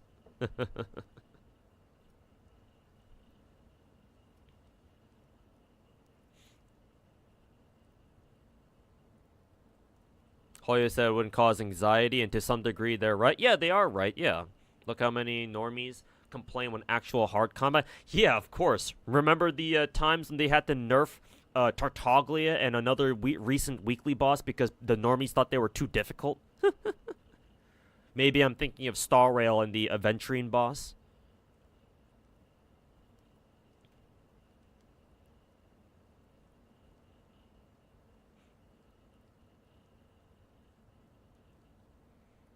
And normies still don't know how to build characters properly.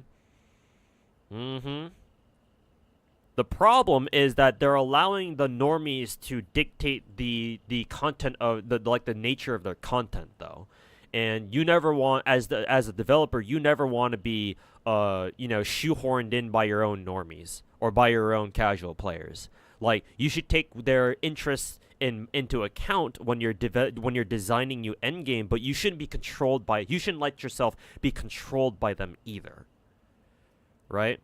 And this is a suggestion that I made in my How to Improve Genshin video from earlier this year. But here's the thing, right? Here's an instant solution for dealing with the normies who are like, oh my god, I don't want to have to do Spiral Abyss because it's too hard. You know what you can do? You can take out the Primo Gem rewards from Spiral Abyss, put it as weeklies, or put it into your dailies, even better. Make it part of your dailies instead. Then you are not going to have any normies who are going to bitch about that shit. You know the reason why normies bitch about, oh my god, I don't want to have to do Spiral Abyss because I'm too anxious to do it. It's too hard, man. Do you know why they bitch about this? Because Spiral Abyss gives them fucking Primo Gems. Simple as that. If Spiral Abyss did not offer Primo Gems, and instead, like I suggested in my earlier video this year, and instead MiHoYo just takes the Primo Gem rewards from Spiral Abyss and they just move it over to like fucking weeklies or some shit. Weeklies or dailies. Then the normies aren't going to talk shit. They ain't going to say shit. They can't say shit. Because then, if they know that Spiral Abyss no longer offers Primo Gems, they're just going to get that shit naturally. They have no reason to bitch about it anymore. But do you know why MiHoYo it refuses to do that? Because they want people to fucking spend money on their game, to go buy the fucking, to go fucking wail their asses off for signature weapons and limited characters so that then they can go do fucking Spiral Abyss. That's why. We truly live in a fucking society.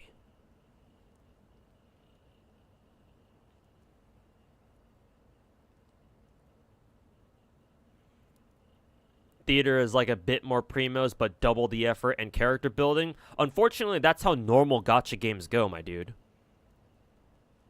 Also, welcome to the chat, Kid Meta.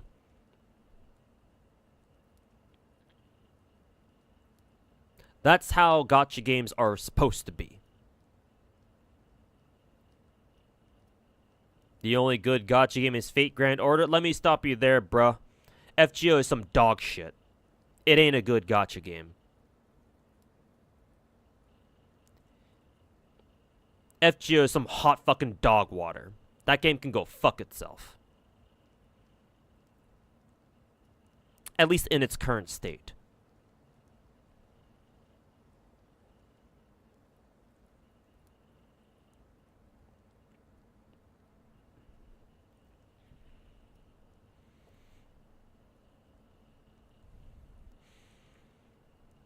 But back to talking about theater though.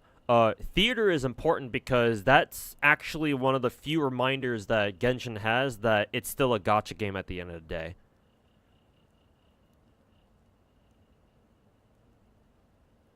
You just have low standards. Okay, fair enough. As long as you understand.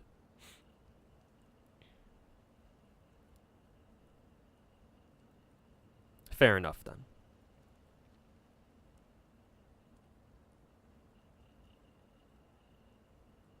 But yeah, anyways, let me wrap up my whole theater talk. Yeah, theater, I think, is important for Genshin because, again, like I said, that is one of the few reminders that this game has that at the end of the day, Genshin Impact is a gacha game. And gacha games, typically in gacha games, a normal gacha game incentivizes their players to level up a lot of different characters. Genshin Impact for the last 4 years, at least pre-theater, before theater came out, players got really fucking complacent with only having to have like 2 different teams and that's it. Because traditionally, that's all you ever needed, because for Spiral Abyss, right? You only need 2 teams. But that's not how most gacha games are. Most gacha games out there, you can't get away with just having 1 team forever, or 2 teams forever. Like, gacha games are the core, the whole point of playing a gacha game is to roll new characters and to keep up with how the meta evolves in each of those gacha games. Whether it means rolling for new characters or like, giving your old characters different equipment or that kind of shit. But most, if not all, gacha games should incentivize you to build different characters up. A lot of different characters up. The issue with Genshin putting out theater is that theater is the first time that people have needed to, build more characters than just 8 for Abyss. So, honestly, MIHOYO should have always had theater as part of the game from the very beginning. So that way people, even back then, people, first playing Genshin have the preconception that, okay, there's this theater game mode that we need to work towards because it gives out a lot of primos and it resets just like Abyss. So we need to work towards working on a lot of different characters at once. Or eventually work on a lot of different characters, not at once maybe, because that's a little bit too hard. That's too hard, obviously. But eventually think about working on a lot of different characters to have like a more fully fledged roster. So that way we have a better chance at clearing theater and whatnot. Like theater should have been in the game from the very beginning, but because MIHOYO put it out fucking just barely a half a year ago, like 4 years into the fucking game's life cycle. People are fucking freaking out about it, right? Oh my god, theater's so hard. You have to have so many characters leveled up, right?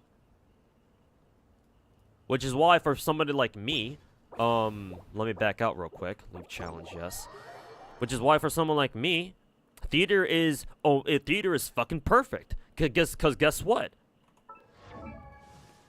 I have every single character in the game leveled up to level 90, and they're ready to go.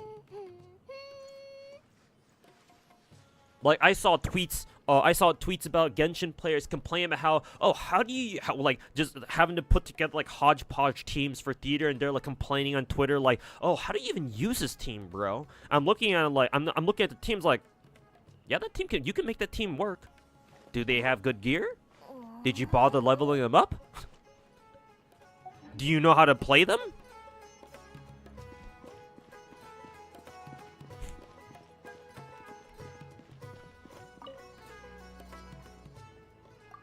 Like, enemies in theater are not that difficult. Maybe barring, like, level, like, 8, 9, 10, right? Where enemies start actually getting pretty tough because you have to, like, clear them within, like, a very short amount of time, right? So trying to get the bonus star, right, in order to get all the primo gems, yeah, that'd be kind of tough, to be fair.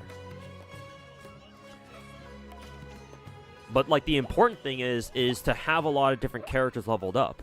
And not just sit on your fucking eight characters you use for Spiral Abyss every single rotation.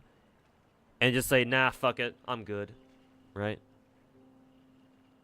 Like, that's not what a gacha game is. And so, it's on one hand, it's about time that Genshin actually got a fucking wake-up call, or gave a wake-up call to its players to go out there and fucking level up some more of your fucking characters, goddammit. But on the other hand, Genshin should have put out theater much earlier. Instead of, like, barely half a year ago, and on the 4th year of their fucking lifespan.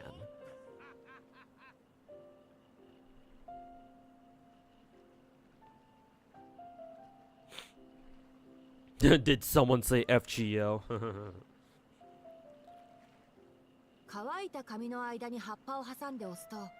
Only gacha that doesn't really require you to roll new characters is Azurlane, yeah.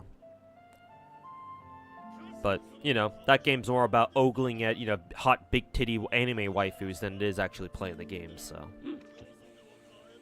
So yeah, naturally Azurlane is kind of the exception to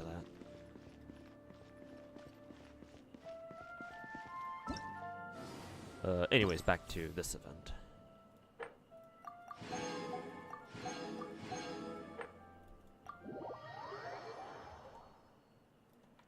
I should also use up some of my, actually, I already used up some of my, stamina in, Star Rail.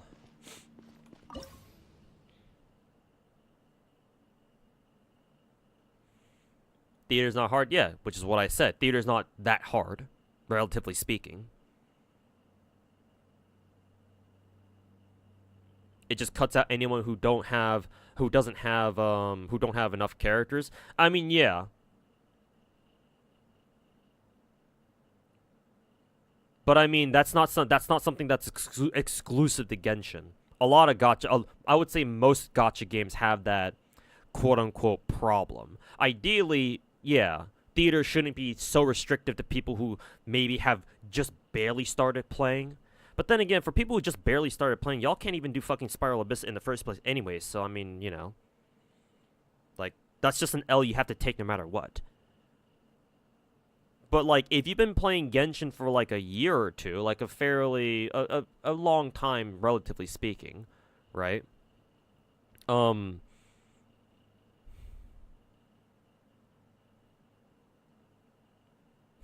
Like, you have less of an excuse, is what I'm trying to say.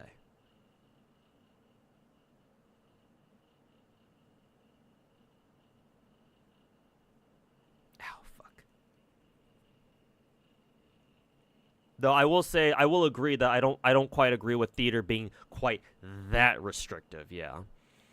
Because you do need to have a fair, like a pretty big roster, relatively speaking, to have any chance at clearing, like, what, level 8 theater, let alone level 10 theater. So yeah, I don't think they needed to go, to make theater that restrictive.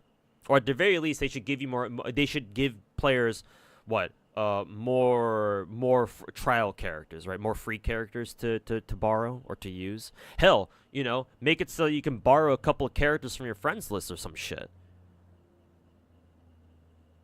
Like, that would make a lot of sense. But of course, MIHOYO won't do that because they want people to actually roll for their own fucking characters. Fucking MIHOYO. Greedy fucking bastards. But then again, what gacha developer isn't fucking greedy, you know? You're back. What's happening? Oh, I'm ranting about theater for a little bit because it got brought up. Like, I'm just mainly ranting about theater in regards to, like, people, like Genshin veterans, you know, like the people who've been playing Genshin for at least 2 years or more or some shit. Around 2 years or longer, and they're like, and they get surprised when theater drops, and they're like, "Oh my god, I need to have more characters. This is so unfair, man."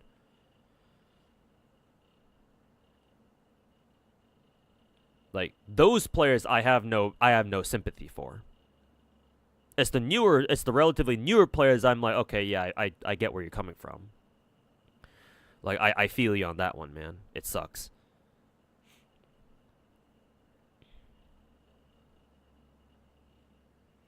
At least we have a Genshin endgame mode existing. Yeah, I suppose having one is better than none. Technically. Actually, technically speaking, having theater is probably not even that good because ever since we got theater, right, they changed the reset on Spiral Abyss to be a month long or some shit like that instead of every 2 weeks.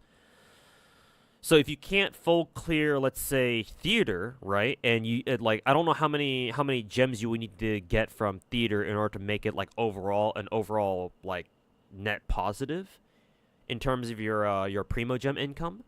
But like, if you can't do, like, I don't know, let's say level 4 or level 5 theater, then like that means that theater mode or the theater game mode being a thing in Genshin is actually not very good for you, or it's actually worse for you. Assuming that you can actually, you know, 36-star Abyss. So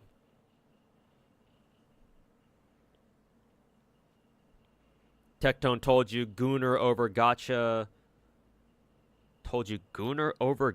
anime boobas is gacha gameplay. I think you're miswording that a little bit. But if you're saying that Techie is saying that ogling huge anime titties is gacha gameplay, then I mean, yeah, depending on the gacha game.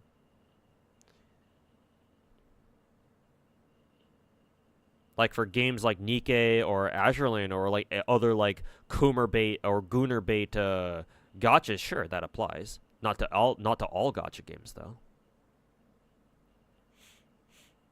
I mean, Mr. Techie comes from a fucking Arc Knights and Summoner's War background. He should know that. Have you tried out BD2 yet? No, not yet. I've heard about it, though. I know that it's another Gunner gacha game. Most MIHOYO issues are by part of the community. They complain about the wrong thing, and so and MIHOYO just disregards them. I mean, as they should. And again, yeah, the Hoyoverse community is made up of casuals and people who have never played gacha games before, and these are the only gacha games they play. So of course they don't know what the fuck they're talking about. They don't know what they don't know what the fuck they're talking about. They don't know what the fuck they even want. All they know is how to fucking bitch, but you know, that's just human nature. So luckily, at least Hoyo ignores the fuck out of them, as they should. And unfortunately, that also applies to a lot of gacha content creators as well, because a lot of them, like I said earlier, have only got into gacha games because of Genshin. And just like most you know, a lot of MIHOYO players out there, the only gacha games those content creators know are fucking MIHOYO and maybe Wuthering Waves, and that's it. Yeah. Most of the vocal people on Twitter that like to bitch about MIHOYO shit, or just maybe just gachas in general, have no idea what the fuck they're talking about. Or even if they do have an idea, they have nowhere near as much experience as, say, you know, the actual fucking gacha veterans, like me or some other people. And yet they will continue to the app anyway. And that's just the kind of world we live in, unfortunately.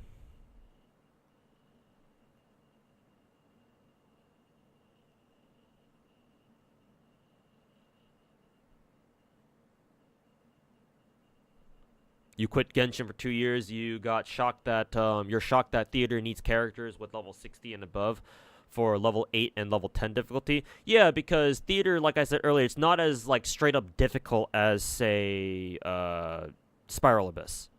Yeah, the individual enemies themselves are not that tough. It's when you want to get the bonus stars, or yeah, the bonus stars for like the max clear rewards. That, you know, going for those is going to be kind of sketch. It's gonna be kind of sus.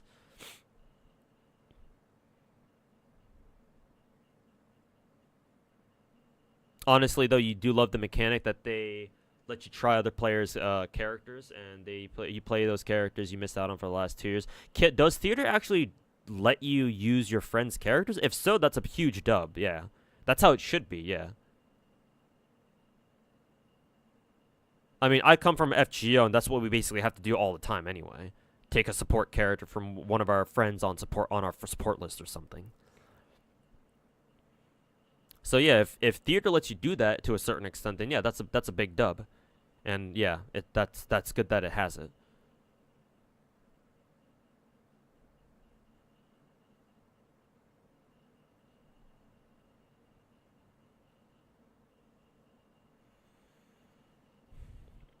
Just one friend character? Okay, yeah. I mean, even just one friend character is huge. Because yeah, like Kid Meta says, yeah.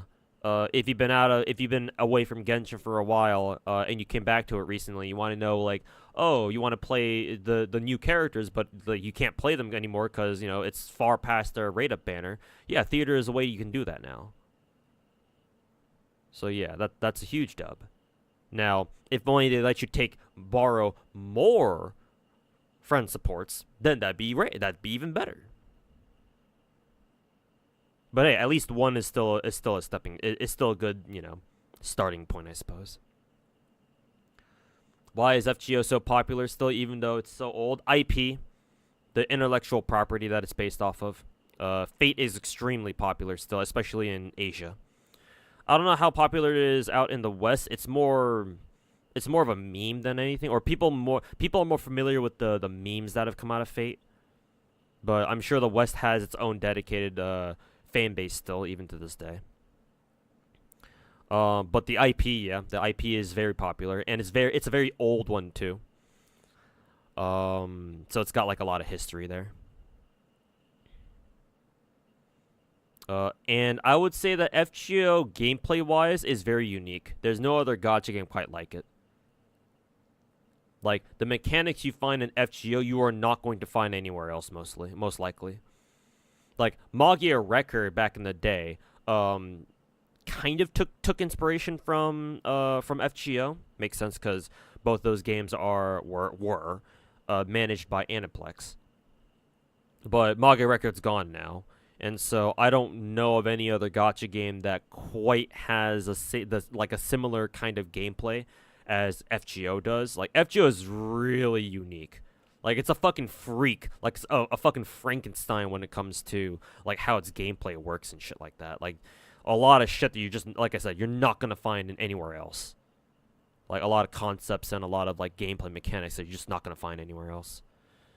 So I want to say gameplay is also also another reason why FGO is still popular.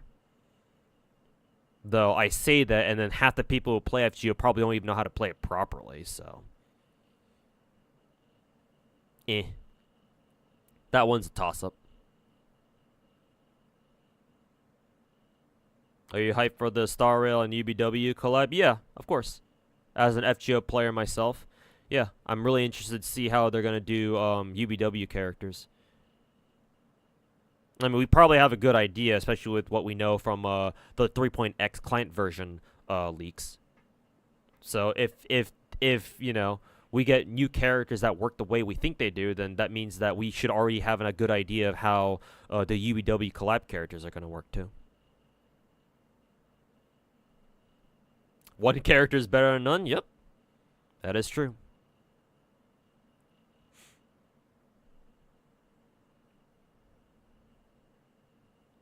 Mage Record's also getting, quote, upgraded. Yeah, and Exedra, yeah. I keep forgetting to mention that game as one of the games I'm looking forward to, yeah. I will try out Exedra when it does come out. Apparently it was supposed to come out by the end of, by the end of 2024, but we have heard nothing about it yet, so... You hear Dragon Age is getting roasted. Oh, how the mighty have fallen.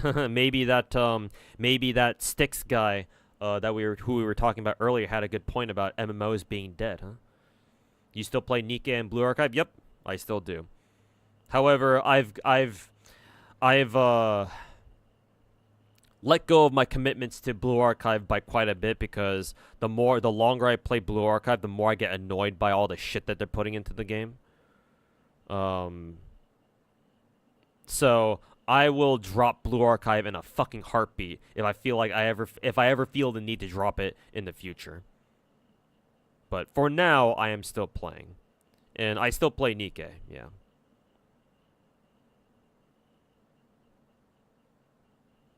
Dragon Age isn't an MMO though. Oh, okay, it's not. It kind of sounds like one though. So can you blame me? It is coming this year. No release date. Yeah, exactly. Because on Steam it said like late 2024 release. But yeah, we've gotten no information out of them yet. So yeah, it's likely going to be delayed to next year. Ugh. Speaking of Nikke, is it worth building leader when you can already use volume? Is she that much better? Yes, unfortunately, Masamune, the yellow granny lolly is she is meta in every sense of the word. Like, if you have leader, you are building her, and that's not a suggestion.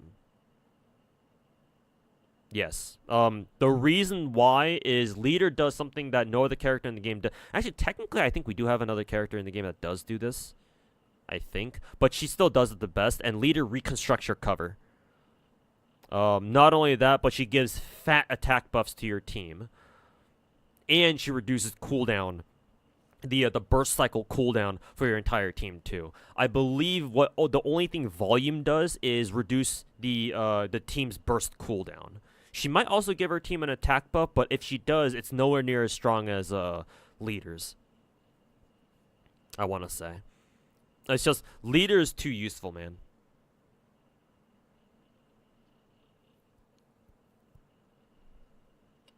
She's also, I think, the most general use Burst 1 character, too. Like, we have other top-tier Burst 1 characters in the game at this point, like Killer D and Tia, I think, is her name.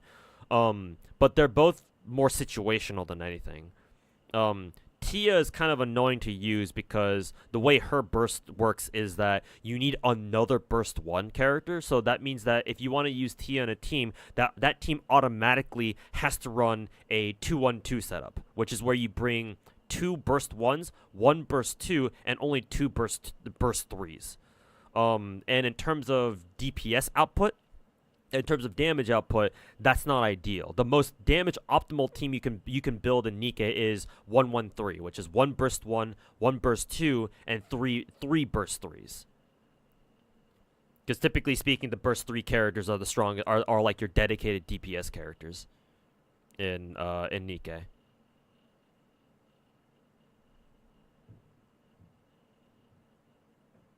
So yeah, you're gonna have to level up leader. Unfortunately, that is non-negotiable.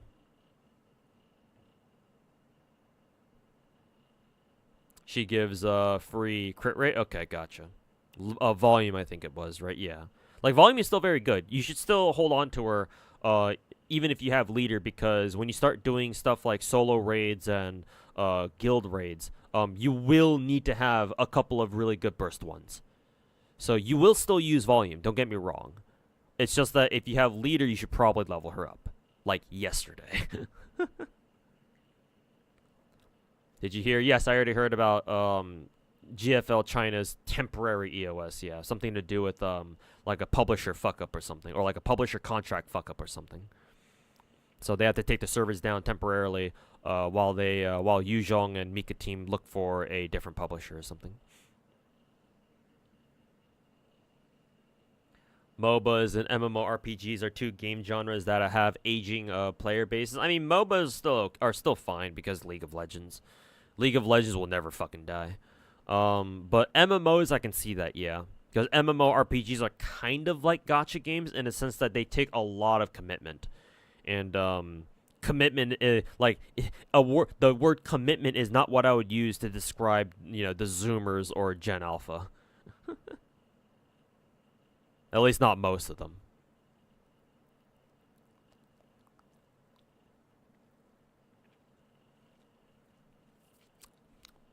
Anyways, let's get these other challenges done real quick. What is this? After characters use elemental skills 8 times, damage dealt by active characters normal and elemental skills increased by 75%. Okay. That sort of sounds like a Farina thing.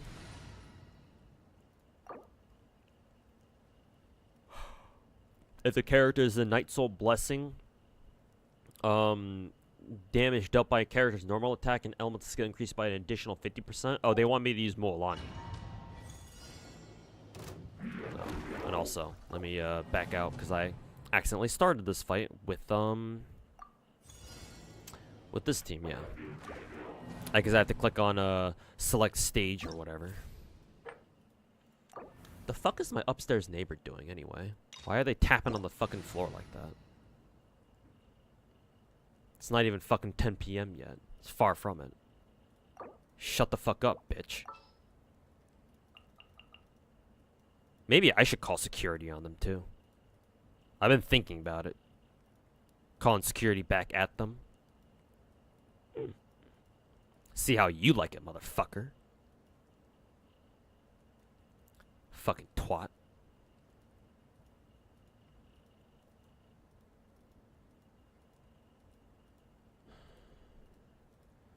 So let's try bringing Mualani.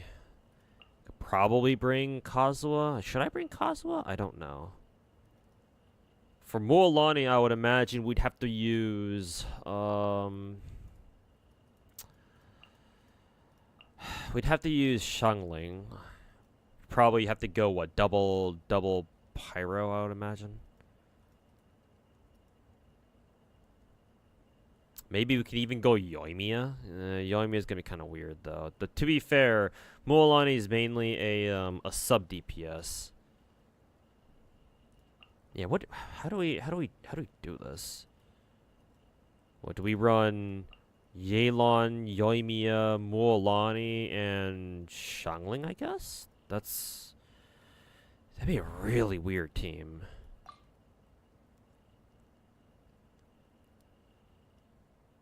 That's really fucking weird. I don't know if I want to do. I don't quite know if I want to do that.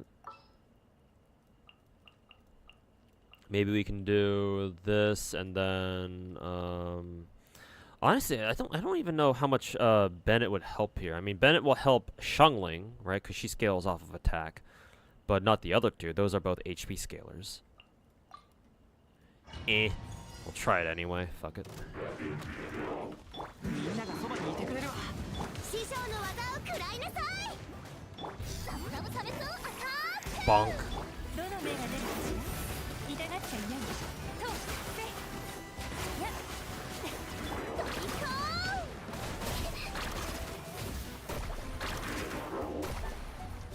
ン。 Am I doing it right? I don't think I did. I think I was supposed to get that effect where the screen like shatters or something. I don't know.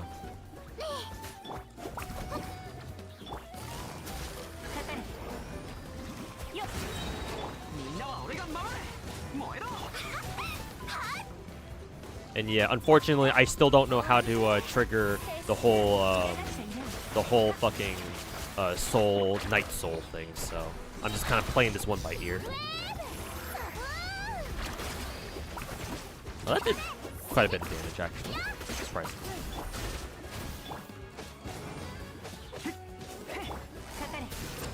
Oh yeah, I got the effect right there. みんながそばにいてくれるわ。話が通じないなら。 Ow. Did I accidentally cancel Muolani's fucking skill? That sucks.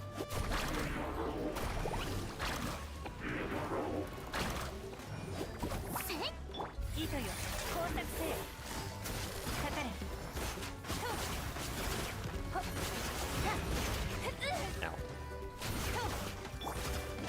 I see. So you want to use Muolani to increase the bar on the bottom there, and then once it's broken, 燃えろ。痛がっちゃいない。料理の時間だよ。注目。君にそっちあれ。 bonk like that, and then you can go ham. 捕まえた。みんなは俺が守れ。 Okay. 終わりね。撤収。 And then I have to do this twice here. Okay.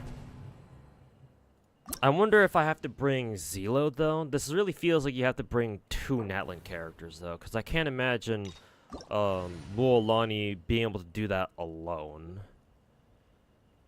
But then again, if that's the case, then I have to figure out who I want to drop for Zelo though.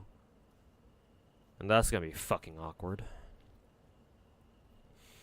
What, do we drop Bennett or something?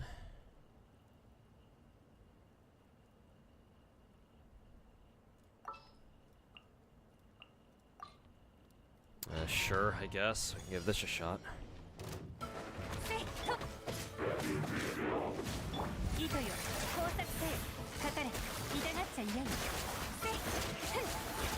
響け。楽のね。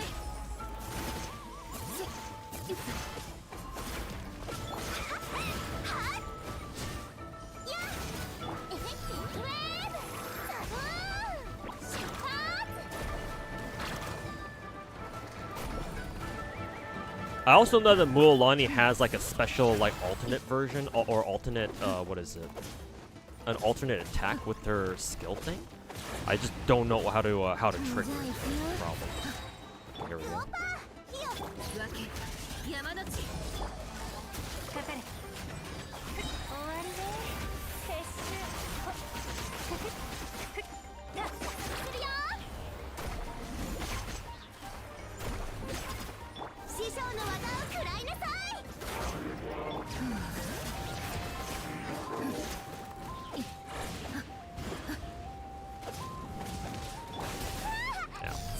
Oh, their damage, their attacks actually don't really do that much damage. Actually, now that I think about it. トリコ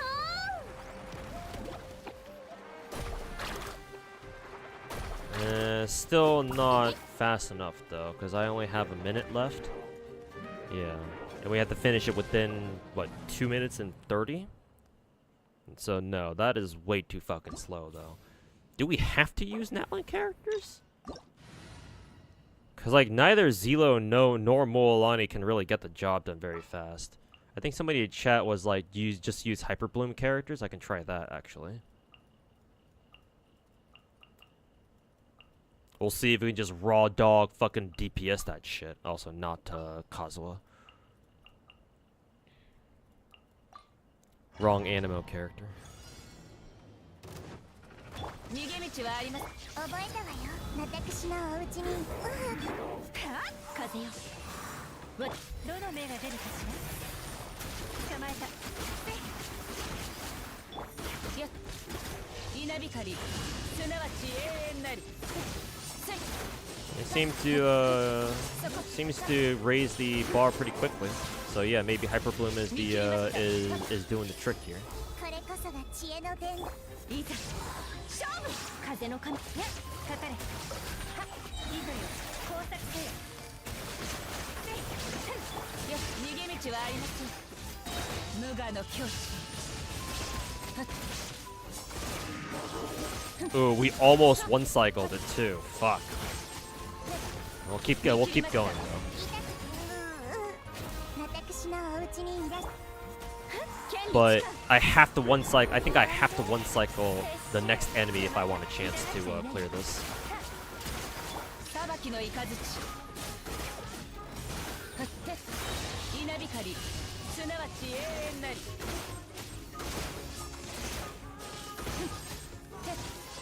見切りました。知識はあなたに。 Where are you looking, Jean? 私にどの目が出るかしら。捕まえた。痛がっちゃいないでしょ。逃げ道はありません。やった。 Yeah, not enough. Not a good enough rotation for Raiden is the problem. そこ。裁きの雷。 We'll probably transform again. We can't one cycle. We still do have what 30 seconds left though.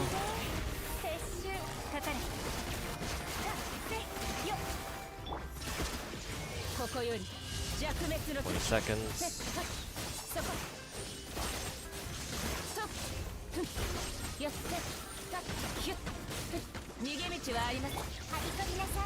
Ten seconds.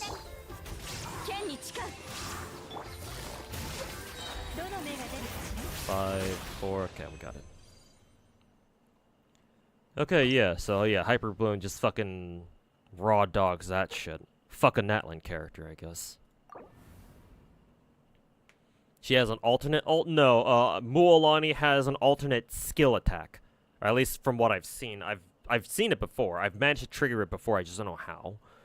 I don't know how to describe it. Like, Mualani has like a different alternate, like, attack where, a normal attack where, while she's riding on her shark, I think it's the animation for when you're riding on, like, the lava trails in the sky or some shit in Natlan. And then while she's surfing, you left click while she's on it, and she does like this little spinny thing, and you're supposed to use that move to like break the targets while you're riding around. I think it's similar to that animation. I just don't know how to actually like make it happen, but I've seen it before. Have you done the local? Yeah, Kane, I did. Yeah, very simple. So shoutouts to the Snowbreak devs for accidentally leaving that in the game.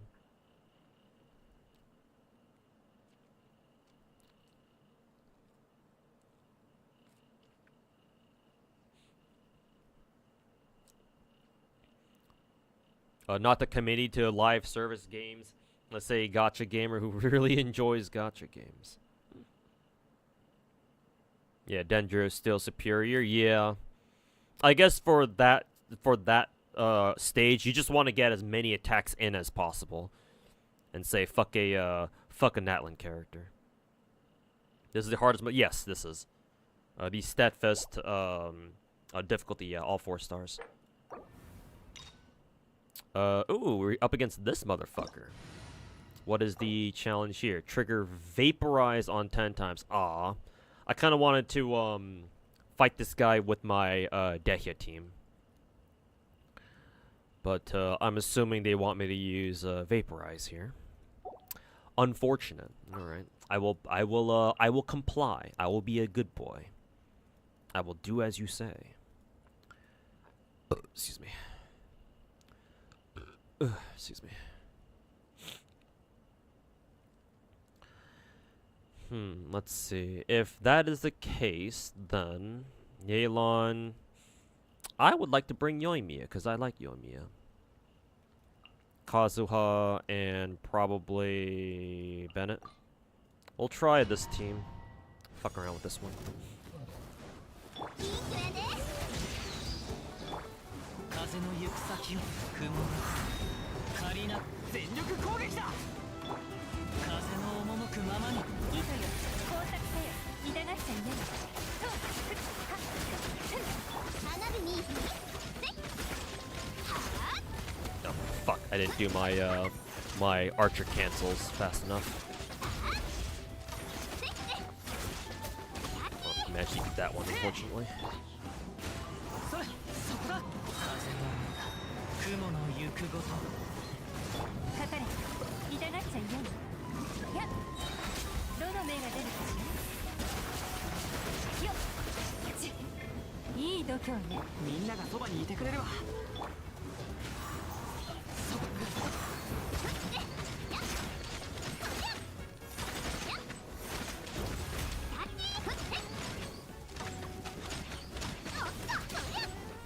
燃えろマイかかれ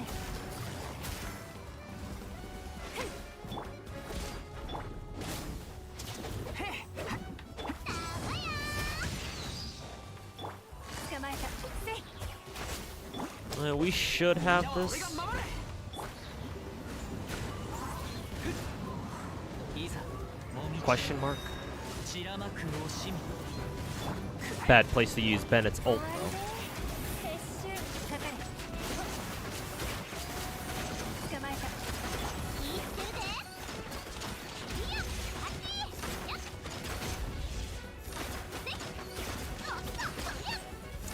いやI didn't see if he was able to eat that one, that last one or not. 全力攻撃だ Maybe, actually no, yeah, maybe he did actually, because yeah, he got stunned there for a little bit. Ow. Oh yeah, he's doing this whole fucking spin the win thing.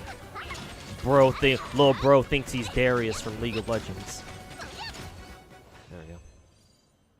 Yeah, it wasn't too bad. That was probably the easiest one by far. Honestly, I kind of want to do that again, but with my Dehya team, see how far they take it. So yeah, I'm actually going to do that.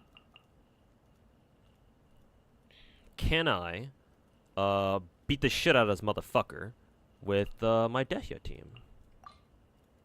We shall see. 行くぞ風を知れ風の歌雲のみんながそばにいてくれるわ風の赴くままにさあ振り絞れよ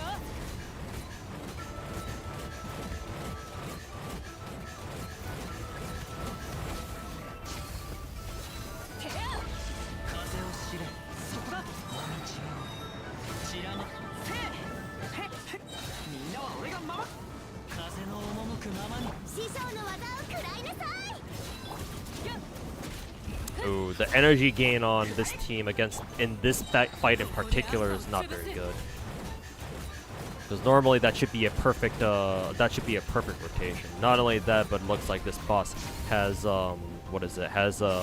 pyro resistance built into. Because I'm not doing anywhere near as much damage as I should be.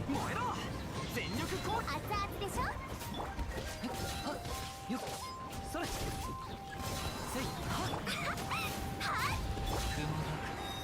借りなく時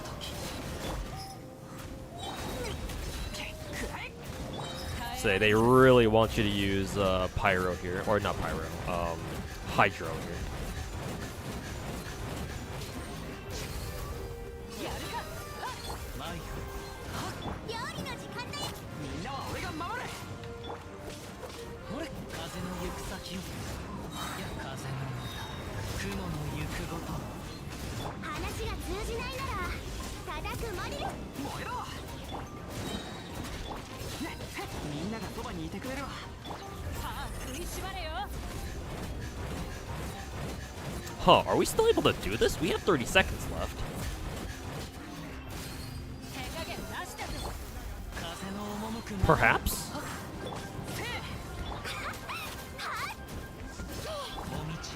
20 seconds. 散らまく惜しみみんなは俺が守れもう 14 seconds. Let's see. Oh, we're doing good damage.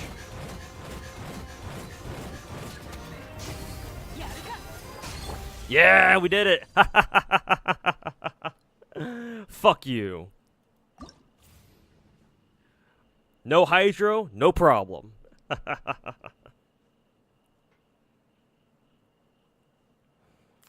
Master of Fire and Water? Yeah, try Master of Fire, bitch.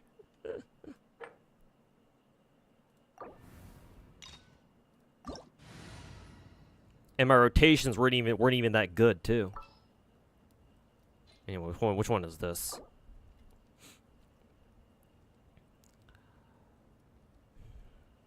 After characters trigger crystallize for 12 times. Oh, it's a Geo thing. Oh, okay. Well, that's... Well... Geo team, you say? Okay. Gee, I wonder which characters I can use for this one. Good old vape still works. I mean, reverse vape is still one of the most damaging reactions in the game, I'm pretty sure. But yeah, regular vape still works. I mean, that fight, the last fight I did, specifically wants you to use vape teams, so yeah. You kind of have to. Pretty sure Dahia's new BIS team is Zelo, Farina, Bennett now. No? Probably. Do I care? Not really. I like that team, and that's what I'm gonna play.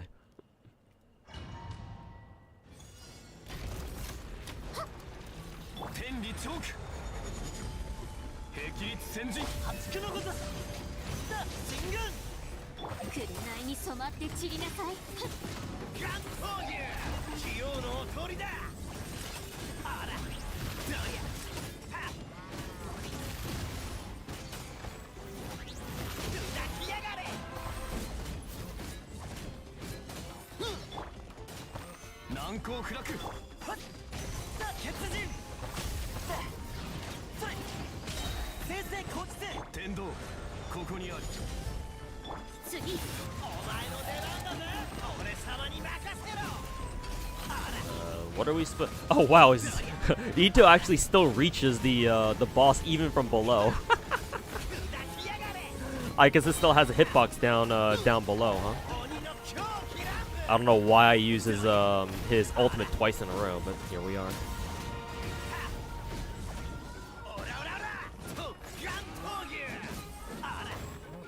I'm surprised Ito isn't dead yet. He's almost dead.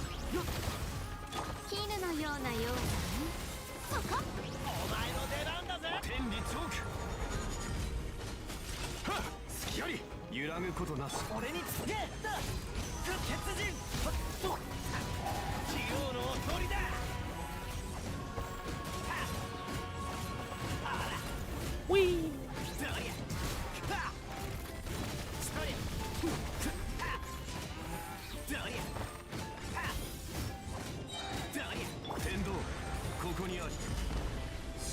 Wow, Ito's still good? No way. Well, to be fair, it doesn't look like I've been able to...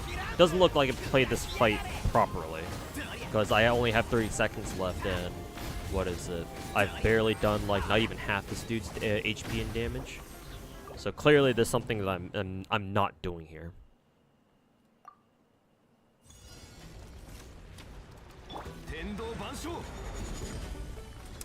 Oh, it's because I have to trigger crystallize. Gotcha. That's what I was missing. I was like wondering, Geo team you say, so why is this Geo team not doing well? Oh, okay. Crystallize you say. Oh. Well, if you insist.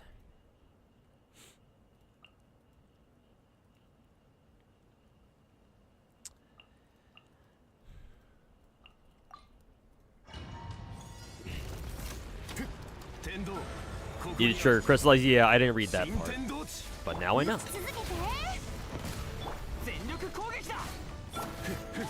Oh, wrong character. Ah, switch to Shaolin, damn it. Boom. Boom.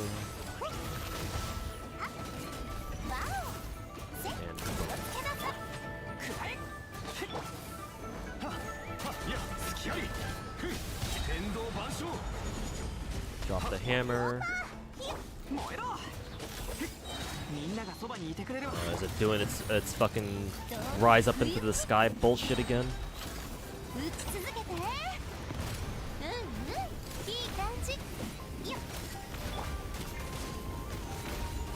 師匠の技を食らいなさい I'm surprised you can still hit it down below, even though there's nothing down there. I guess it has like a massive hitbox down here. It's kind of funny to think about. どうだ冬グオパーみんなは俺が守れ燃えろ気をつけな天道ここにあるふっすは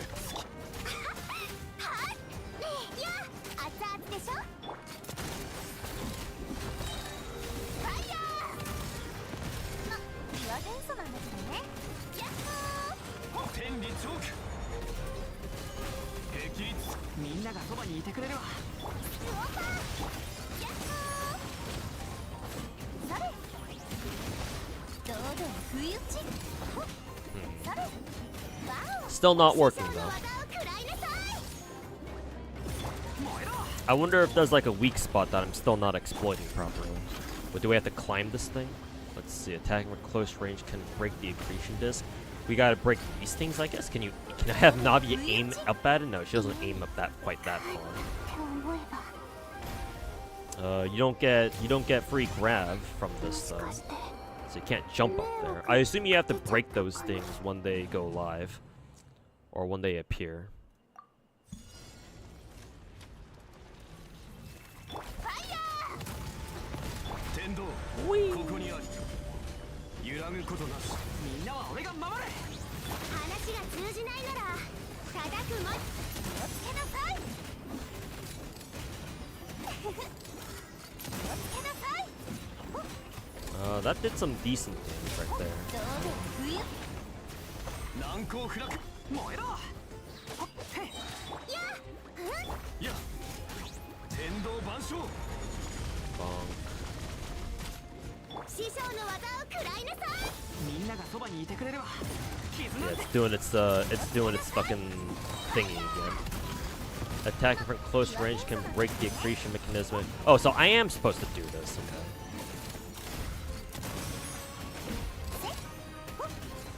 わ At least I think so. 岩山八九燃えろはっほっ おや Yeah, that time I didn't fucking die instantly, 冬打ち unlike last time. 天理チョーク But even still, 天道 it's been what, already a minute? I've only done like a quarter of its HP and damage. So this dude's got some like omega fucking elemental resistance. 岩 He 元 was 素 like. なのどうだ冬打ちどうだ冬揺らぐことなし燃えろね天道万象みんながそばにいてくれるわ熱々でしょどうだ冬打ちよっ燃えろ剣女万丈話が通じないなら叩くまで気をつけなさいファイヤー 6,000. Yeah. We can barely get it to halfway, and clearly that's enough. Not enough. So I'm gonna have to take a look at those instructions again. Now.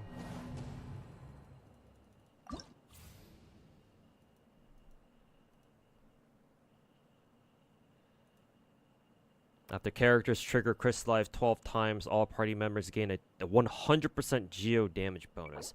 Are they just telling you to just use Zelo?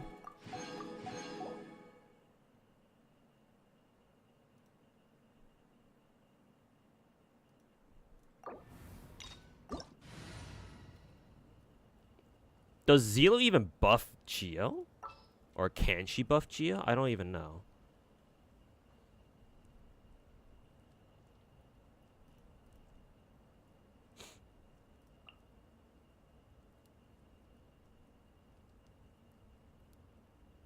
So instead of Zhongli, we use Zelo like this? Might as well give it a shot.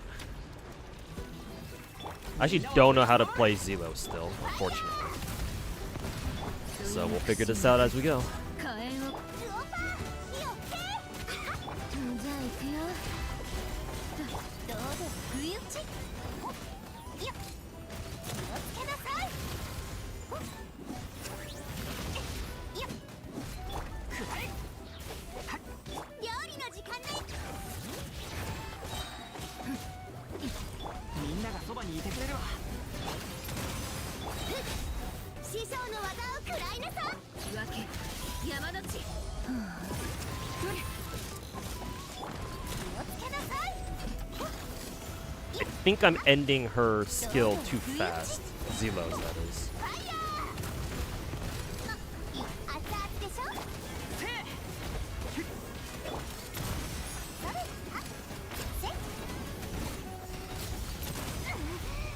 私のせいなの But I also can't ignore its Omega fucking nuke that it does just there. So I have to figure out how to break those thingies.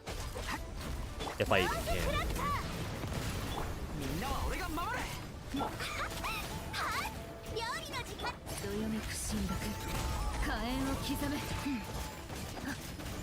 Oh yeah, Zelo's skill just ends by itself super fucking quickly for some reason. Fucks up with that.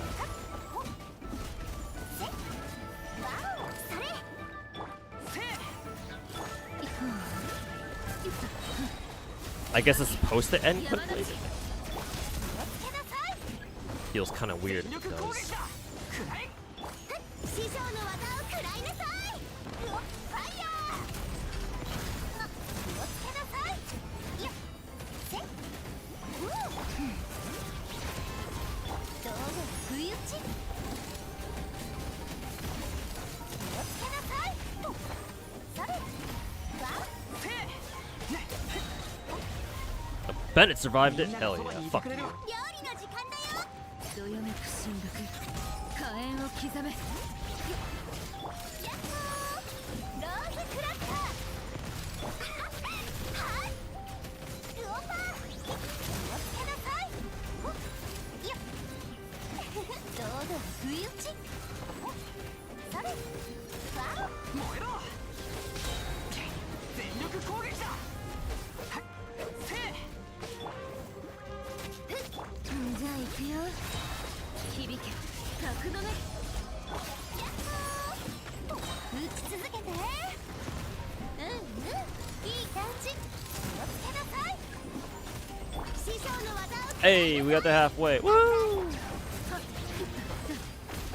どうぞ不意打ちみんなは俺が守れ。それ料理のどよめく神諾火炎 Yeah, fuck your nuke, bitch. ファイヤー岩元素なんですね熱々でしょ燃えろ。みんながそばにいてくれるわ。 But only 3 seconds. We got to like, what, 75%? Yeah, there's something I'm not doing there that I'm not understanding about that boss fight. Or maybe I don't understand how to use Zelo there.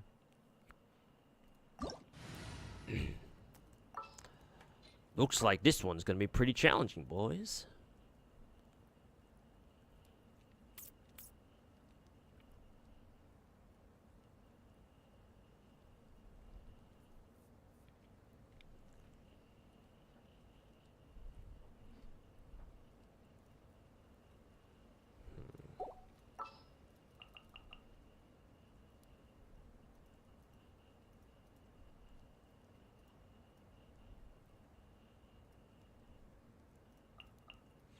Let's see, instead of Shangling, actually. I wonder if substituting Shangling for Ganyu will make any difference. I don't think it will, but you know. 全力攻撃だ。もう Might as well try it. するべきですねそうかファイヤーうない石一響け角の目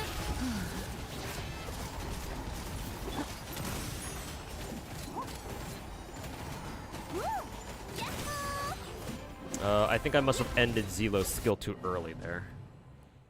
Because I remember double tapping. If double tapping it, probably it takes her out of her skill immediately or something.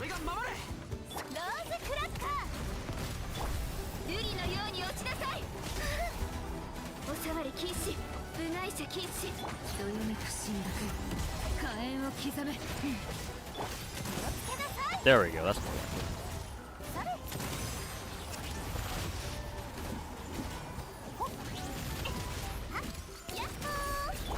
That one didn't crit.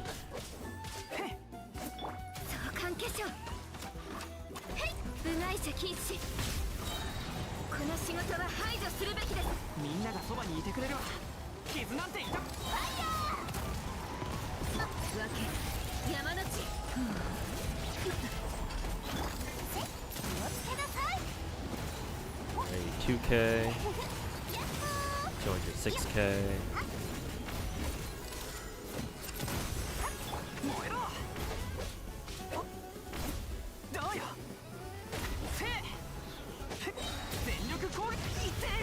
Hey, Bennett survived. Fuck you.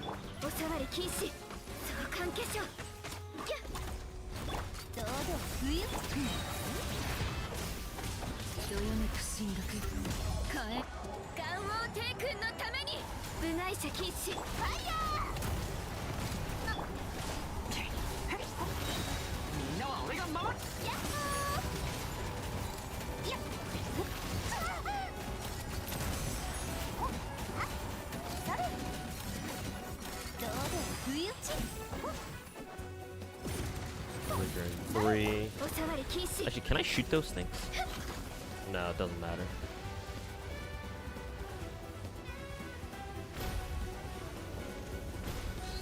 Can I shoot those things? Oh, it tracks.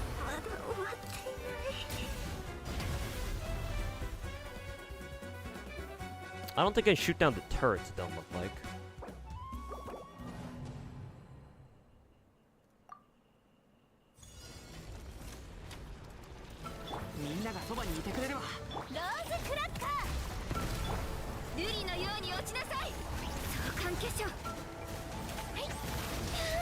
Ow. Getting fucking hit constantly by the annoying fucking electro cannon or whatever the fuck it's supposed to be is not good.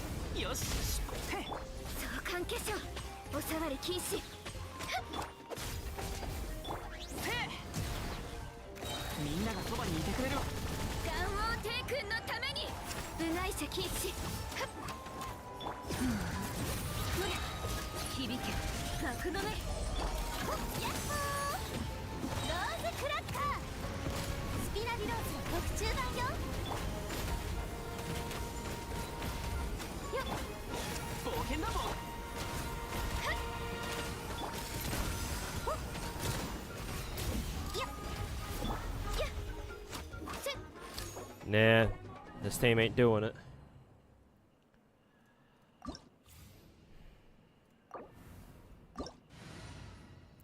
This team ain't doing it.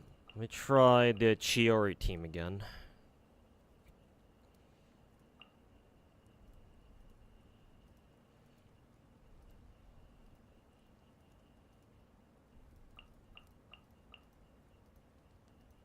I wonder if this guy has a weakness that he's got. I don't think he'd be weak to Electro.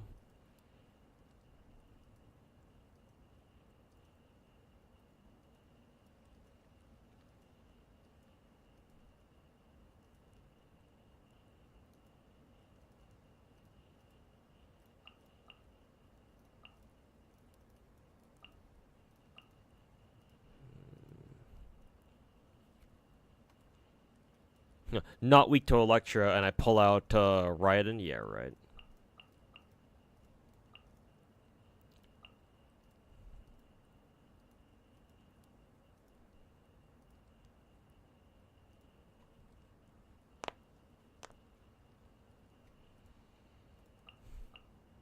It's 8 o'clock.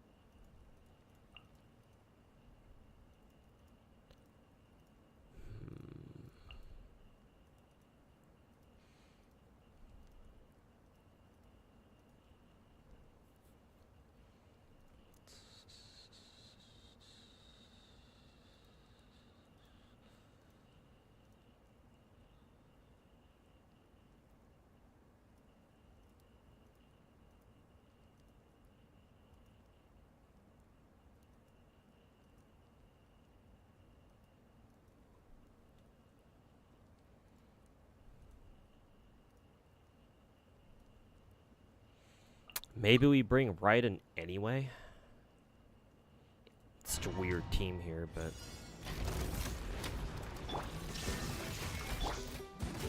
Also, wrong team setup.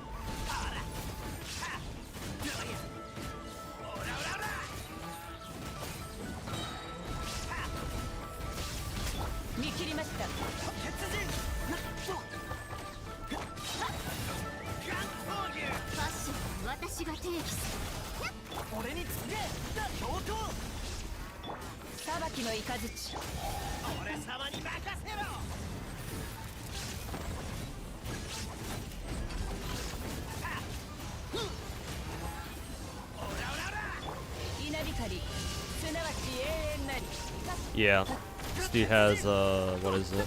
Electro resistance, seems like.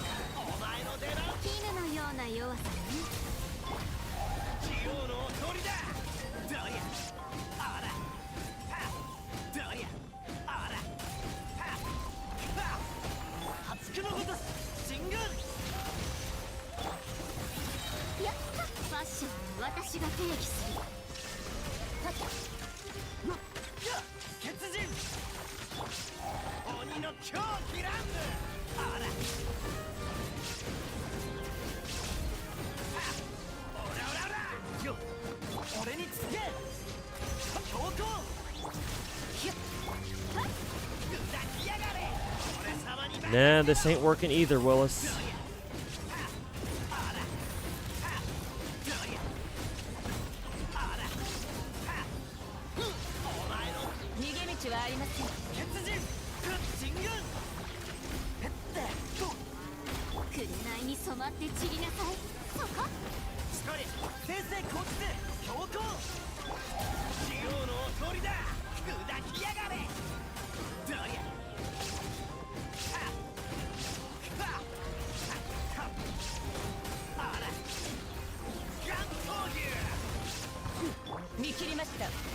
次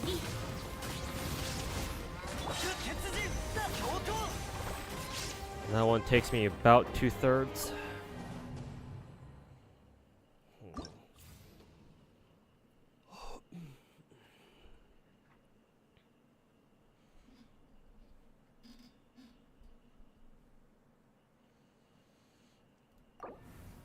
About 2/3.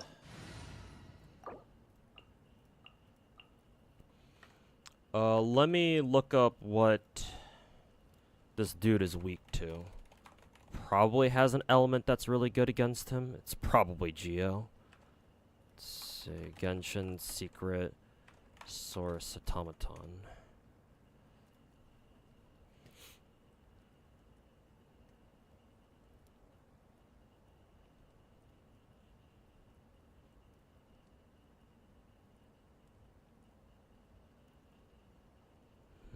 No, it looks like he has a global elemental resist to everything. But you can paralyze him, it looks like. Okay, how do you paralyze him then? I assume we have to break his big ass pillars or some shit. Let's see.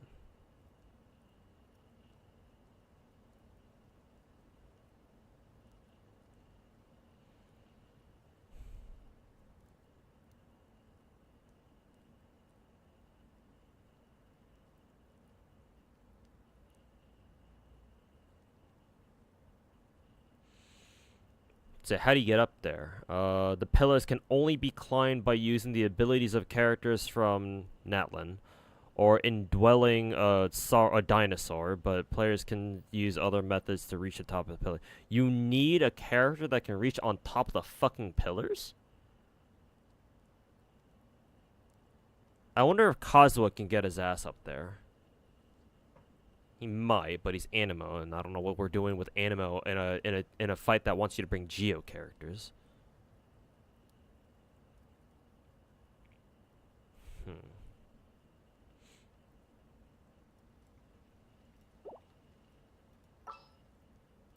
So this fight wants you to bring a Geo DPS.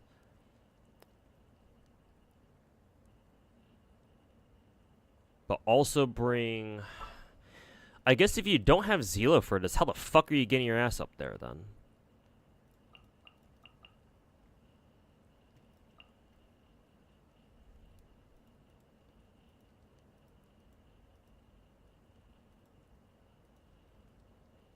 Ugh, excuse me.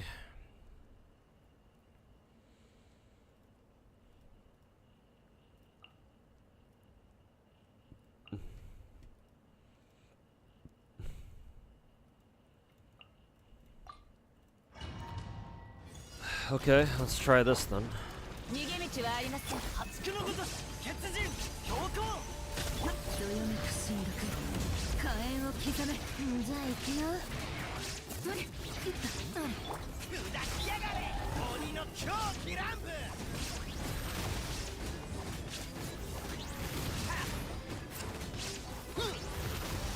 お前の出番だぜ。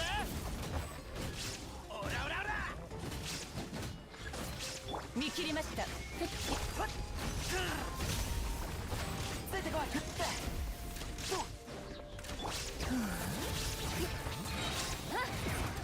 響け。格のない。Yeah, there we go. Oh, her thingy ran out. So that means a restart.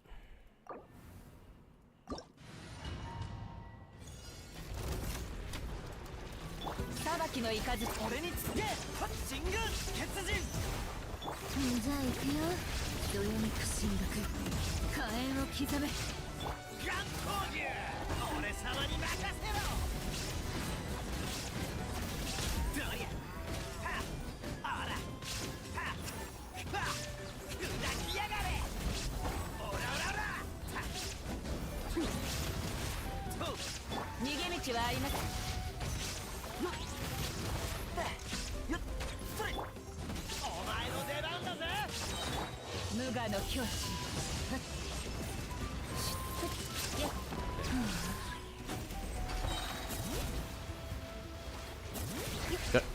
見切りました。破竹のごとす進軍強行。響け格のないガン攻撃鬼の狂気乱舞。はっあらはっあら I think I have to do my rotation faster though. Then I might have a chance.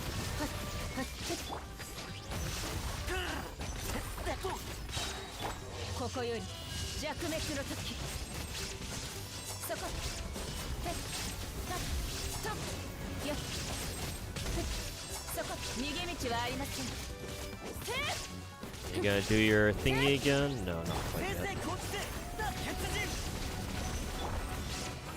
俺様に任せろ。どうや Oh, now you fucking do it, little じ bitch. ゃあ行くよ。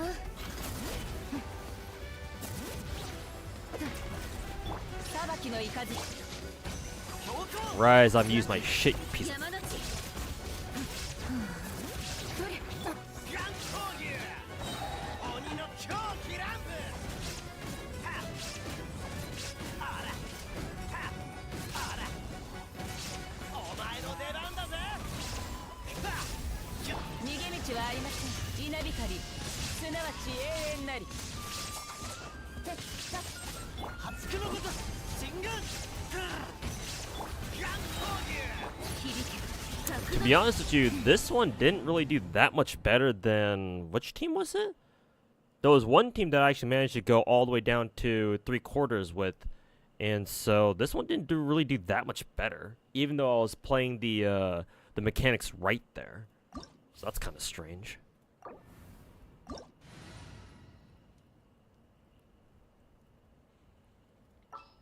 What, for this one we don't take Goro and we take somebody else then? Who else will we take though?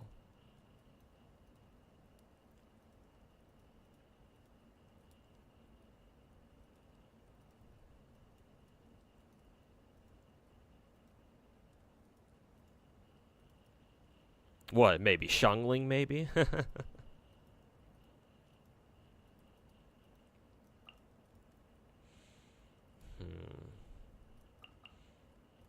Maybe even Shiori? This is gonna be kind of weird. This is a weird ass fucking team. 見切りました。ファッションは私が定義する。たもと。お前の出番だぜ。俺様に任せろ。はっあら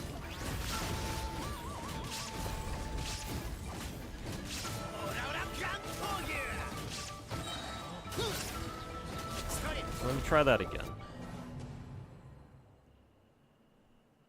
Sounds good. Because I didn't use Zelo first. どよめく神楽火炎を刻め。じゃあ行くよ。紅に染まって散りなさい。鬼の狂気乱舞。はっあらはっお前の出番だぜ。無我の境地。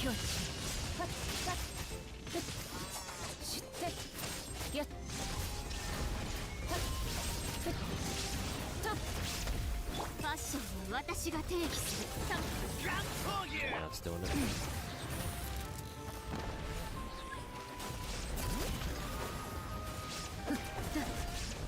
裁きの雷。分け山の地。ジ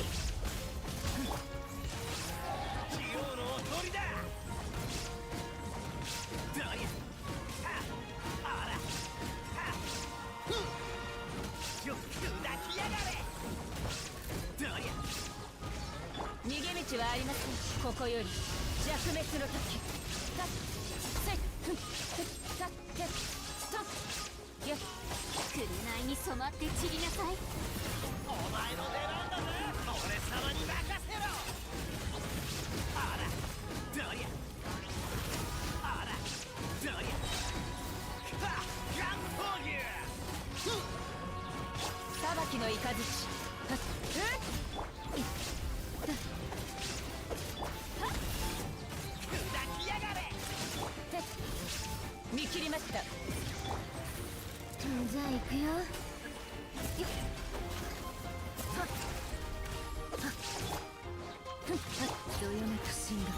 Bad rotation.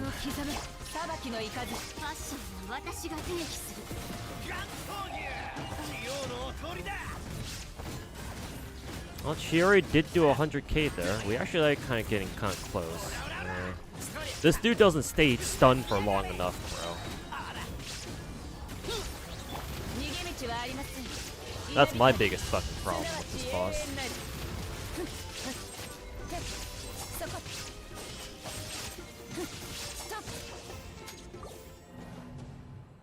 That's the biggest fucking problem with this boss. Let's see. Let's try not using Raiden's follow-up, what is it? Ult shots or ult normals. 絹のような弱さね。次。俺様に任せろはっあらどりゃはっお前の出番だぜはっオラオラオラ We have the double bonus. ここより弱滅の時。そこ。分け山の地。そりゃ鬼の狂気乱舞 That is not good. 砕きやがれどりゃ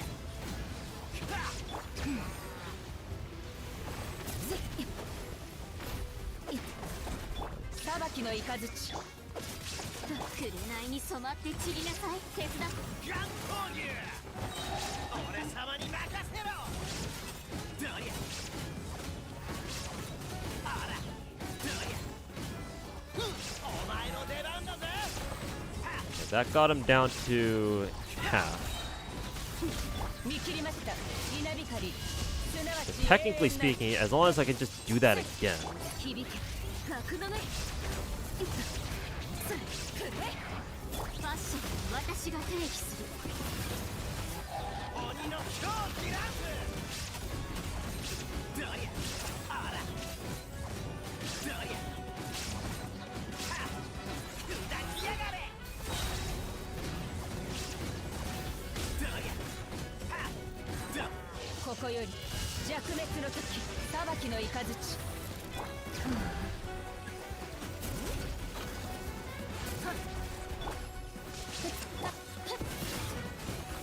俺様に任せろ Only 58k.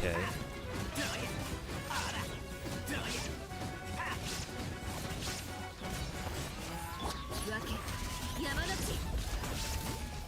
Hey, we did it. Fuck yeah.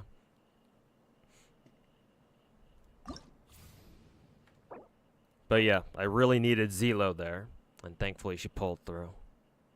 Hell yeah. That's actually kind of challenging. I actually didn't know what to do there. I actually don't know if that's how you were supposed to do it. I think Zelo is an activator. So yeah, the problem is that, yeah, I noticed that when I was using Zelo's skill, like the bar thingy, in previous teams that I used Zelo, her skill gauge on the left side, it immediately like maxed out or some shit. I don't know exactly what I was doing to do that. Maybe just having her react with other elements maybe fills it up really quickly, but obviously Raiden being my only non-Geo character there, if that's the case, then yeah, I guess I guess that'd be understandable, because yeah, Raiden's my only non-Geo, and her skill doesn't really hit that fast. You wish you had C1 Chiori? Yeah, same here, man. Same fucking here. Don't know why they gave Geo percent for this one. This thing is pretty resistant. Apparently, according to the wiki, it has 60% global elemental resist, so it's not just Geo. It's just resistant to everything. Though to be fair, this is a special event version, so they could have cranked up the elemental resist even higher, which wouldn't surprise me considering that's the hardest difficulty. But yeah, Kachina can climb it too. Yeah, that's true. Oh yeah, and they do give you Kachina for free, right? Yeah, I guess you would just use Kachina there then. Yeah. Yeah, duh. Yeah, climb with Zelo or Kachina, or at least somebody who can jump up there, like maybe even Wanderer, but again, why would you use Wanderer for that? And then, yeah, destroy the rocks and it's stun. Yeah, I just need to stun it, yeah. But even stunning it, you have to be very tight with your rotations there. That fight was actually pretty tough, I'm not gonna lie. Like, Genshin isn't known for tough endgame, but this fight right here was actually kind of... It was tough, man. I'm not gonna lie. Kind of weird saying that about a Genshin fight. But yeah, even when you know how to stun it, and yeah, just climb the pillars and hit the little thingies up top, you're not guaranteed to take this guy out. At least not on 4-star difficulty. So... You're fucking impressed? Thank you, man. I wasn't intending on putting on a show, but if you enjoyed what you saw, then I appreciate it.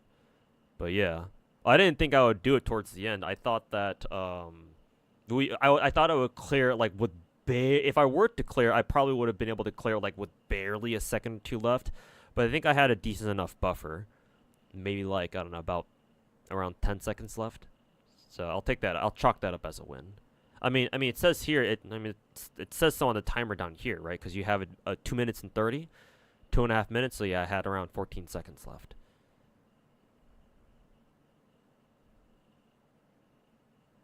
And they say Chiori sucks. Ha! All these Genshin players not knowing what the fuck they're talking about. Yeah, fuck you. Suck my fucking dick. Chiori is the best. Anyways, Aspect Reaper underscore RL. Thanks for the raid, man. Hope you had a good stream today. Thanks for the raid, my dude.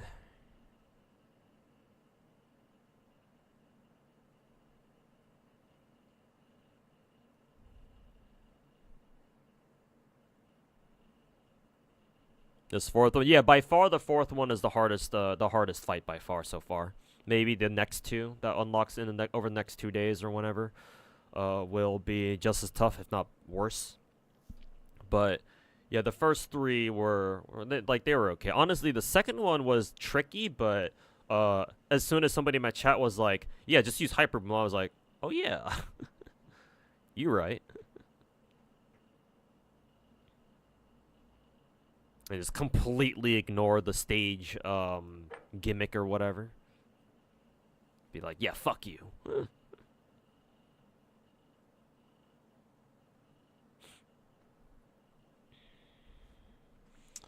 But yeah, obviously those are all the fights for now. Yeah, the fourth one was pretty good. I ain't gonna lie.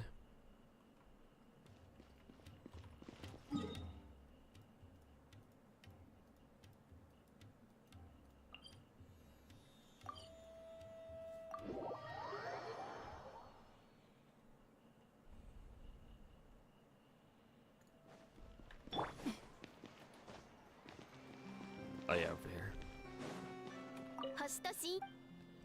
Ugh. Shit. Didn't mean to do that.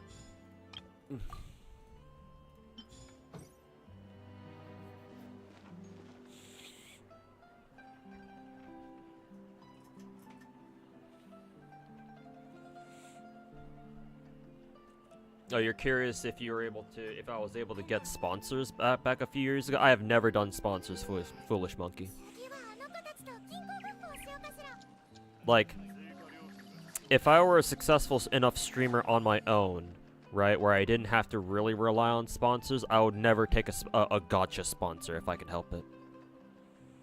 Obviously, right now, I'm not in a position to really say that. If I get a sponsor tossed my way these days, I'll strongly consider doing it at the very least.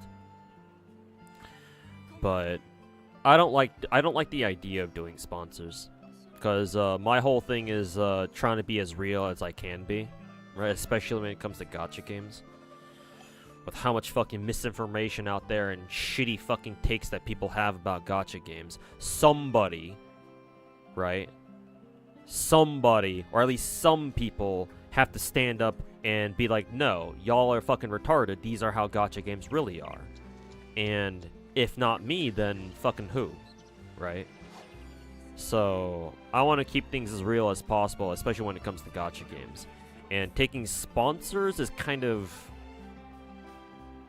counterintuitive to that, right? Or not counterintuitive, counterproductive to that. So originally, I never really wanted to take sponsors, but obviously nowadays with my real life situation, I don't really have the luxury of not taking them, right? The problem is that I used to get a lot more sponsor offers right through my Twitter account or through my business email, because I was a bigger content creator. I was a bigger streamer back then, right? Back when I was actually getting a couple hundred viewers watching me play FGO back in the day or something like that. Obviously nowadays that's a different story.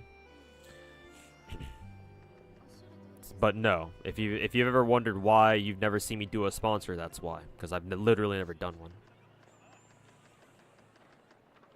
You think they should have nerfed the spin to win Novelette thing during beta, since he seems impossible to power creep? You say he's impossible, but MIHOYO will figure out a way. Don't worry about it. However, on the Novelette thing, yeah, they should have. MIHOYO really should have seen his like fucking spin to win thingy, and they should have like done something about it during beta. I get why the Chinese bros were flip the fuck out when MIHOYO tried nerfing it afterwards. That's not good. They shouldn't have fucking doxed one of the devs though. That's fucking shitty. And whoever did that can go fuck themselves. But barring that, yeah, from a game development standpoint, or like from a gacha development standpoint specifically, no, you want to catch those things and tweak characters and fine tune them before they come out, because nerfing characters post release is never a good idea, especially when it's on characters where you ask people to fucking roll for them and like potentially spend real money for them, right? Because imagine spending money to get, roll for Novelette in this case, and then MIHOYO comes out a month later and says, sorry guys, we're nerfing him. Like, how do you feel about that? Or how would you feel about that? Most people wouldn't feel very good. Especially Genshin players who love rolling for meta characters. So no, MIHOYO should have caught that shit and tweaked him before he came out, in his beta phases, not post release.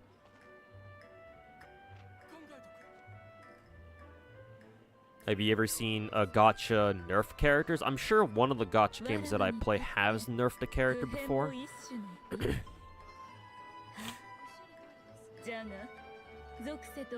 Probably. I'm sure there's an example in there somewhere. But most like post-release changes to characters that the gacha games that I play make have been buffs mostly.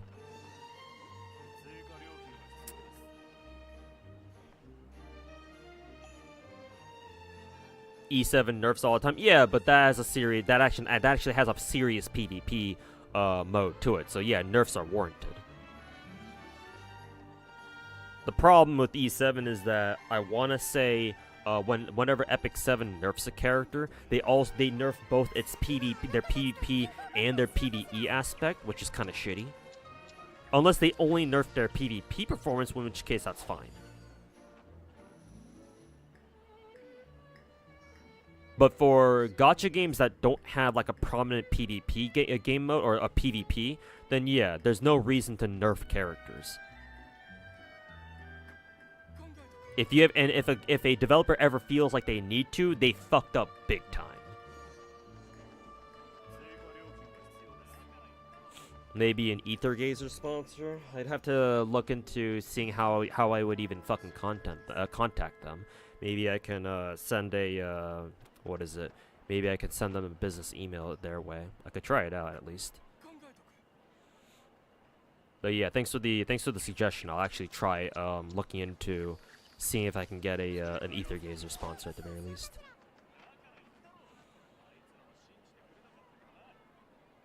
Just surprised I seem never to get an offer. Oh, I have gotten some offers. I even got an offer to do Raid Shadow Legends back in the day. But obviously I don't know if they're willing to give me an offer now. Maybe if I reached out to them myself, Ask them ask them about, you know, hey, are you guys willing to sponsor me because I'm a gacha guy? Blah blah blah. You never know. I'll give it a shot.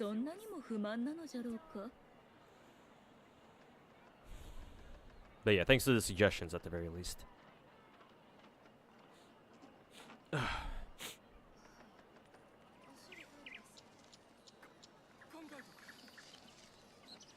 Moalani is just around the corner.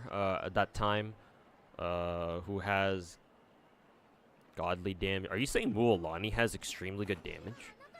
I mean, her ultimate, her elemental burst is a fucking nuke, especially if you manage to reverse vape it. To be fair,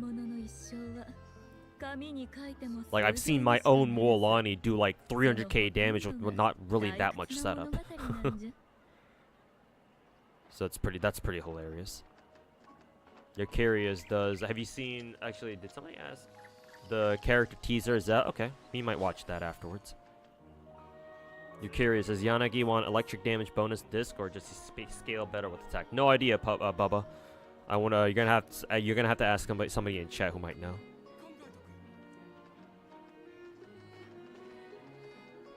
You thought of it doing anything lotto-wise for the subathon? No, not really. Because here's the thing, right? If I want to grind a lot on lottery, I need the money to buy Sync Quartz packs to keep grinding the lottery with.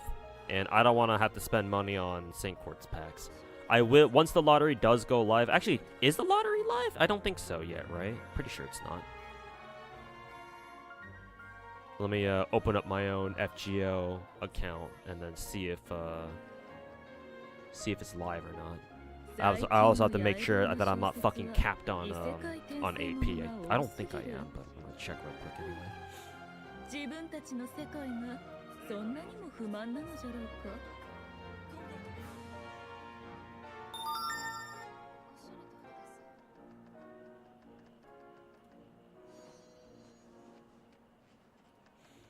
Not now, it's later.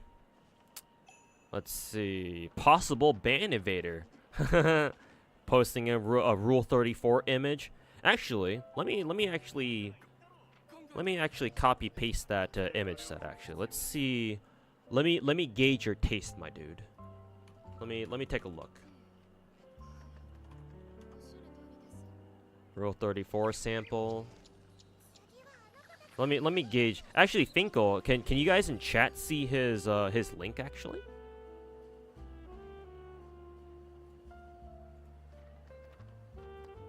Yeah, steal then ban. Yeah, you guys can. Oh, that's funny. Let's see here. This is it's Ayaka. Nice. I like it. You pass. The eyes are kind of weird though. You sure this is an AI?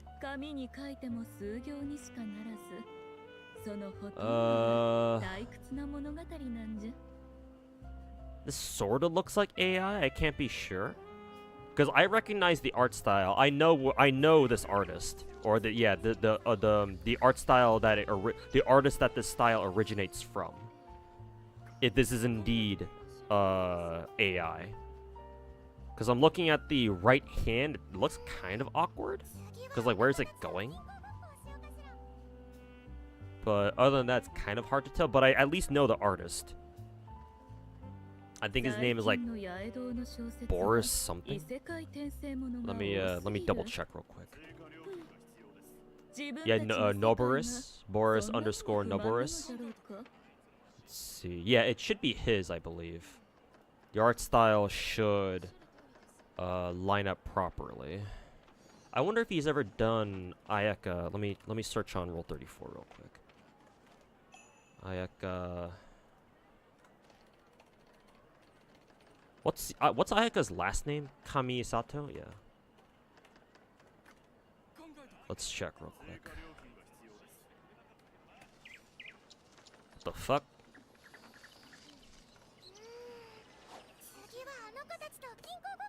Huh.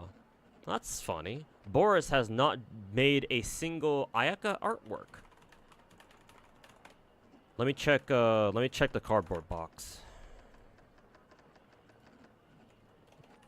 Kamisato, Ayaka, and then Boris. No. Okay. So your artwork is most likely AI, because Boris has never drawn Ayaka before. Caught.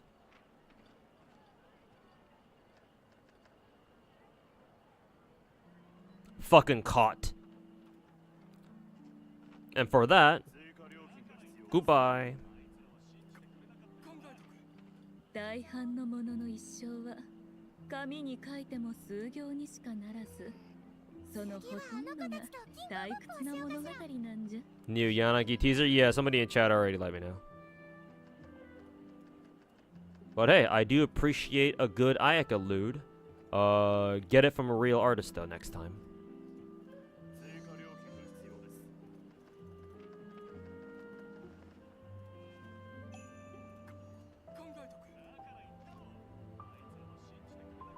Oh, I'm almost capped on AP.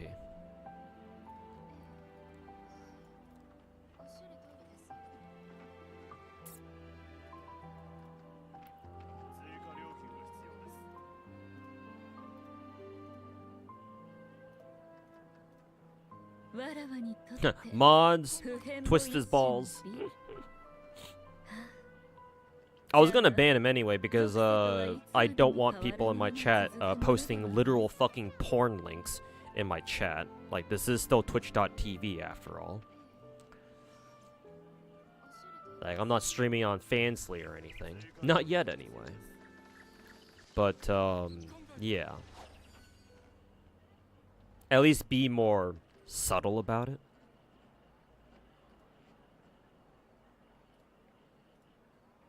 But other than that, I appreciate your attempt at sharing culture. Too bad it's not the right kind of culture. 最近の八重堂の小説は異世界転生ものが多すぎる。自分たちの世界がそんなにも不満なのじゃろうか。 Anyways, gonna head out. All right, foolish monkey.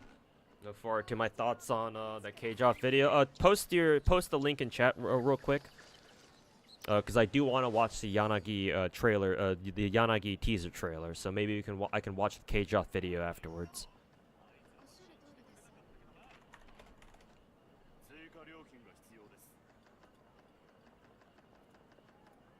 Yeah, this one.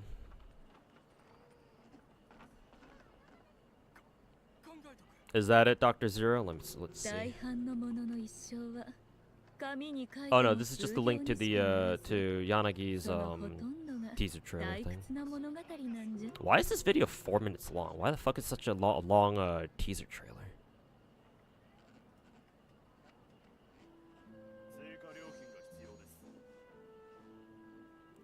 I'm assuming Foolish Monkey already left.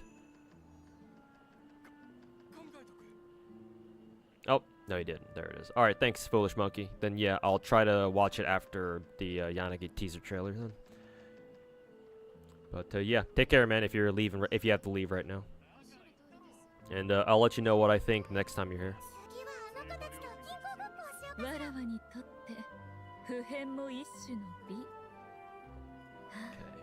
Internet, this.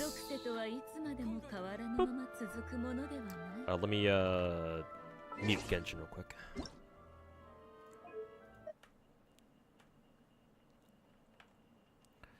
Okay, let's check out this teaser.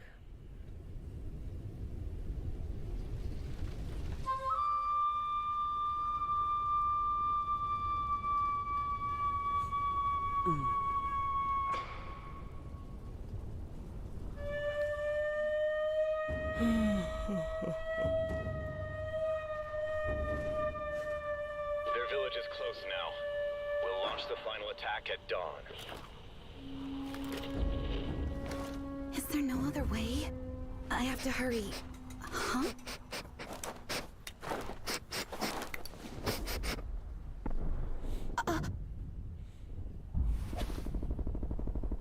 Hungry. Shh.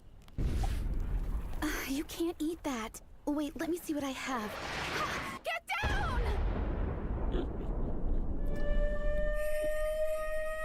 The flashbacks. Well, that's pretty cute. I'm assuming Yanagi onboarded Sokaku then? Avenge our fallen kin.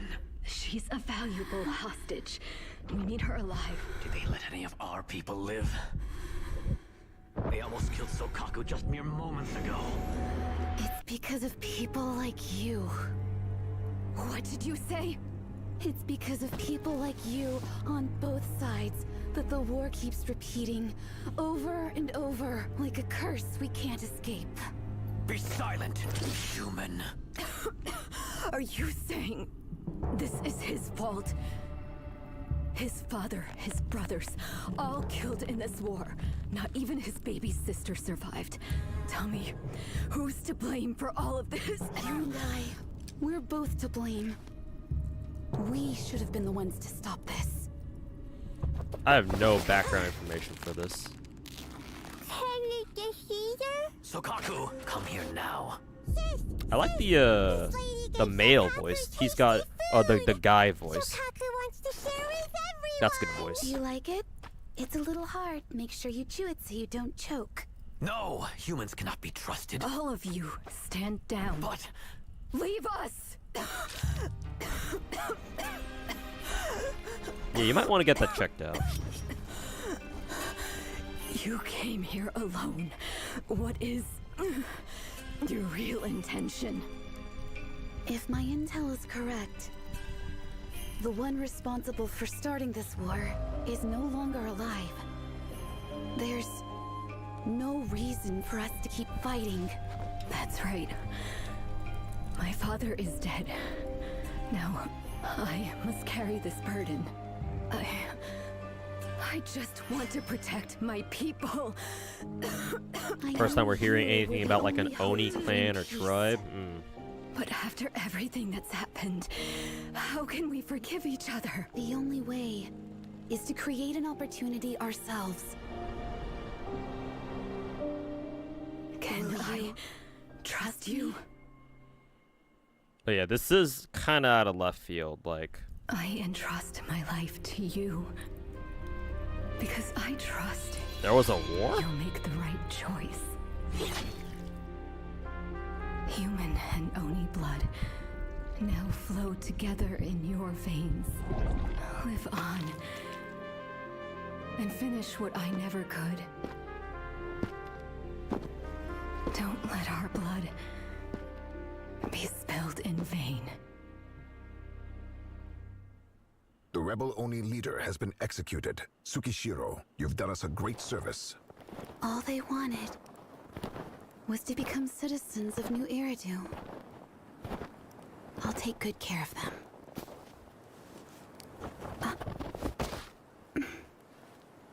Sokaku. Smells like sister.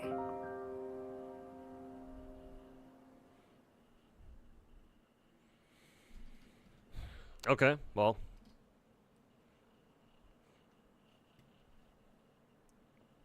Great emotional shock value, but I have no idea what the context is, so.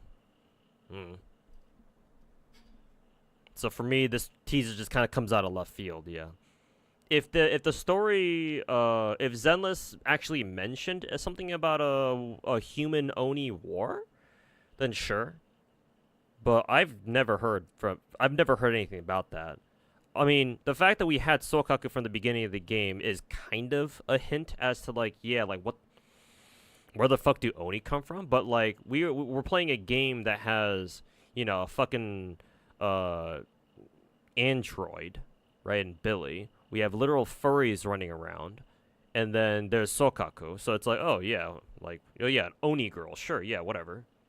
Probably not too out of place in a game like Zenless. But then like there was a fucking war between Oni and humans? It's like okay. It's like okay.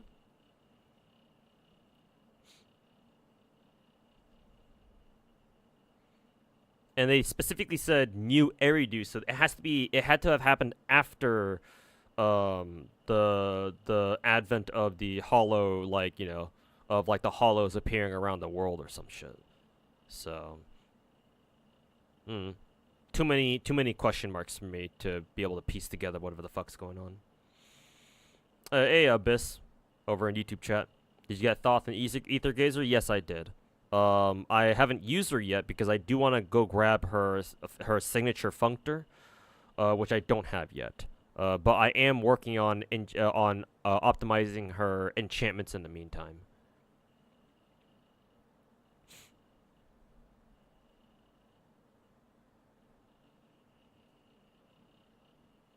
Yeah, we didn't know that the Oni rebelled against new Eridu or anything. It can't be that they rebelled against it if what the trailer said here is true about how they want to just become part of new Eridu. But I'm assuming that was a long time ago. Obviously. How long has it been though? Because Tsuchi, what the fuck is her name? Yanagi doesn't really seem to be that much older, but then again, it's implied that she somehow absorbed the Oni leader's blood or something? Well, whatever the fuck it was that they did. My assumption is that she must have like absorbed the Oni blood somehow, or like the Onis gave her their leader's blood or something. I don't know. Yeah, because towards the end, Sokaku jumps into her arms and says, "Smells like sister," right? So yeah, I'm assuming that Yanagi must have received an Oni blood transfusion from that leader girl, the leader Oni, this girl right here. And so that's why Sokaku thinks that she smells like her sister. And then that way Yanagi was able to, later on, once Sokaku was older, she was able to onboard her onto Section 6 or whatever. Yeah, that's what I'm assuming. But because she got Oni blood, it's hard to like get a gauge for like how long ago this war was. Unless it wasn't really that long. Unless it wasn't that long ago.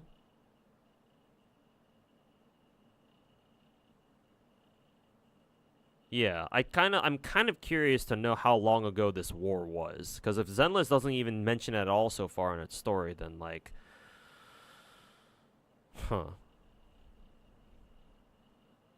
But yeah, I suppose it's a potential storyline in the works for us then.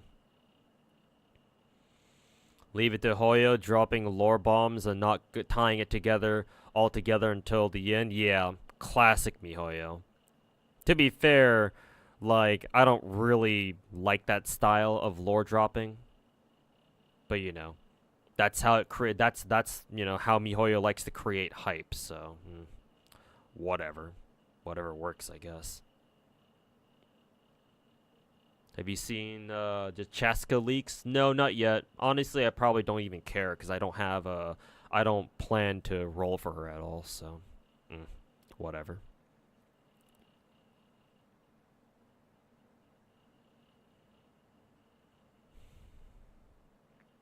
But, pretty cool trailer. I wish I knew more about the context for everything that's going on. But other than that, it seemed pretty cool. Alright.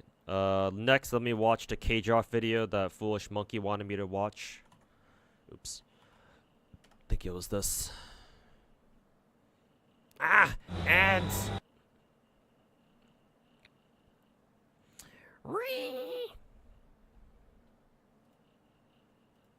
Okay. Pulling it back up. Alright, so this is a video from K-Droth. This is 30 minutes long? What the fuck? I don't want to watch a 30-minute long fucking video, bro.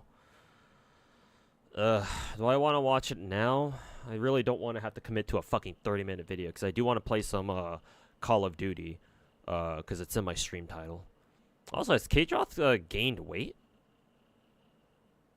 He didn't look like this the last time I was here, or the last time I saw him on stream. But if this is 30 minutes long,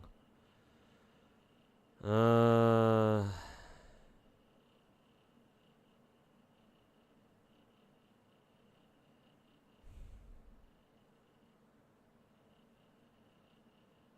think I'll save it for another stream. Maybe tomorrow, maybe next time I stream. I'm not even sure if I'm gonna stream tomorrow, actually.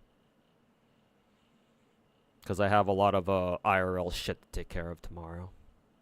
Unfortunately.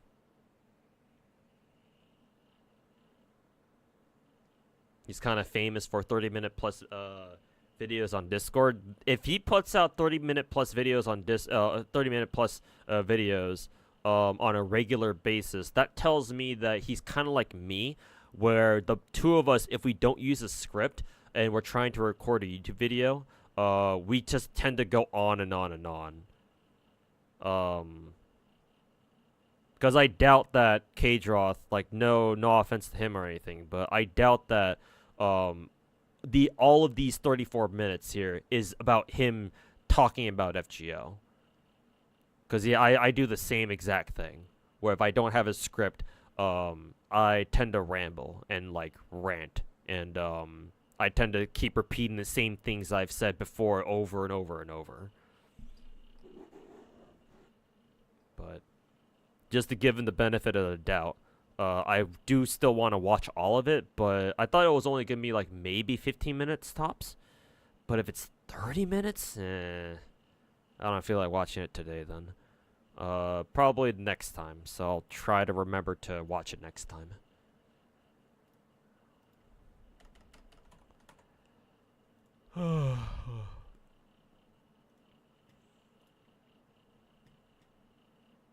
Anyways. Let me check my stamina in the other games. I believe Star Rail I don't have to worry about my stamina for. Yeah, because I already used it.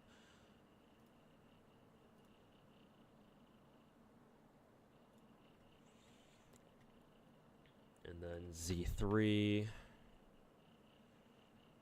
Check if Z3 has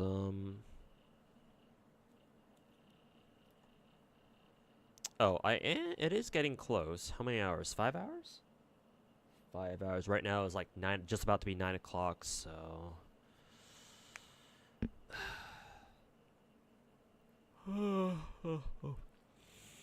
just about to be 9 o'clock. When's reset now? A daylight savings time? It's 1 a.m. my time. Yeah, it should be fine. Should be, as long as I don't fucking fall asleep on my computer like I usually do. Okay.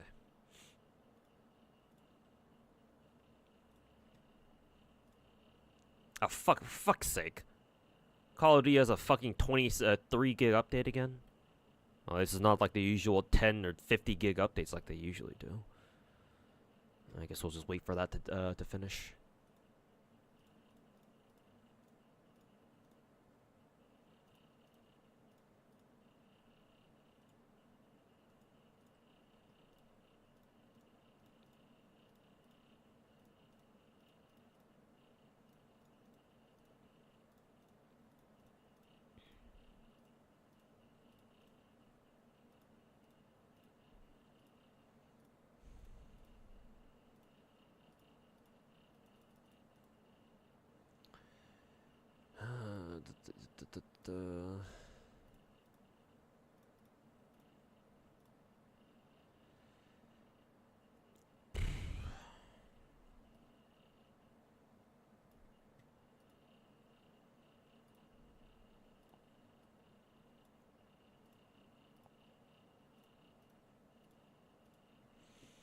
Okay, it's up now. Okay, exit out of Z3. Exit out of Star Rail.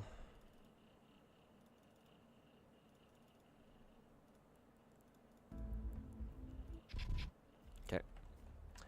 Call of Duty.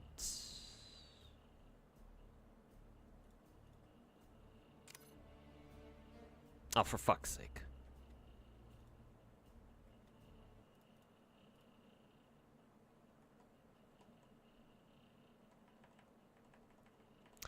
Of course, it has to fucking restart.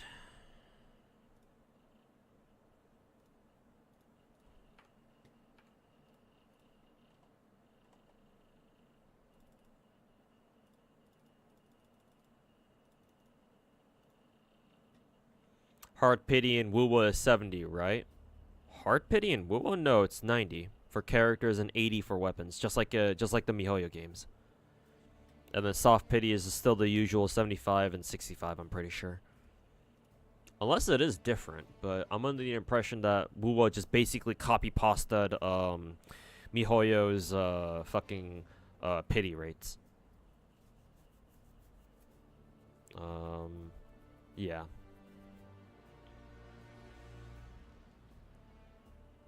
Somebody made a Z3 mod that replaced Bernice with Kiara. Yeah. I'm pretty sure there is a mega file out there somewhere that has like all like that has Genshin mods that replace every single character with like a different Hololive VTuber or something. I'm pretty sure that exists, but I don't know where to find it. And even if I did, I wouldn't tell you. It is different. Hard is 80, soft is 69. Nice. Nice. Okay, so character and weapons are actually both the same at 80, and then soft starts at 69. Okay, I will keep that in mind then.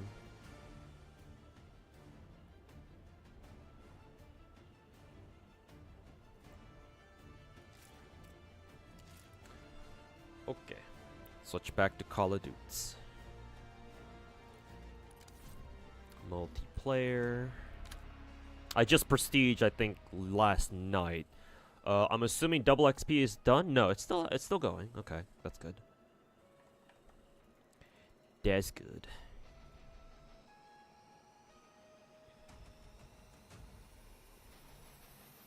W Kuro. I mean, they don't have to. You don't have to try much in order to score some W's over Kuro game. To be fair, or not Kuro game. Sorry, MIHOYO, I should say.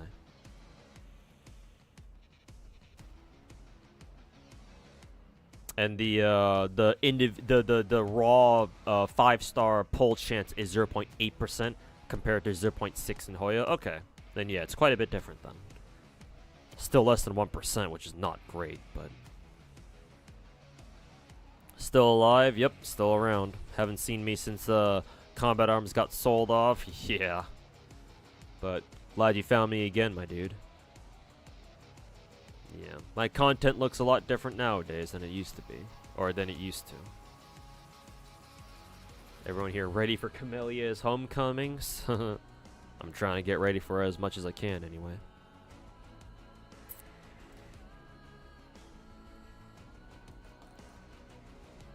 Okay, get 50 elims or 50 kills, get 5 kills without dying. Cool, let's see if I can do that. Get 5 kills with a spring mine upgrade? Fuck you. God, using the spring mine is such a bitch. Okay, whatever. Spring mine it is then, I guess.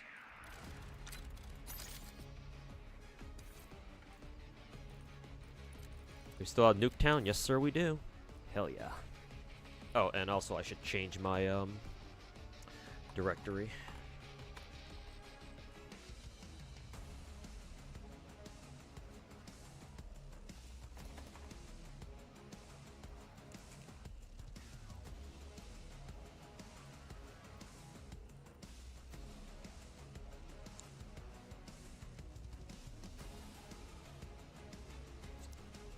Not great in yearbook coming from PGR? Yeah, of course not.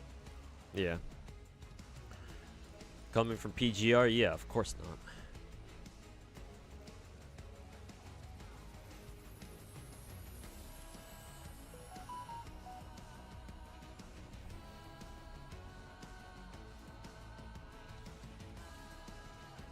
Happy to see some of the guys you played Combat Arms with still hanging out. Oh, what was your IGN, by the way?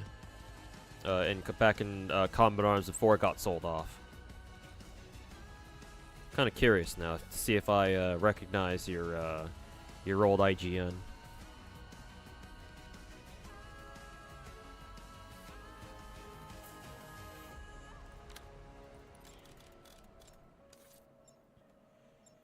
God, the Black Ops 6's default score streak, not including a UAV, is some fucked up type of shit, bro.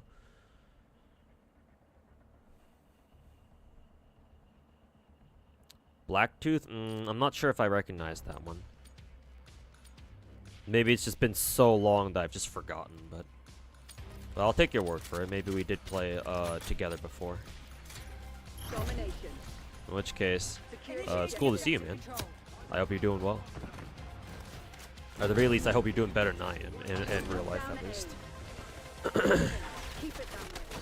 Because I can't say I'm doing very particularly good myself. Taking Bravo underway.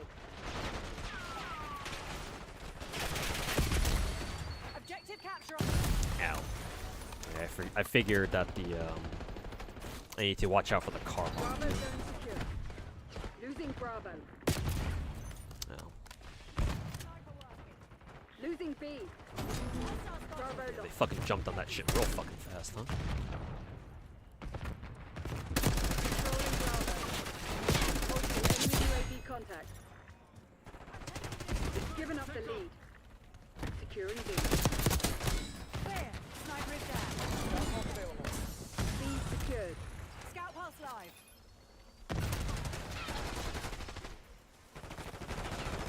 They have a UAV up, which means they probably know where I am. Hostile shooter. Time to fucking spawn camp them a little bit. Down. Kane requesting UAV. Alright, I don't have stims yet. Because I just prestiged. How'd you hurt? Sniper's dead. You can come out now.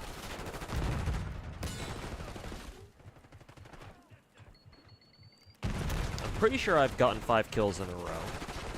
Because I have my Archangel launcher. I'm pretty sure you need to get at least 5 kills for that.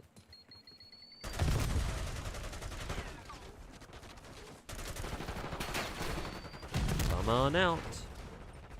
Deliver care package on my location. Ah! Losing Bravo. PC aim, am I right?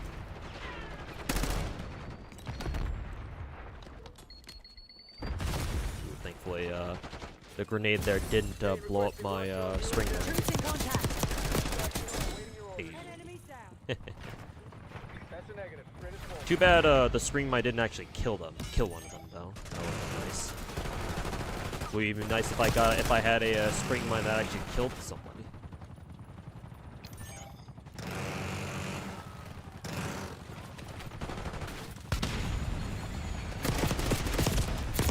Hey. Reauthorizing watchdog helo cap.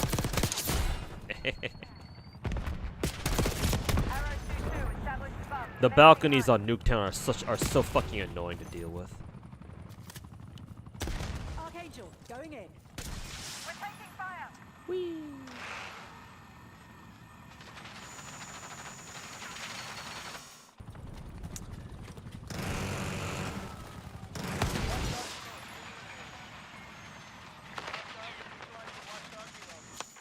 Shit, hit the side of the rooftop there.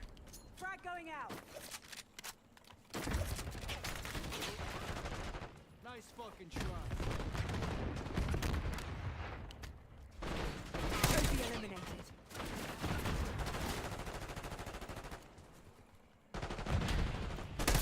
What the hell is your problem? Driving RCXD.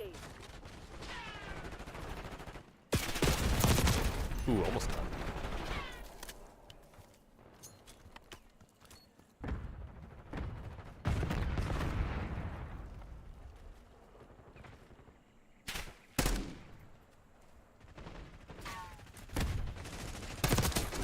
Up you go. That's a full team.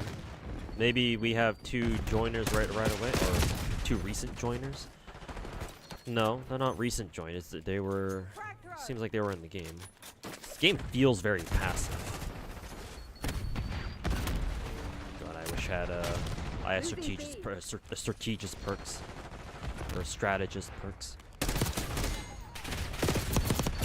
Shit. Lost B. I shouldn't have jerked my aim to the right there like that. Another spring mine. Another chance to get a kill on my for my field mission. Watch your fire. Losing Bravo. Literally just ran into his fucking line of fire. Fuck you. Losing B. Spring mine down. Yeah, enjoy that spring. Losing Bravo. Hey, got him. Sniper working. Bitch.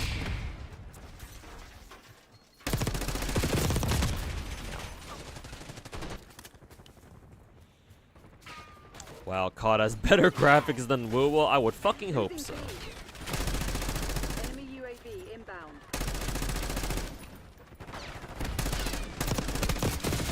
Nice, got him through the wall.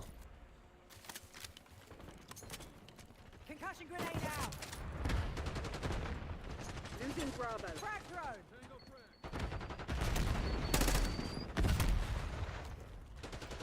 I forget, do I have flag tech?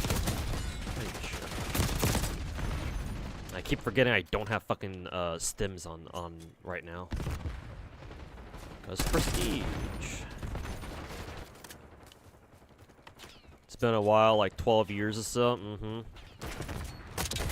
We're all old men now. Oh, 2 fractures. Hostiles gone. Fucking hip fired him. Scout pulse running.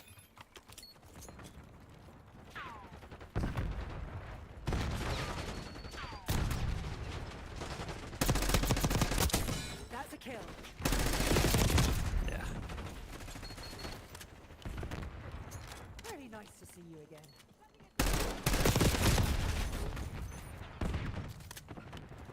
Tossing frag.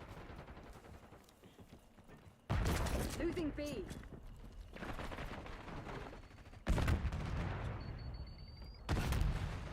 Hostile UAV established overhead. Frag going out. I was doing pretty good at the beginning, but not so much anymore. I think I need to get more, a little bit more aggressive here.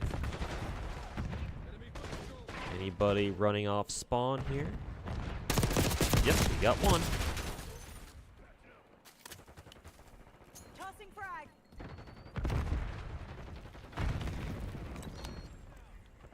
Move ahead. See if we can't get another spring mine kill. Actually, I don't know if that spring mine's gonna do anything.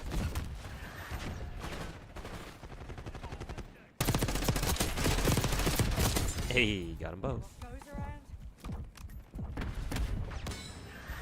Probably shouldn't be near my spring mine in case somebody fucking trips it. Yep. There it goes.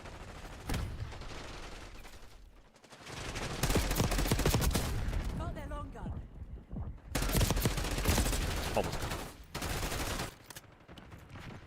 Hey Jolter, how's it going, man? Are you allowed to join? I mean, if I have you on my friends list, then sure, but I'm not really looking to add anybody on Battle.net right now.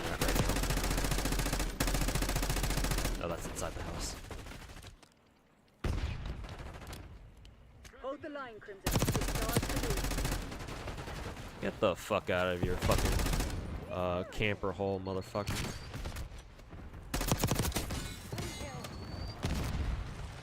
If you have something to say, you best say it. No. Oh, you're using Xbox Game Pass? Yeah, I heard that blops 6 is on Game Pass, which is really good. Plus, a lot of people a lot more people play Black Ops, or play Call of Duty in general. Had to do a lot of things. Because Black Ops 6 is free on Xbox if you have Game Pass, right? On Xbox.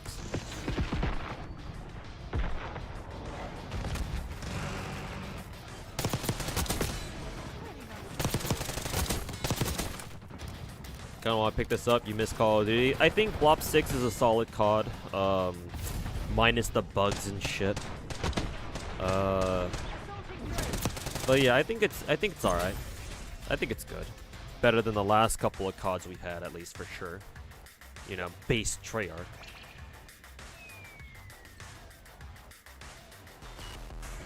Got on Game Pass, so it's cheap to pick up for a month or two. Okay, so not, so just temporary. Just $12 for BO6 access. Oh, okay, then, yeah. Much better than the $7 price tag, at least.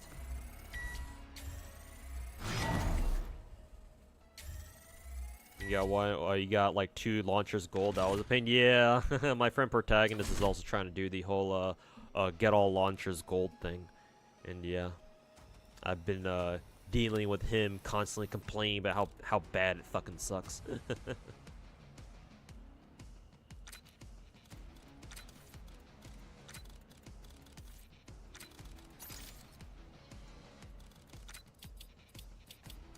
I get to listen to him being a complete bitch.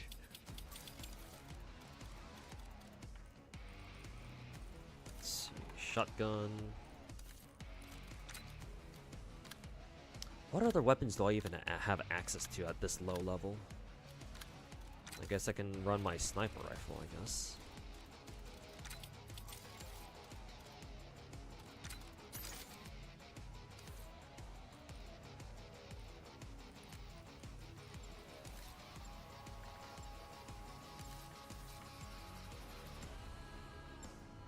TDM deathmatch? Fuck that shit.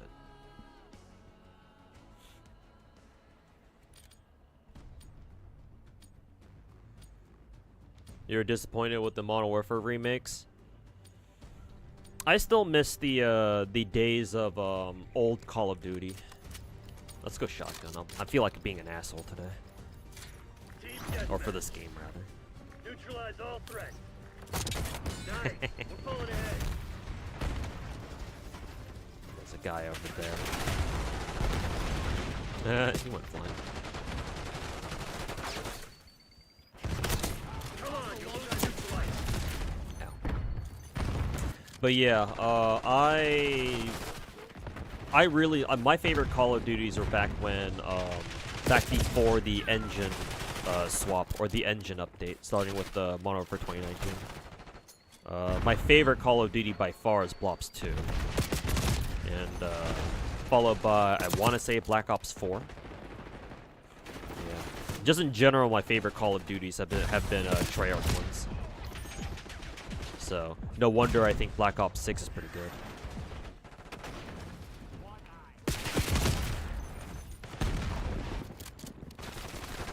What the fuck are these spawns? Ooh, that controller aim. So then again, he could just be using thermals. I've been noticing a lot of people using thermals these days.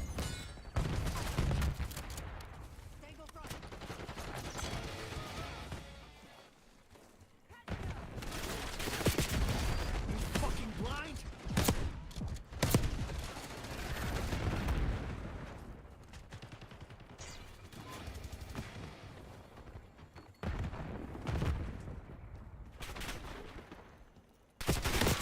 Fuck you.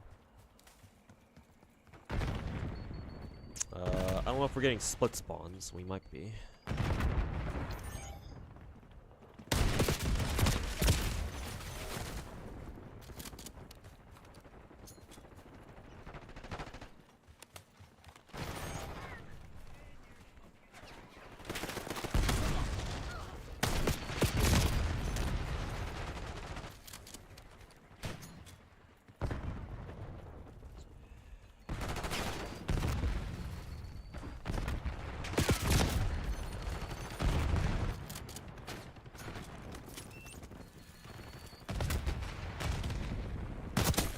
I don't know where the fuck I was aiming with that one.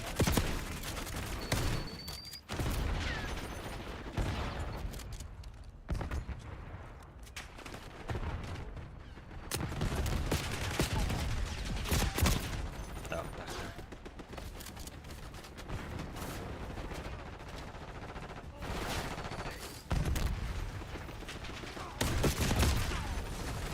there. Barely missed it.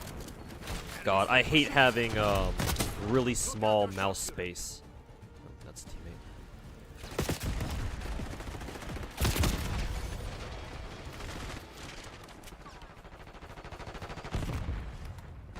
Shit fucking sucks. Here we go. Also, I don't even want to know how long it's gonna take for me to fucking get my spring mine mission done. Holy fucking shit. Enemy UAV inbound. Hey, I actually got a double kill off that. Fuck you. Hey, we got that one too. Heads up. Hostile care package inbound.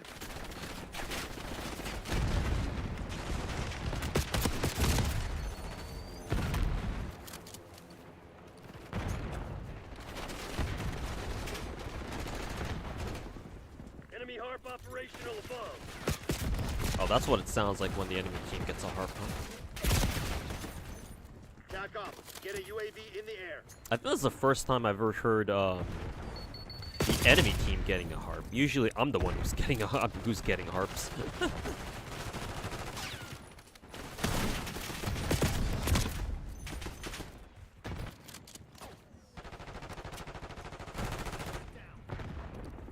Grenade out.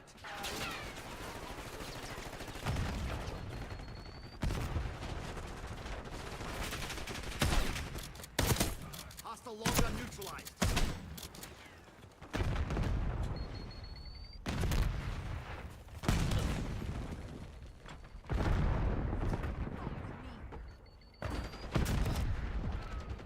We've taken control.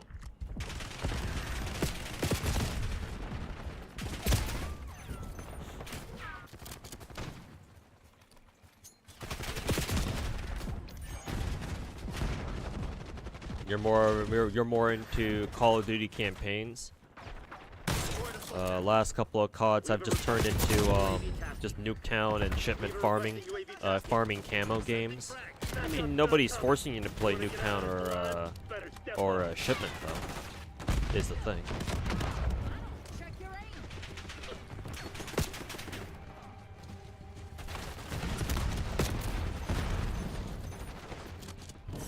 I mean, hey, if you're more of a campaign guy, then I sure as fuck hope you didn't play Modern Warfare 3.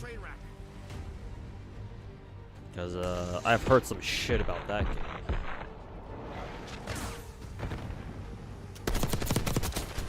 I get the last word.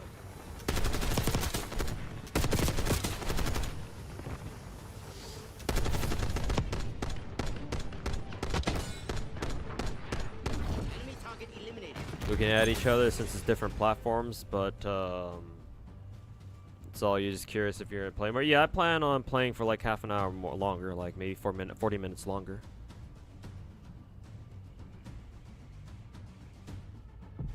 It's just that again, I don't really feel like adding anybody to my my Battle.net account right now.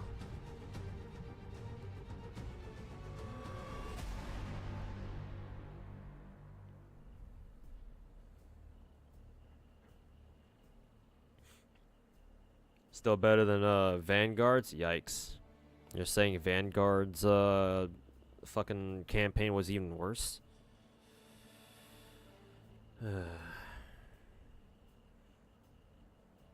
Hi, first time here. Love the videos. Oh, for my YouTube videos? Hey, thanks, man. Appreciate it.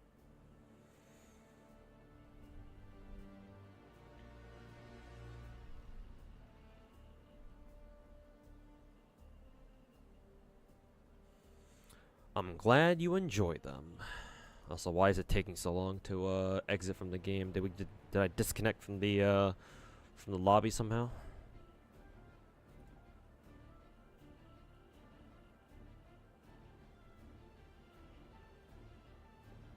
Yeah, why is COD taking so long? Usually it doesn't do this. Hold on, give me a second. The hero, Call of Duty.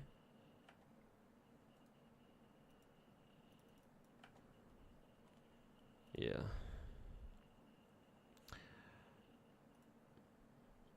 Time to relaunch Black Ops 6. Usually doesn't do that. I don't know why I did it this time though. Maybe it's because I'm streaming.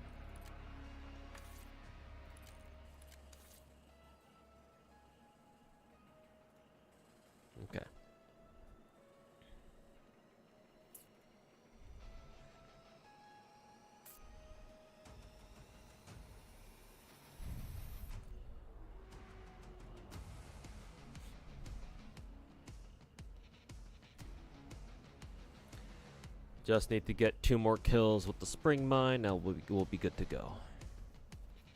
Might take a while though.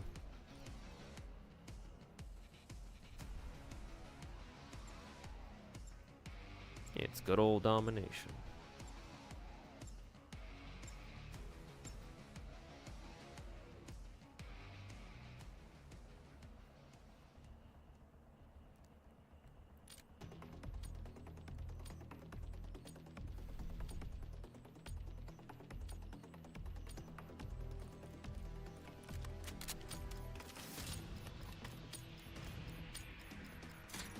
Domination. Initiating objective control. Shoot to kill. We're not here to negotiate. Zone Alpha captured. The lead is ours.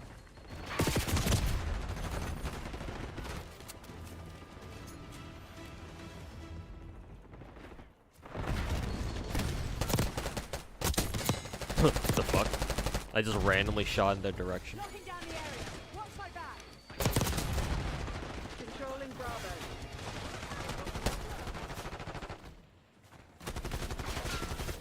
We're losing Alpha.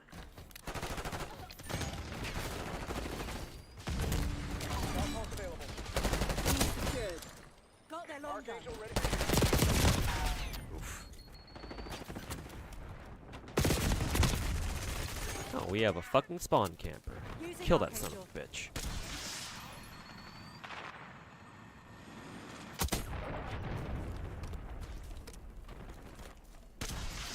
Losing B. Scout pulse line. Hit the fucking the awning there. Tossing frag.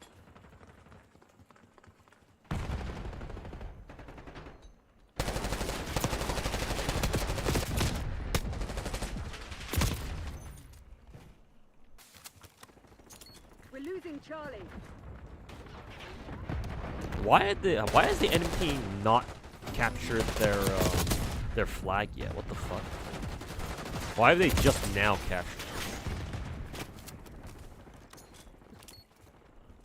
Y'all good over there? Securing C. Confirmed.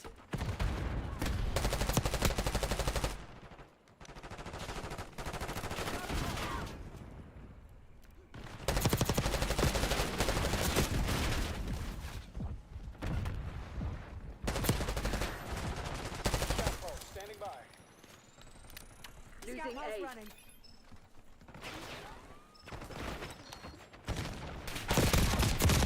Ooh, almost.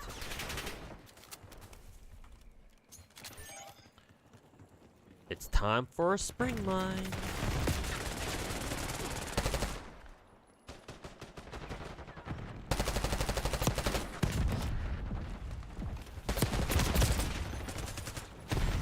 Nuketown, yep. It's 24/7 Nuketown weekend. And double XP weekend across the board. So.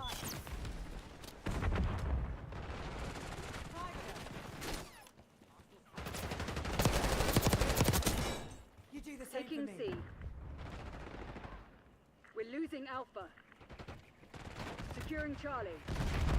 I'm assuming that we've spawn flipped. Have we? No, Reauthorizing not UAV quite yet. mission. Tack off. Requesting recon overhead. Hey, got another spring mine kill. Archangel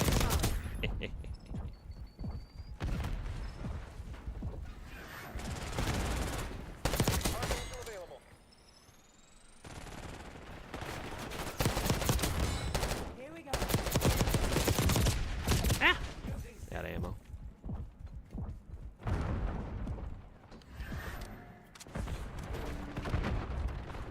Locking down Charlie.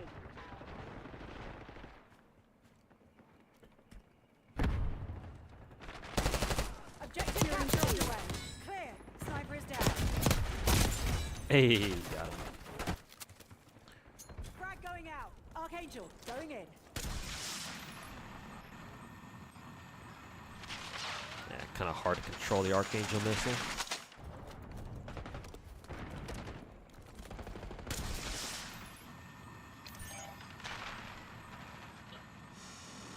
Whee! Taking C. Authorizing LTBR strike on my grid. The eyes to the side. Ow. Forgot to mention it was like 34 minutes. Thought it was only 20. Yeah, that would have been nice to know. Because I went in there assuming it was only like 10 minutes, maybe 15 minutes long. But yeah, it's half an hour long. So I was like, nah, I think I'll watch it later. Or I think I'll watch it on another stream. Control zone C. Tack off, requesting recon overhead.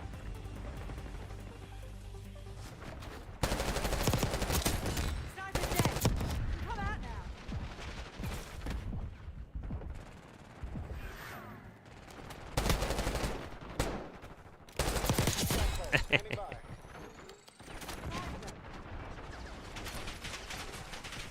Scout pulse running.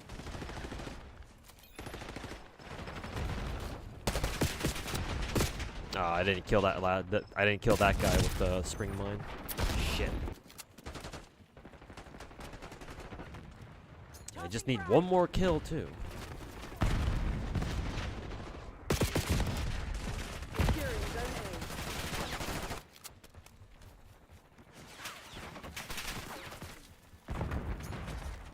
Sending staff.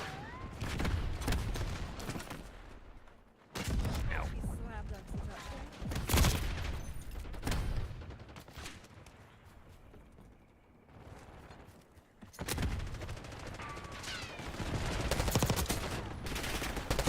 Using Bravo. Got their long gun.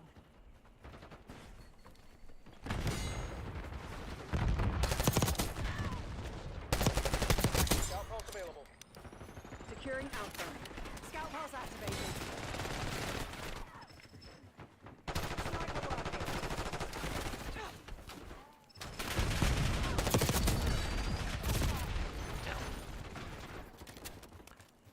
Frag going out. Watch it! Sniper! Losing B. Sniper is down.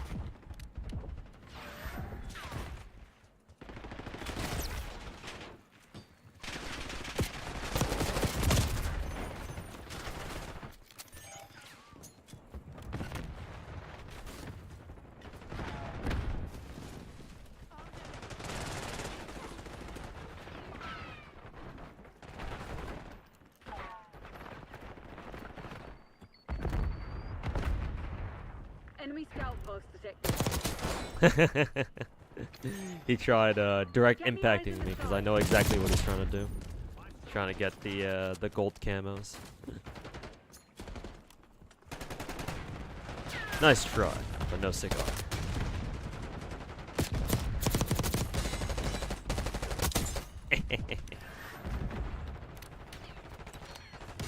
Nice, another spring mine. Another chance to blow somebody up with that.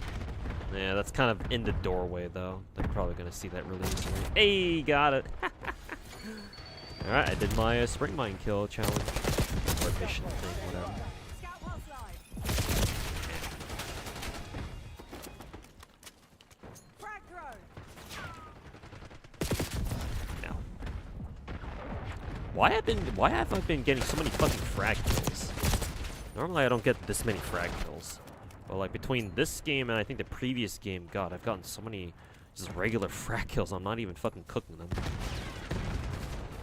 Like, huh? What the fuck is going on? Marshall's people are no fools.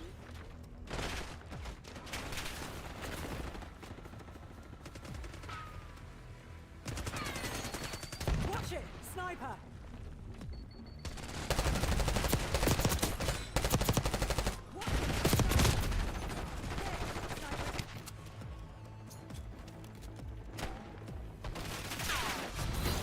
Stand down, Crimson. We have what we came for. Hell of an effort, everyone. We earned that.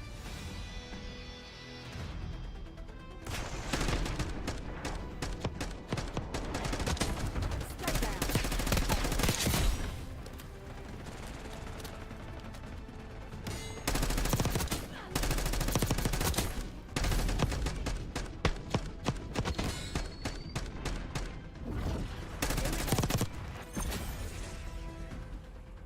Kind of hard to tell if that guy's on a controller or not.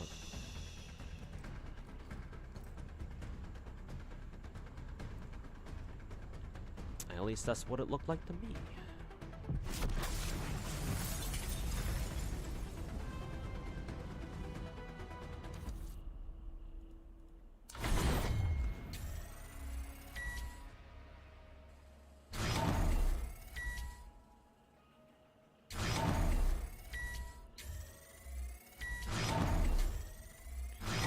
Man, look at all those levels.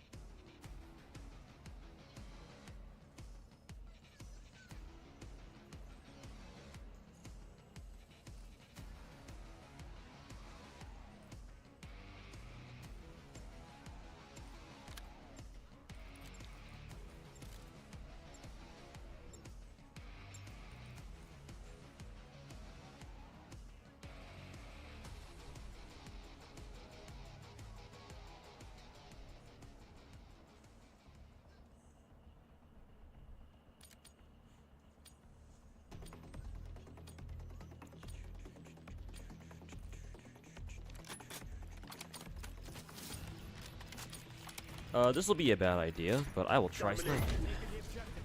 Secure the objective. Charlie secured. Nice. We're pulling ahead.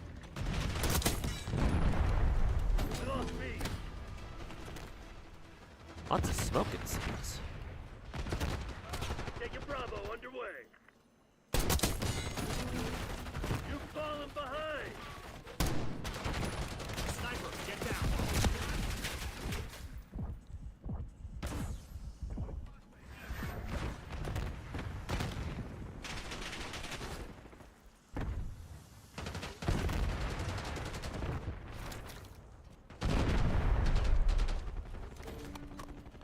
They really love tossing smoke grenades, huh?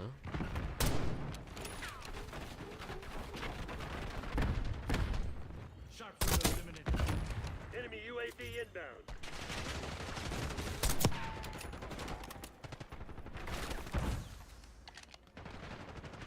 Hostile counter UAV established above. Body drop. Scout pulse active. Bravo.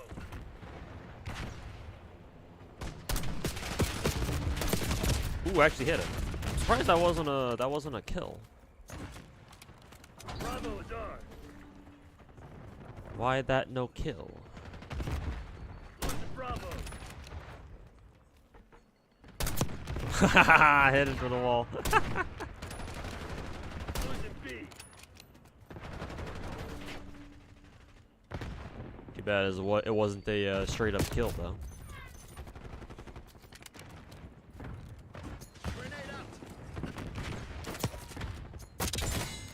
Hey, double. Fuck you.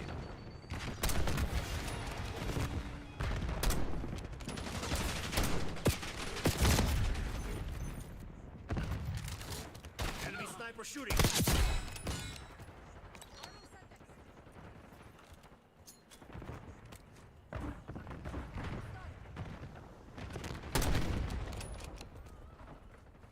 Weaver requesting UAV tasking.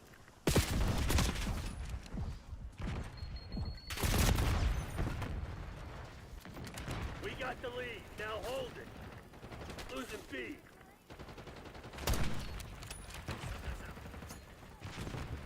Tossing concussion.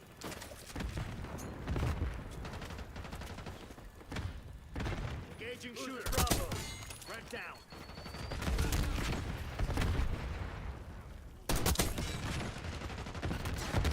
Enemy CUAV inbound. Losing B. Spawn flipping.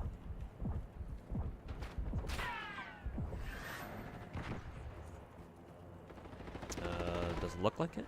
Losing Bravo.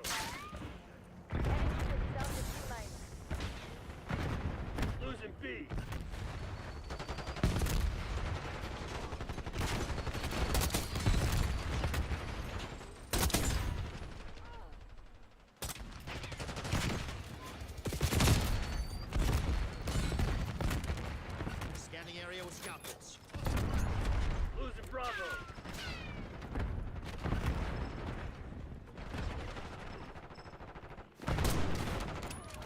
Bravo lost.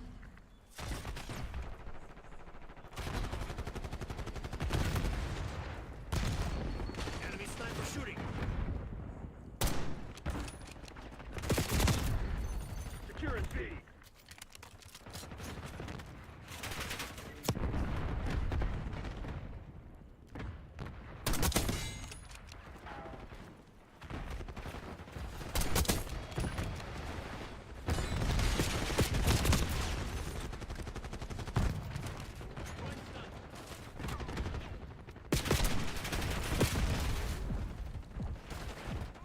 Take it B. Took out their sharpshooter.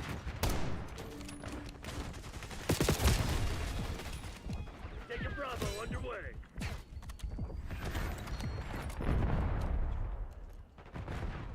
Controlling Bravo.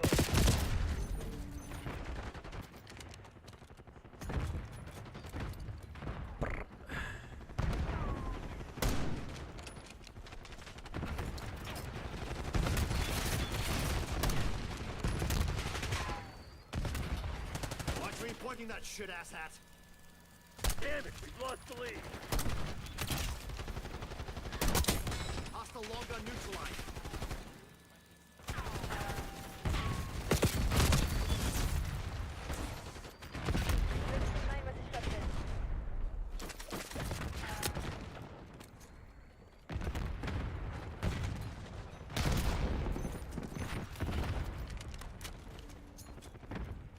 Hostile UAV established overhead. Securing B. Hostile counter UAV established above. Oh, it's a fucking camper in our house. Bravo zone secure. Losing B.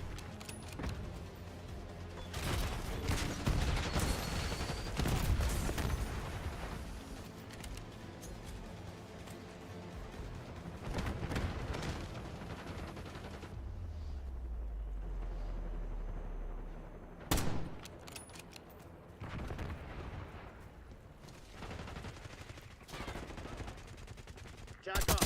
Get a UAV in the air. We've been requesting CUAV tasking.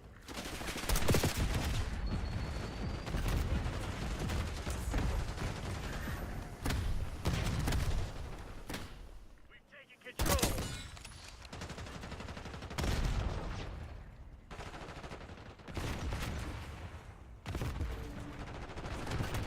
Losing Bravo.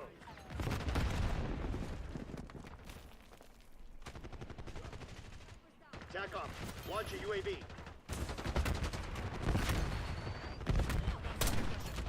Losing B. Get a UAV on grid.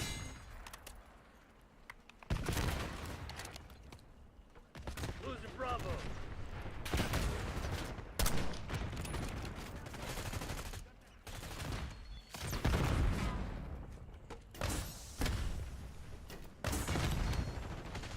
Losing B.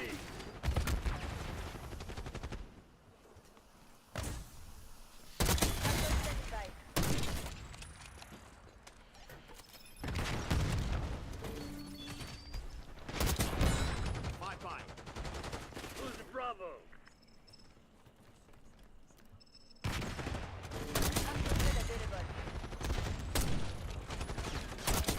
Hostile long gun neutralized.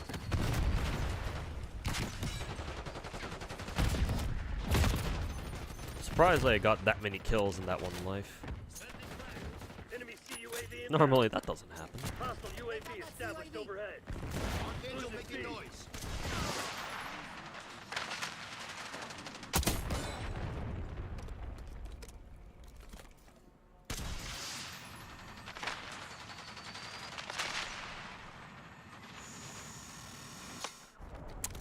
Right off spawn.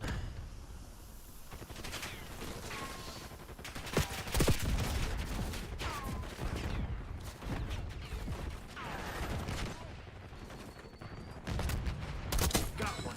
Front. Losing Bravo. Tack off. Get a UAV in the air.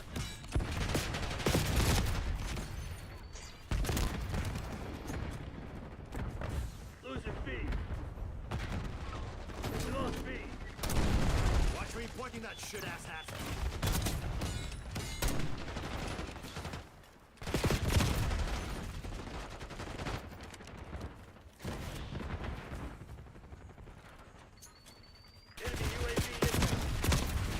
Oh yeah, that dude is definitely using thermal.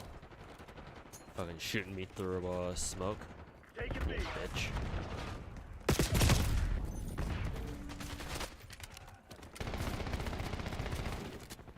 Throwing subjects. Grenade out.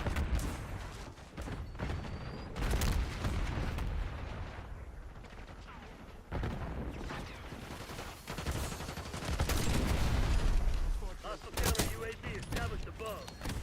Hostile UAV established overhead. Establishing trophy.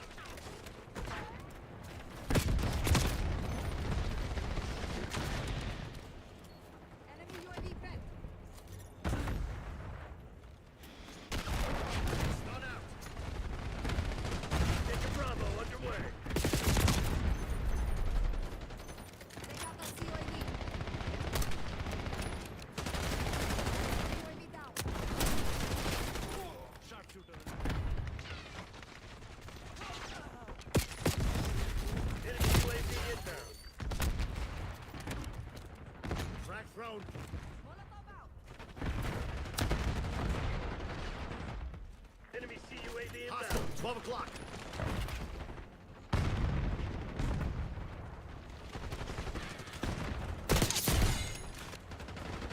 Securing B.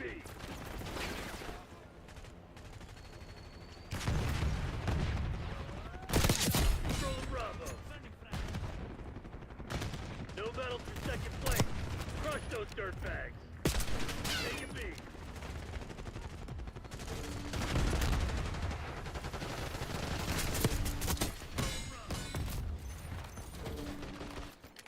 Come on, you're losing this fight.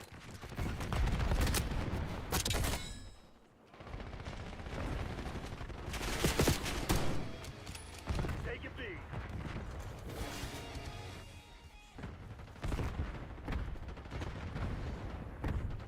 Taking Bravo underway. Guess I chose the wrong people for the job. My bad. Escape and evade, people. Don't let them take you alive. Maybe if I had played OBJ or a more appropriate OBJ class, we could have gotten that game. But yeah, I'm just glad I got a good sniper game. Difference between you and me. Normally my sniper games don't look that good. Someone's gotta start the party.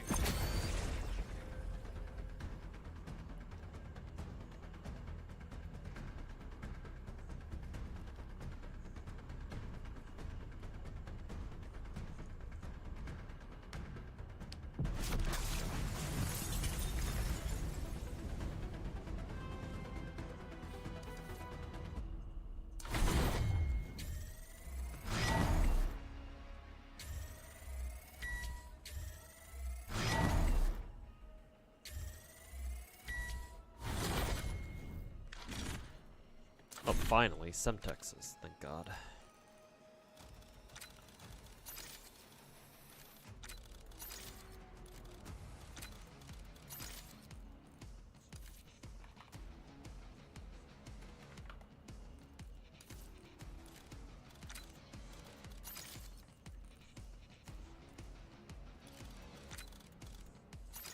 Flashbangs are probably better.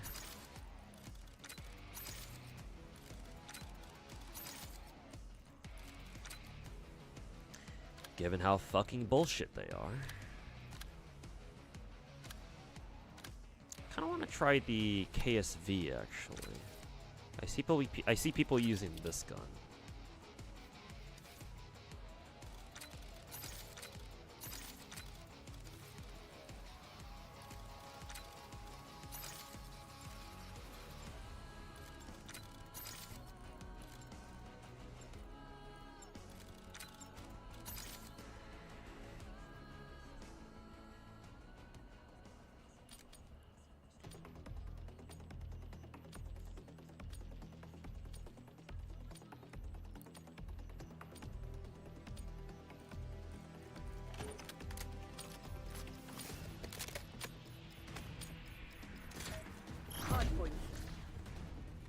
targets declared hostile.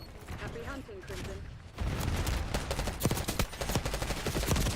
Ah. Hardpoint is secure. We've taken the lead. Stay on task. Sending flashbang.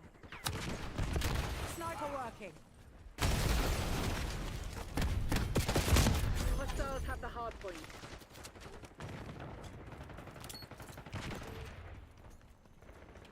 Enemy UAV inbound. Hardpoint locked down. Can't fucking wait until I unlock Flak Jacket. Hostiles attached to the hardpoint.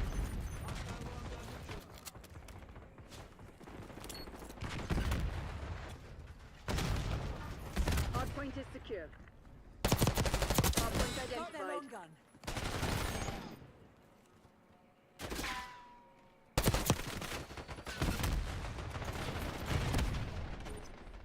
Hardpoint is active. Hardpoint locked down. Watch it! Sniper!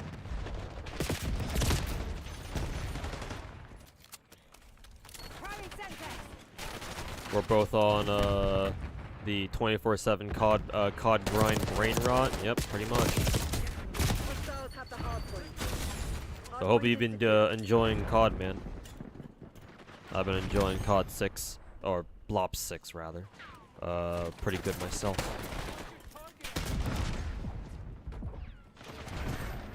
Hostile UAV established overhead. And yeah, good to see you, old dummy. Sniper working. So many hit markers. I'm surprised I didn't die there. Located. The enemy team blows. They can't even get a kill off on a PC player like me, or mouse and keyboard player like me. Hardpoint active. Maybe they're all on mouse and keyboard themselves too. That would explain why. Flashbang out. Hostiles have captured the hardpoint.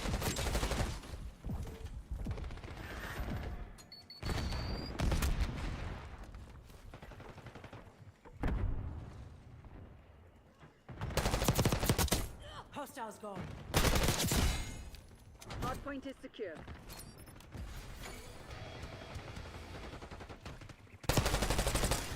Watch it! Sniper!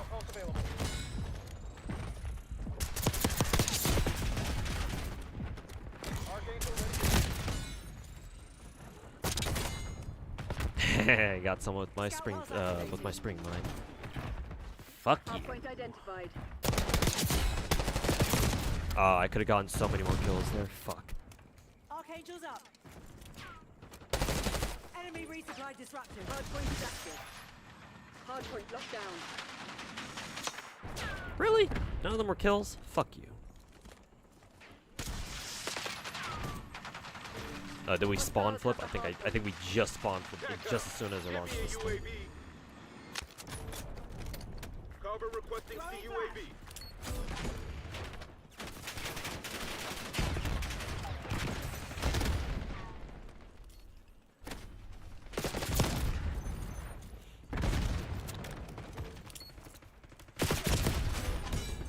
As a former COD sweat yourself, it hurts that you can't vibe with these games anymore. That's how I felt initially after when Modern Warfare 2019 first came out, man. It took me a long time to get used to the new COD engine, man. Like literally multiple games worth of multiple Call of Duties for me to finally get used to COD again. Which is funny because I remember playing the original, not original, but the Modern Warfare 2019 beta, and I thought it felt fine back then.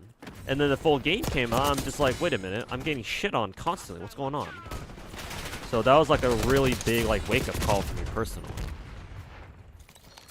Enemy UAV inbound. So like I struggled with Modern Warfare 2019, I struggled with the next couple of Call of Duties afterwards.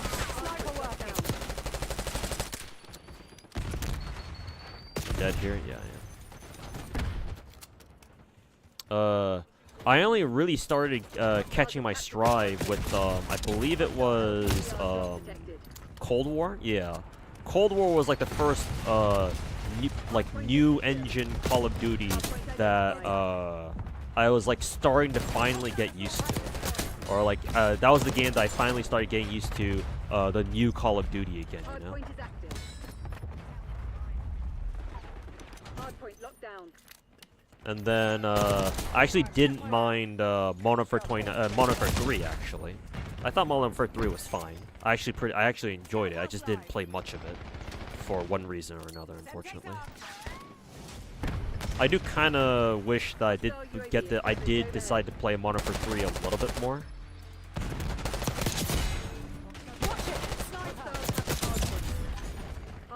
But, now it's culminated into Black Ops 6, and man, I really vibe with the blops 6, that's for fucking sure. But you know, dealing with controller players is like the bane of my existence as a Call of Duty player, though. Look how fast controller players fucking melt my ass. Controller players, bro.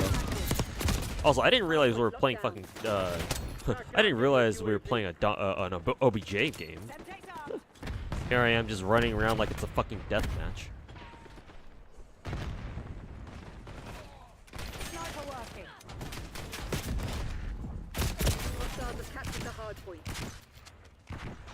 It doesn't feel like Call of Duty to you anymore, and I would imagine the reason why that is because the game is on a new engine now.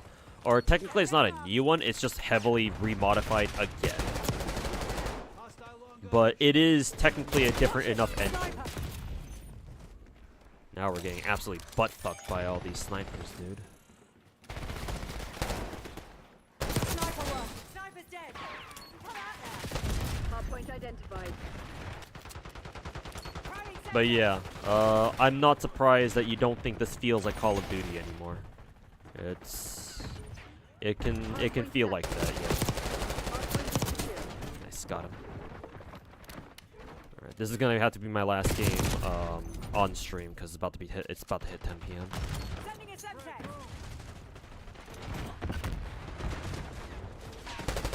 Trey authorizing UAV mission. Almost got collateral by that one sniper, dude. Enemy UAV inbound.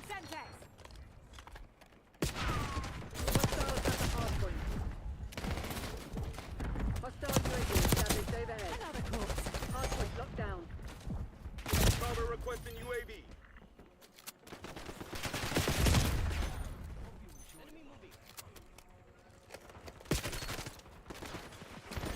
Hardpoint located.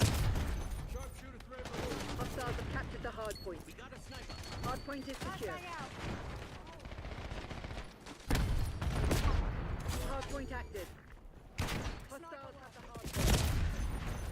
Jesus, how many deaths have I gone through so far?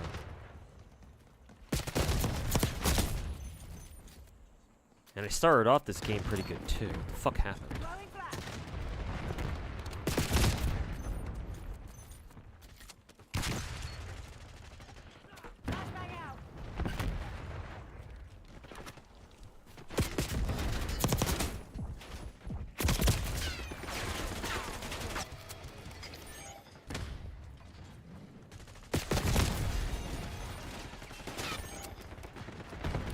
You've been revisiting some Blops 1 gameplay and the nostalgia's hitting you pretty hard. Yeah, I feel it, man. Hardpoint identified. I think I played a little bit of Blops 1 back in the day. Not a lot, but Incoming on your a location. little bit at least. Hardpoint is active. Enemy UAV inbound. Watch Tokyo engaged. Sending a Semtex. Somehow we're still winning, even though I went on like a fucking 20 death streak. Some bullshit. Eyes on Watch Tokyo. Next call. Napalm strike inbound. Sniper working.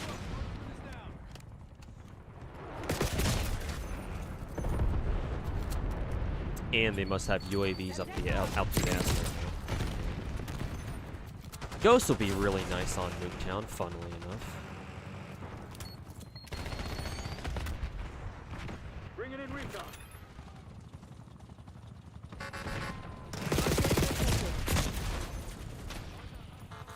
Christ. I think I just went through like 20 or 30 deaths in a fucking round.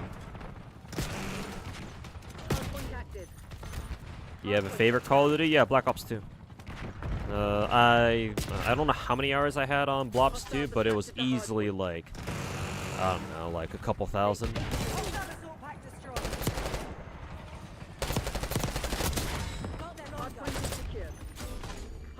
Yeah, these snipers, our team just like suddenly stopped dealing with the snipers all of a sudden.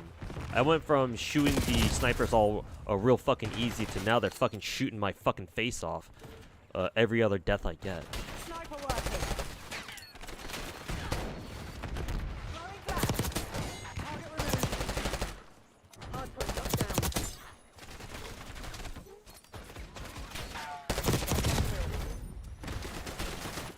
But Black Ops 2 was my favorite.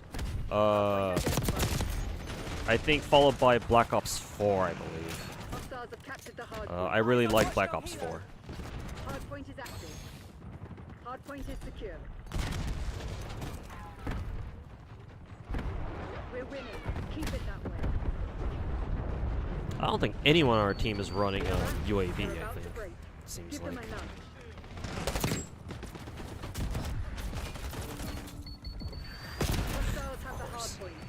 Too used to having fast hands and we spawn out? Yeah, this game's fucking cooked. It's fucking over.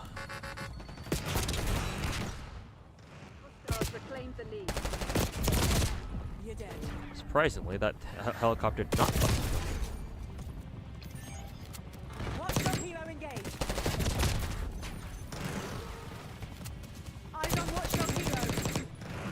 10 seconds. Technically, they can't win off this hill.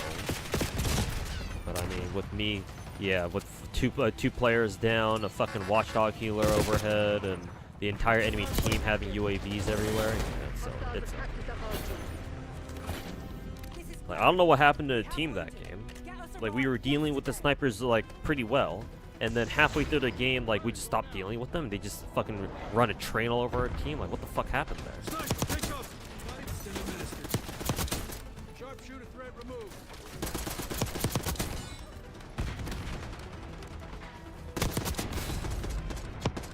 Simpler times back then, yeah, but you know, as with everything, all things change, right?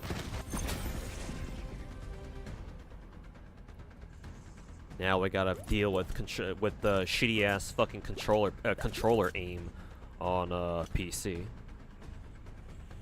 because Activision needs to suck their casual players' dick hard enough to make them keep playing Call of fucking Duty.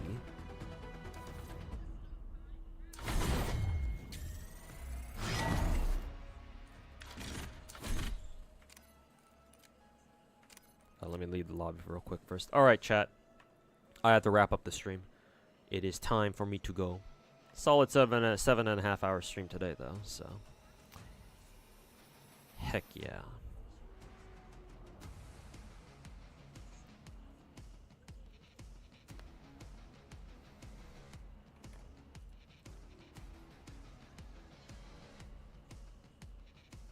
Well, let's see here. Who do I want to raid today? Let's see, I raided Genazod yesterday. I see Pocket Chalk's doing a late night stream today. I'll send you guys over to her. Tell her I said what's up. But yeah, I'll take care. I'll leave you guys with it. I don't know if I'm going to stream tomorrow. If I do, it may be a later stream.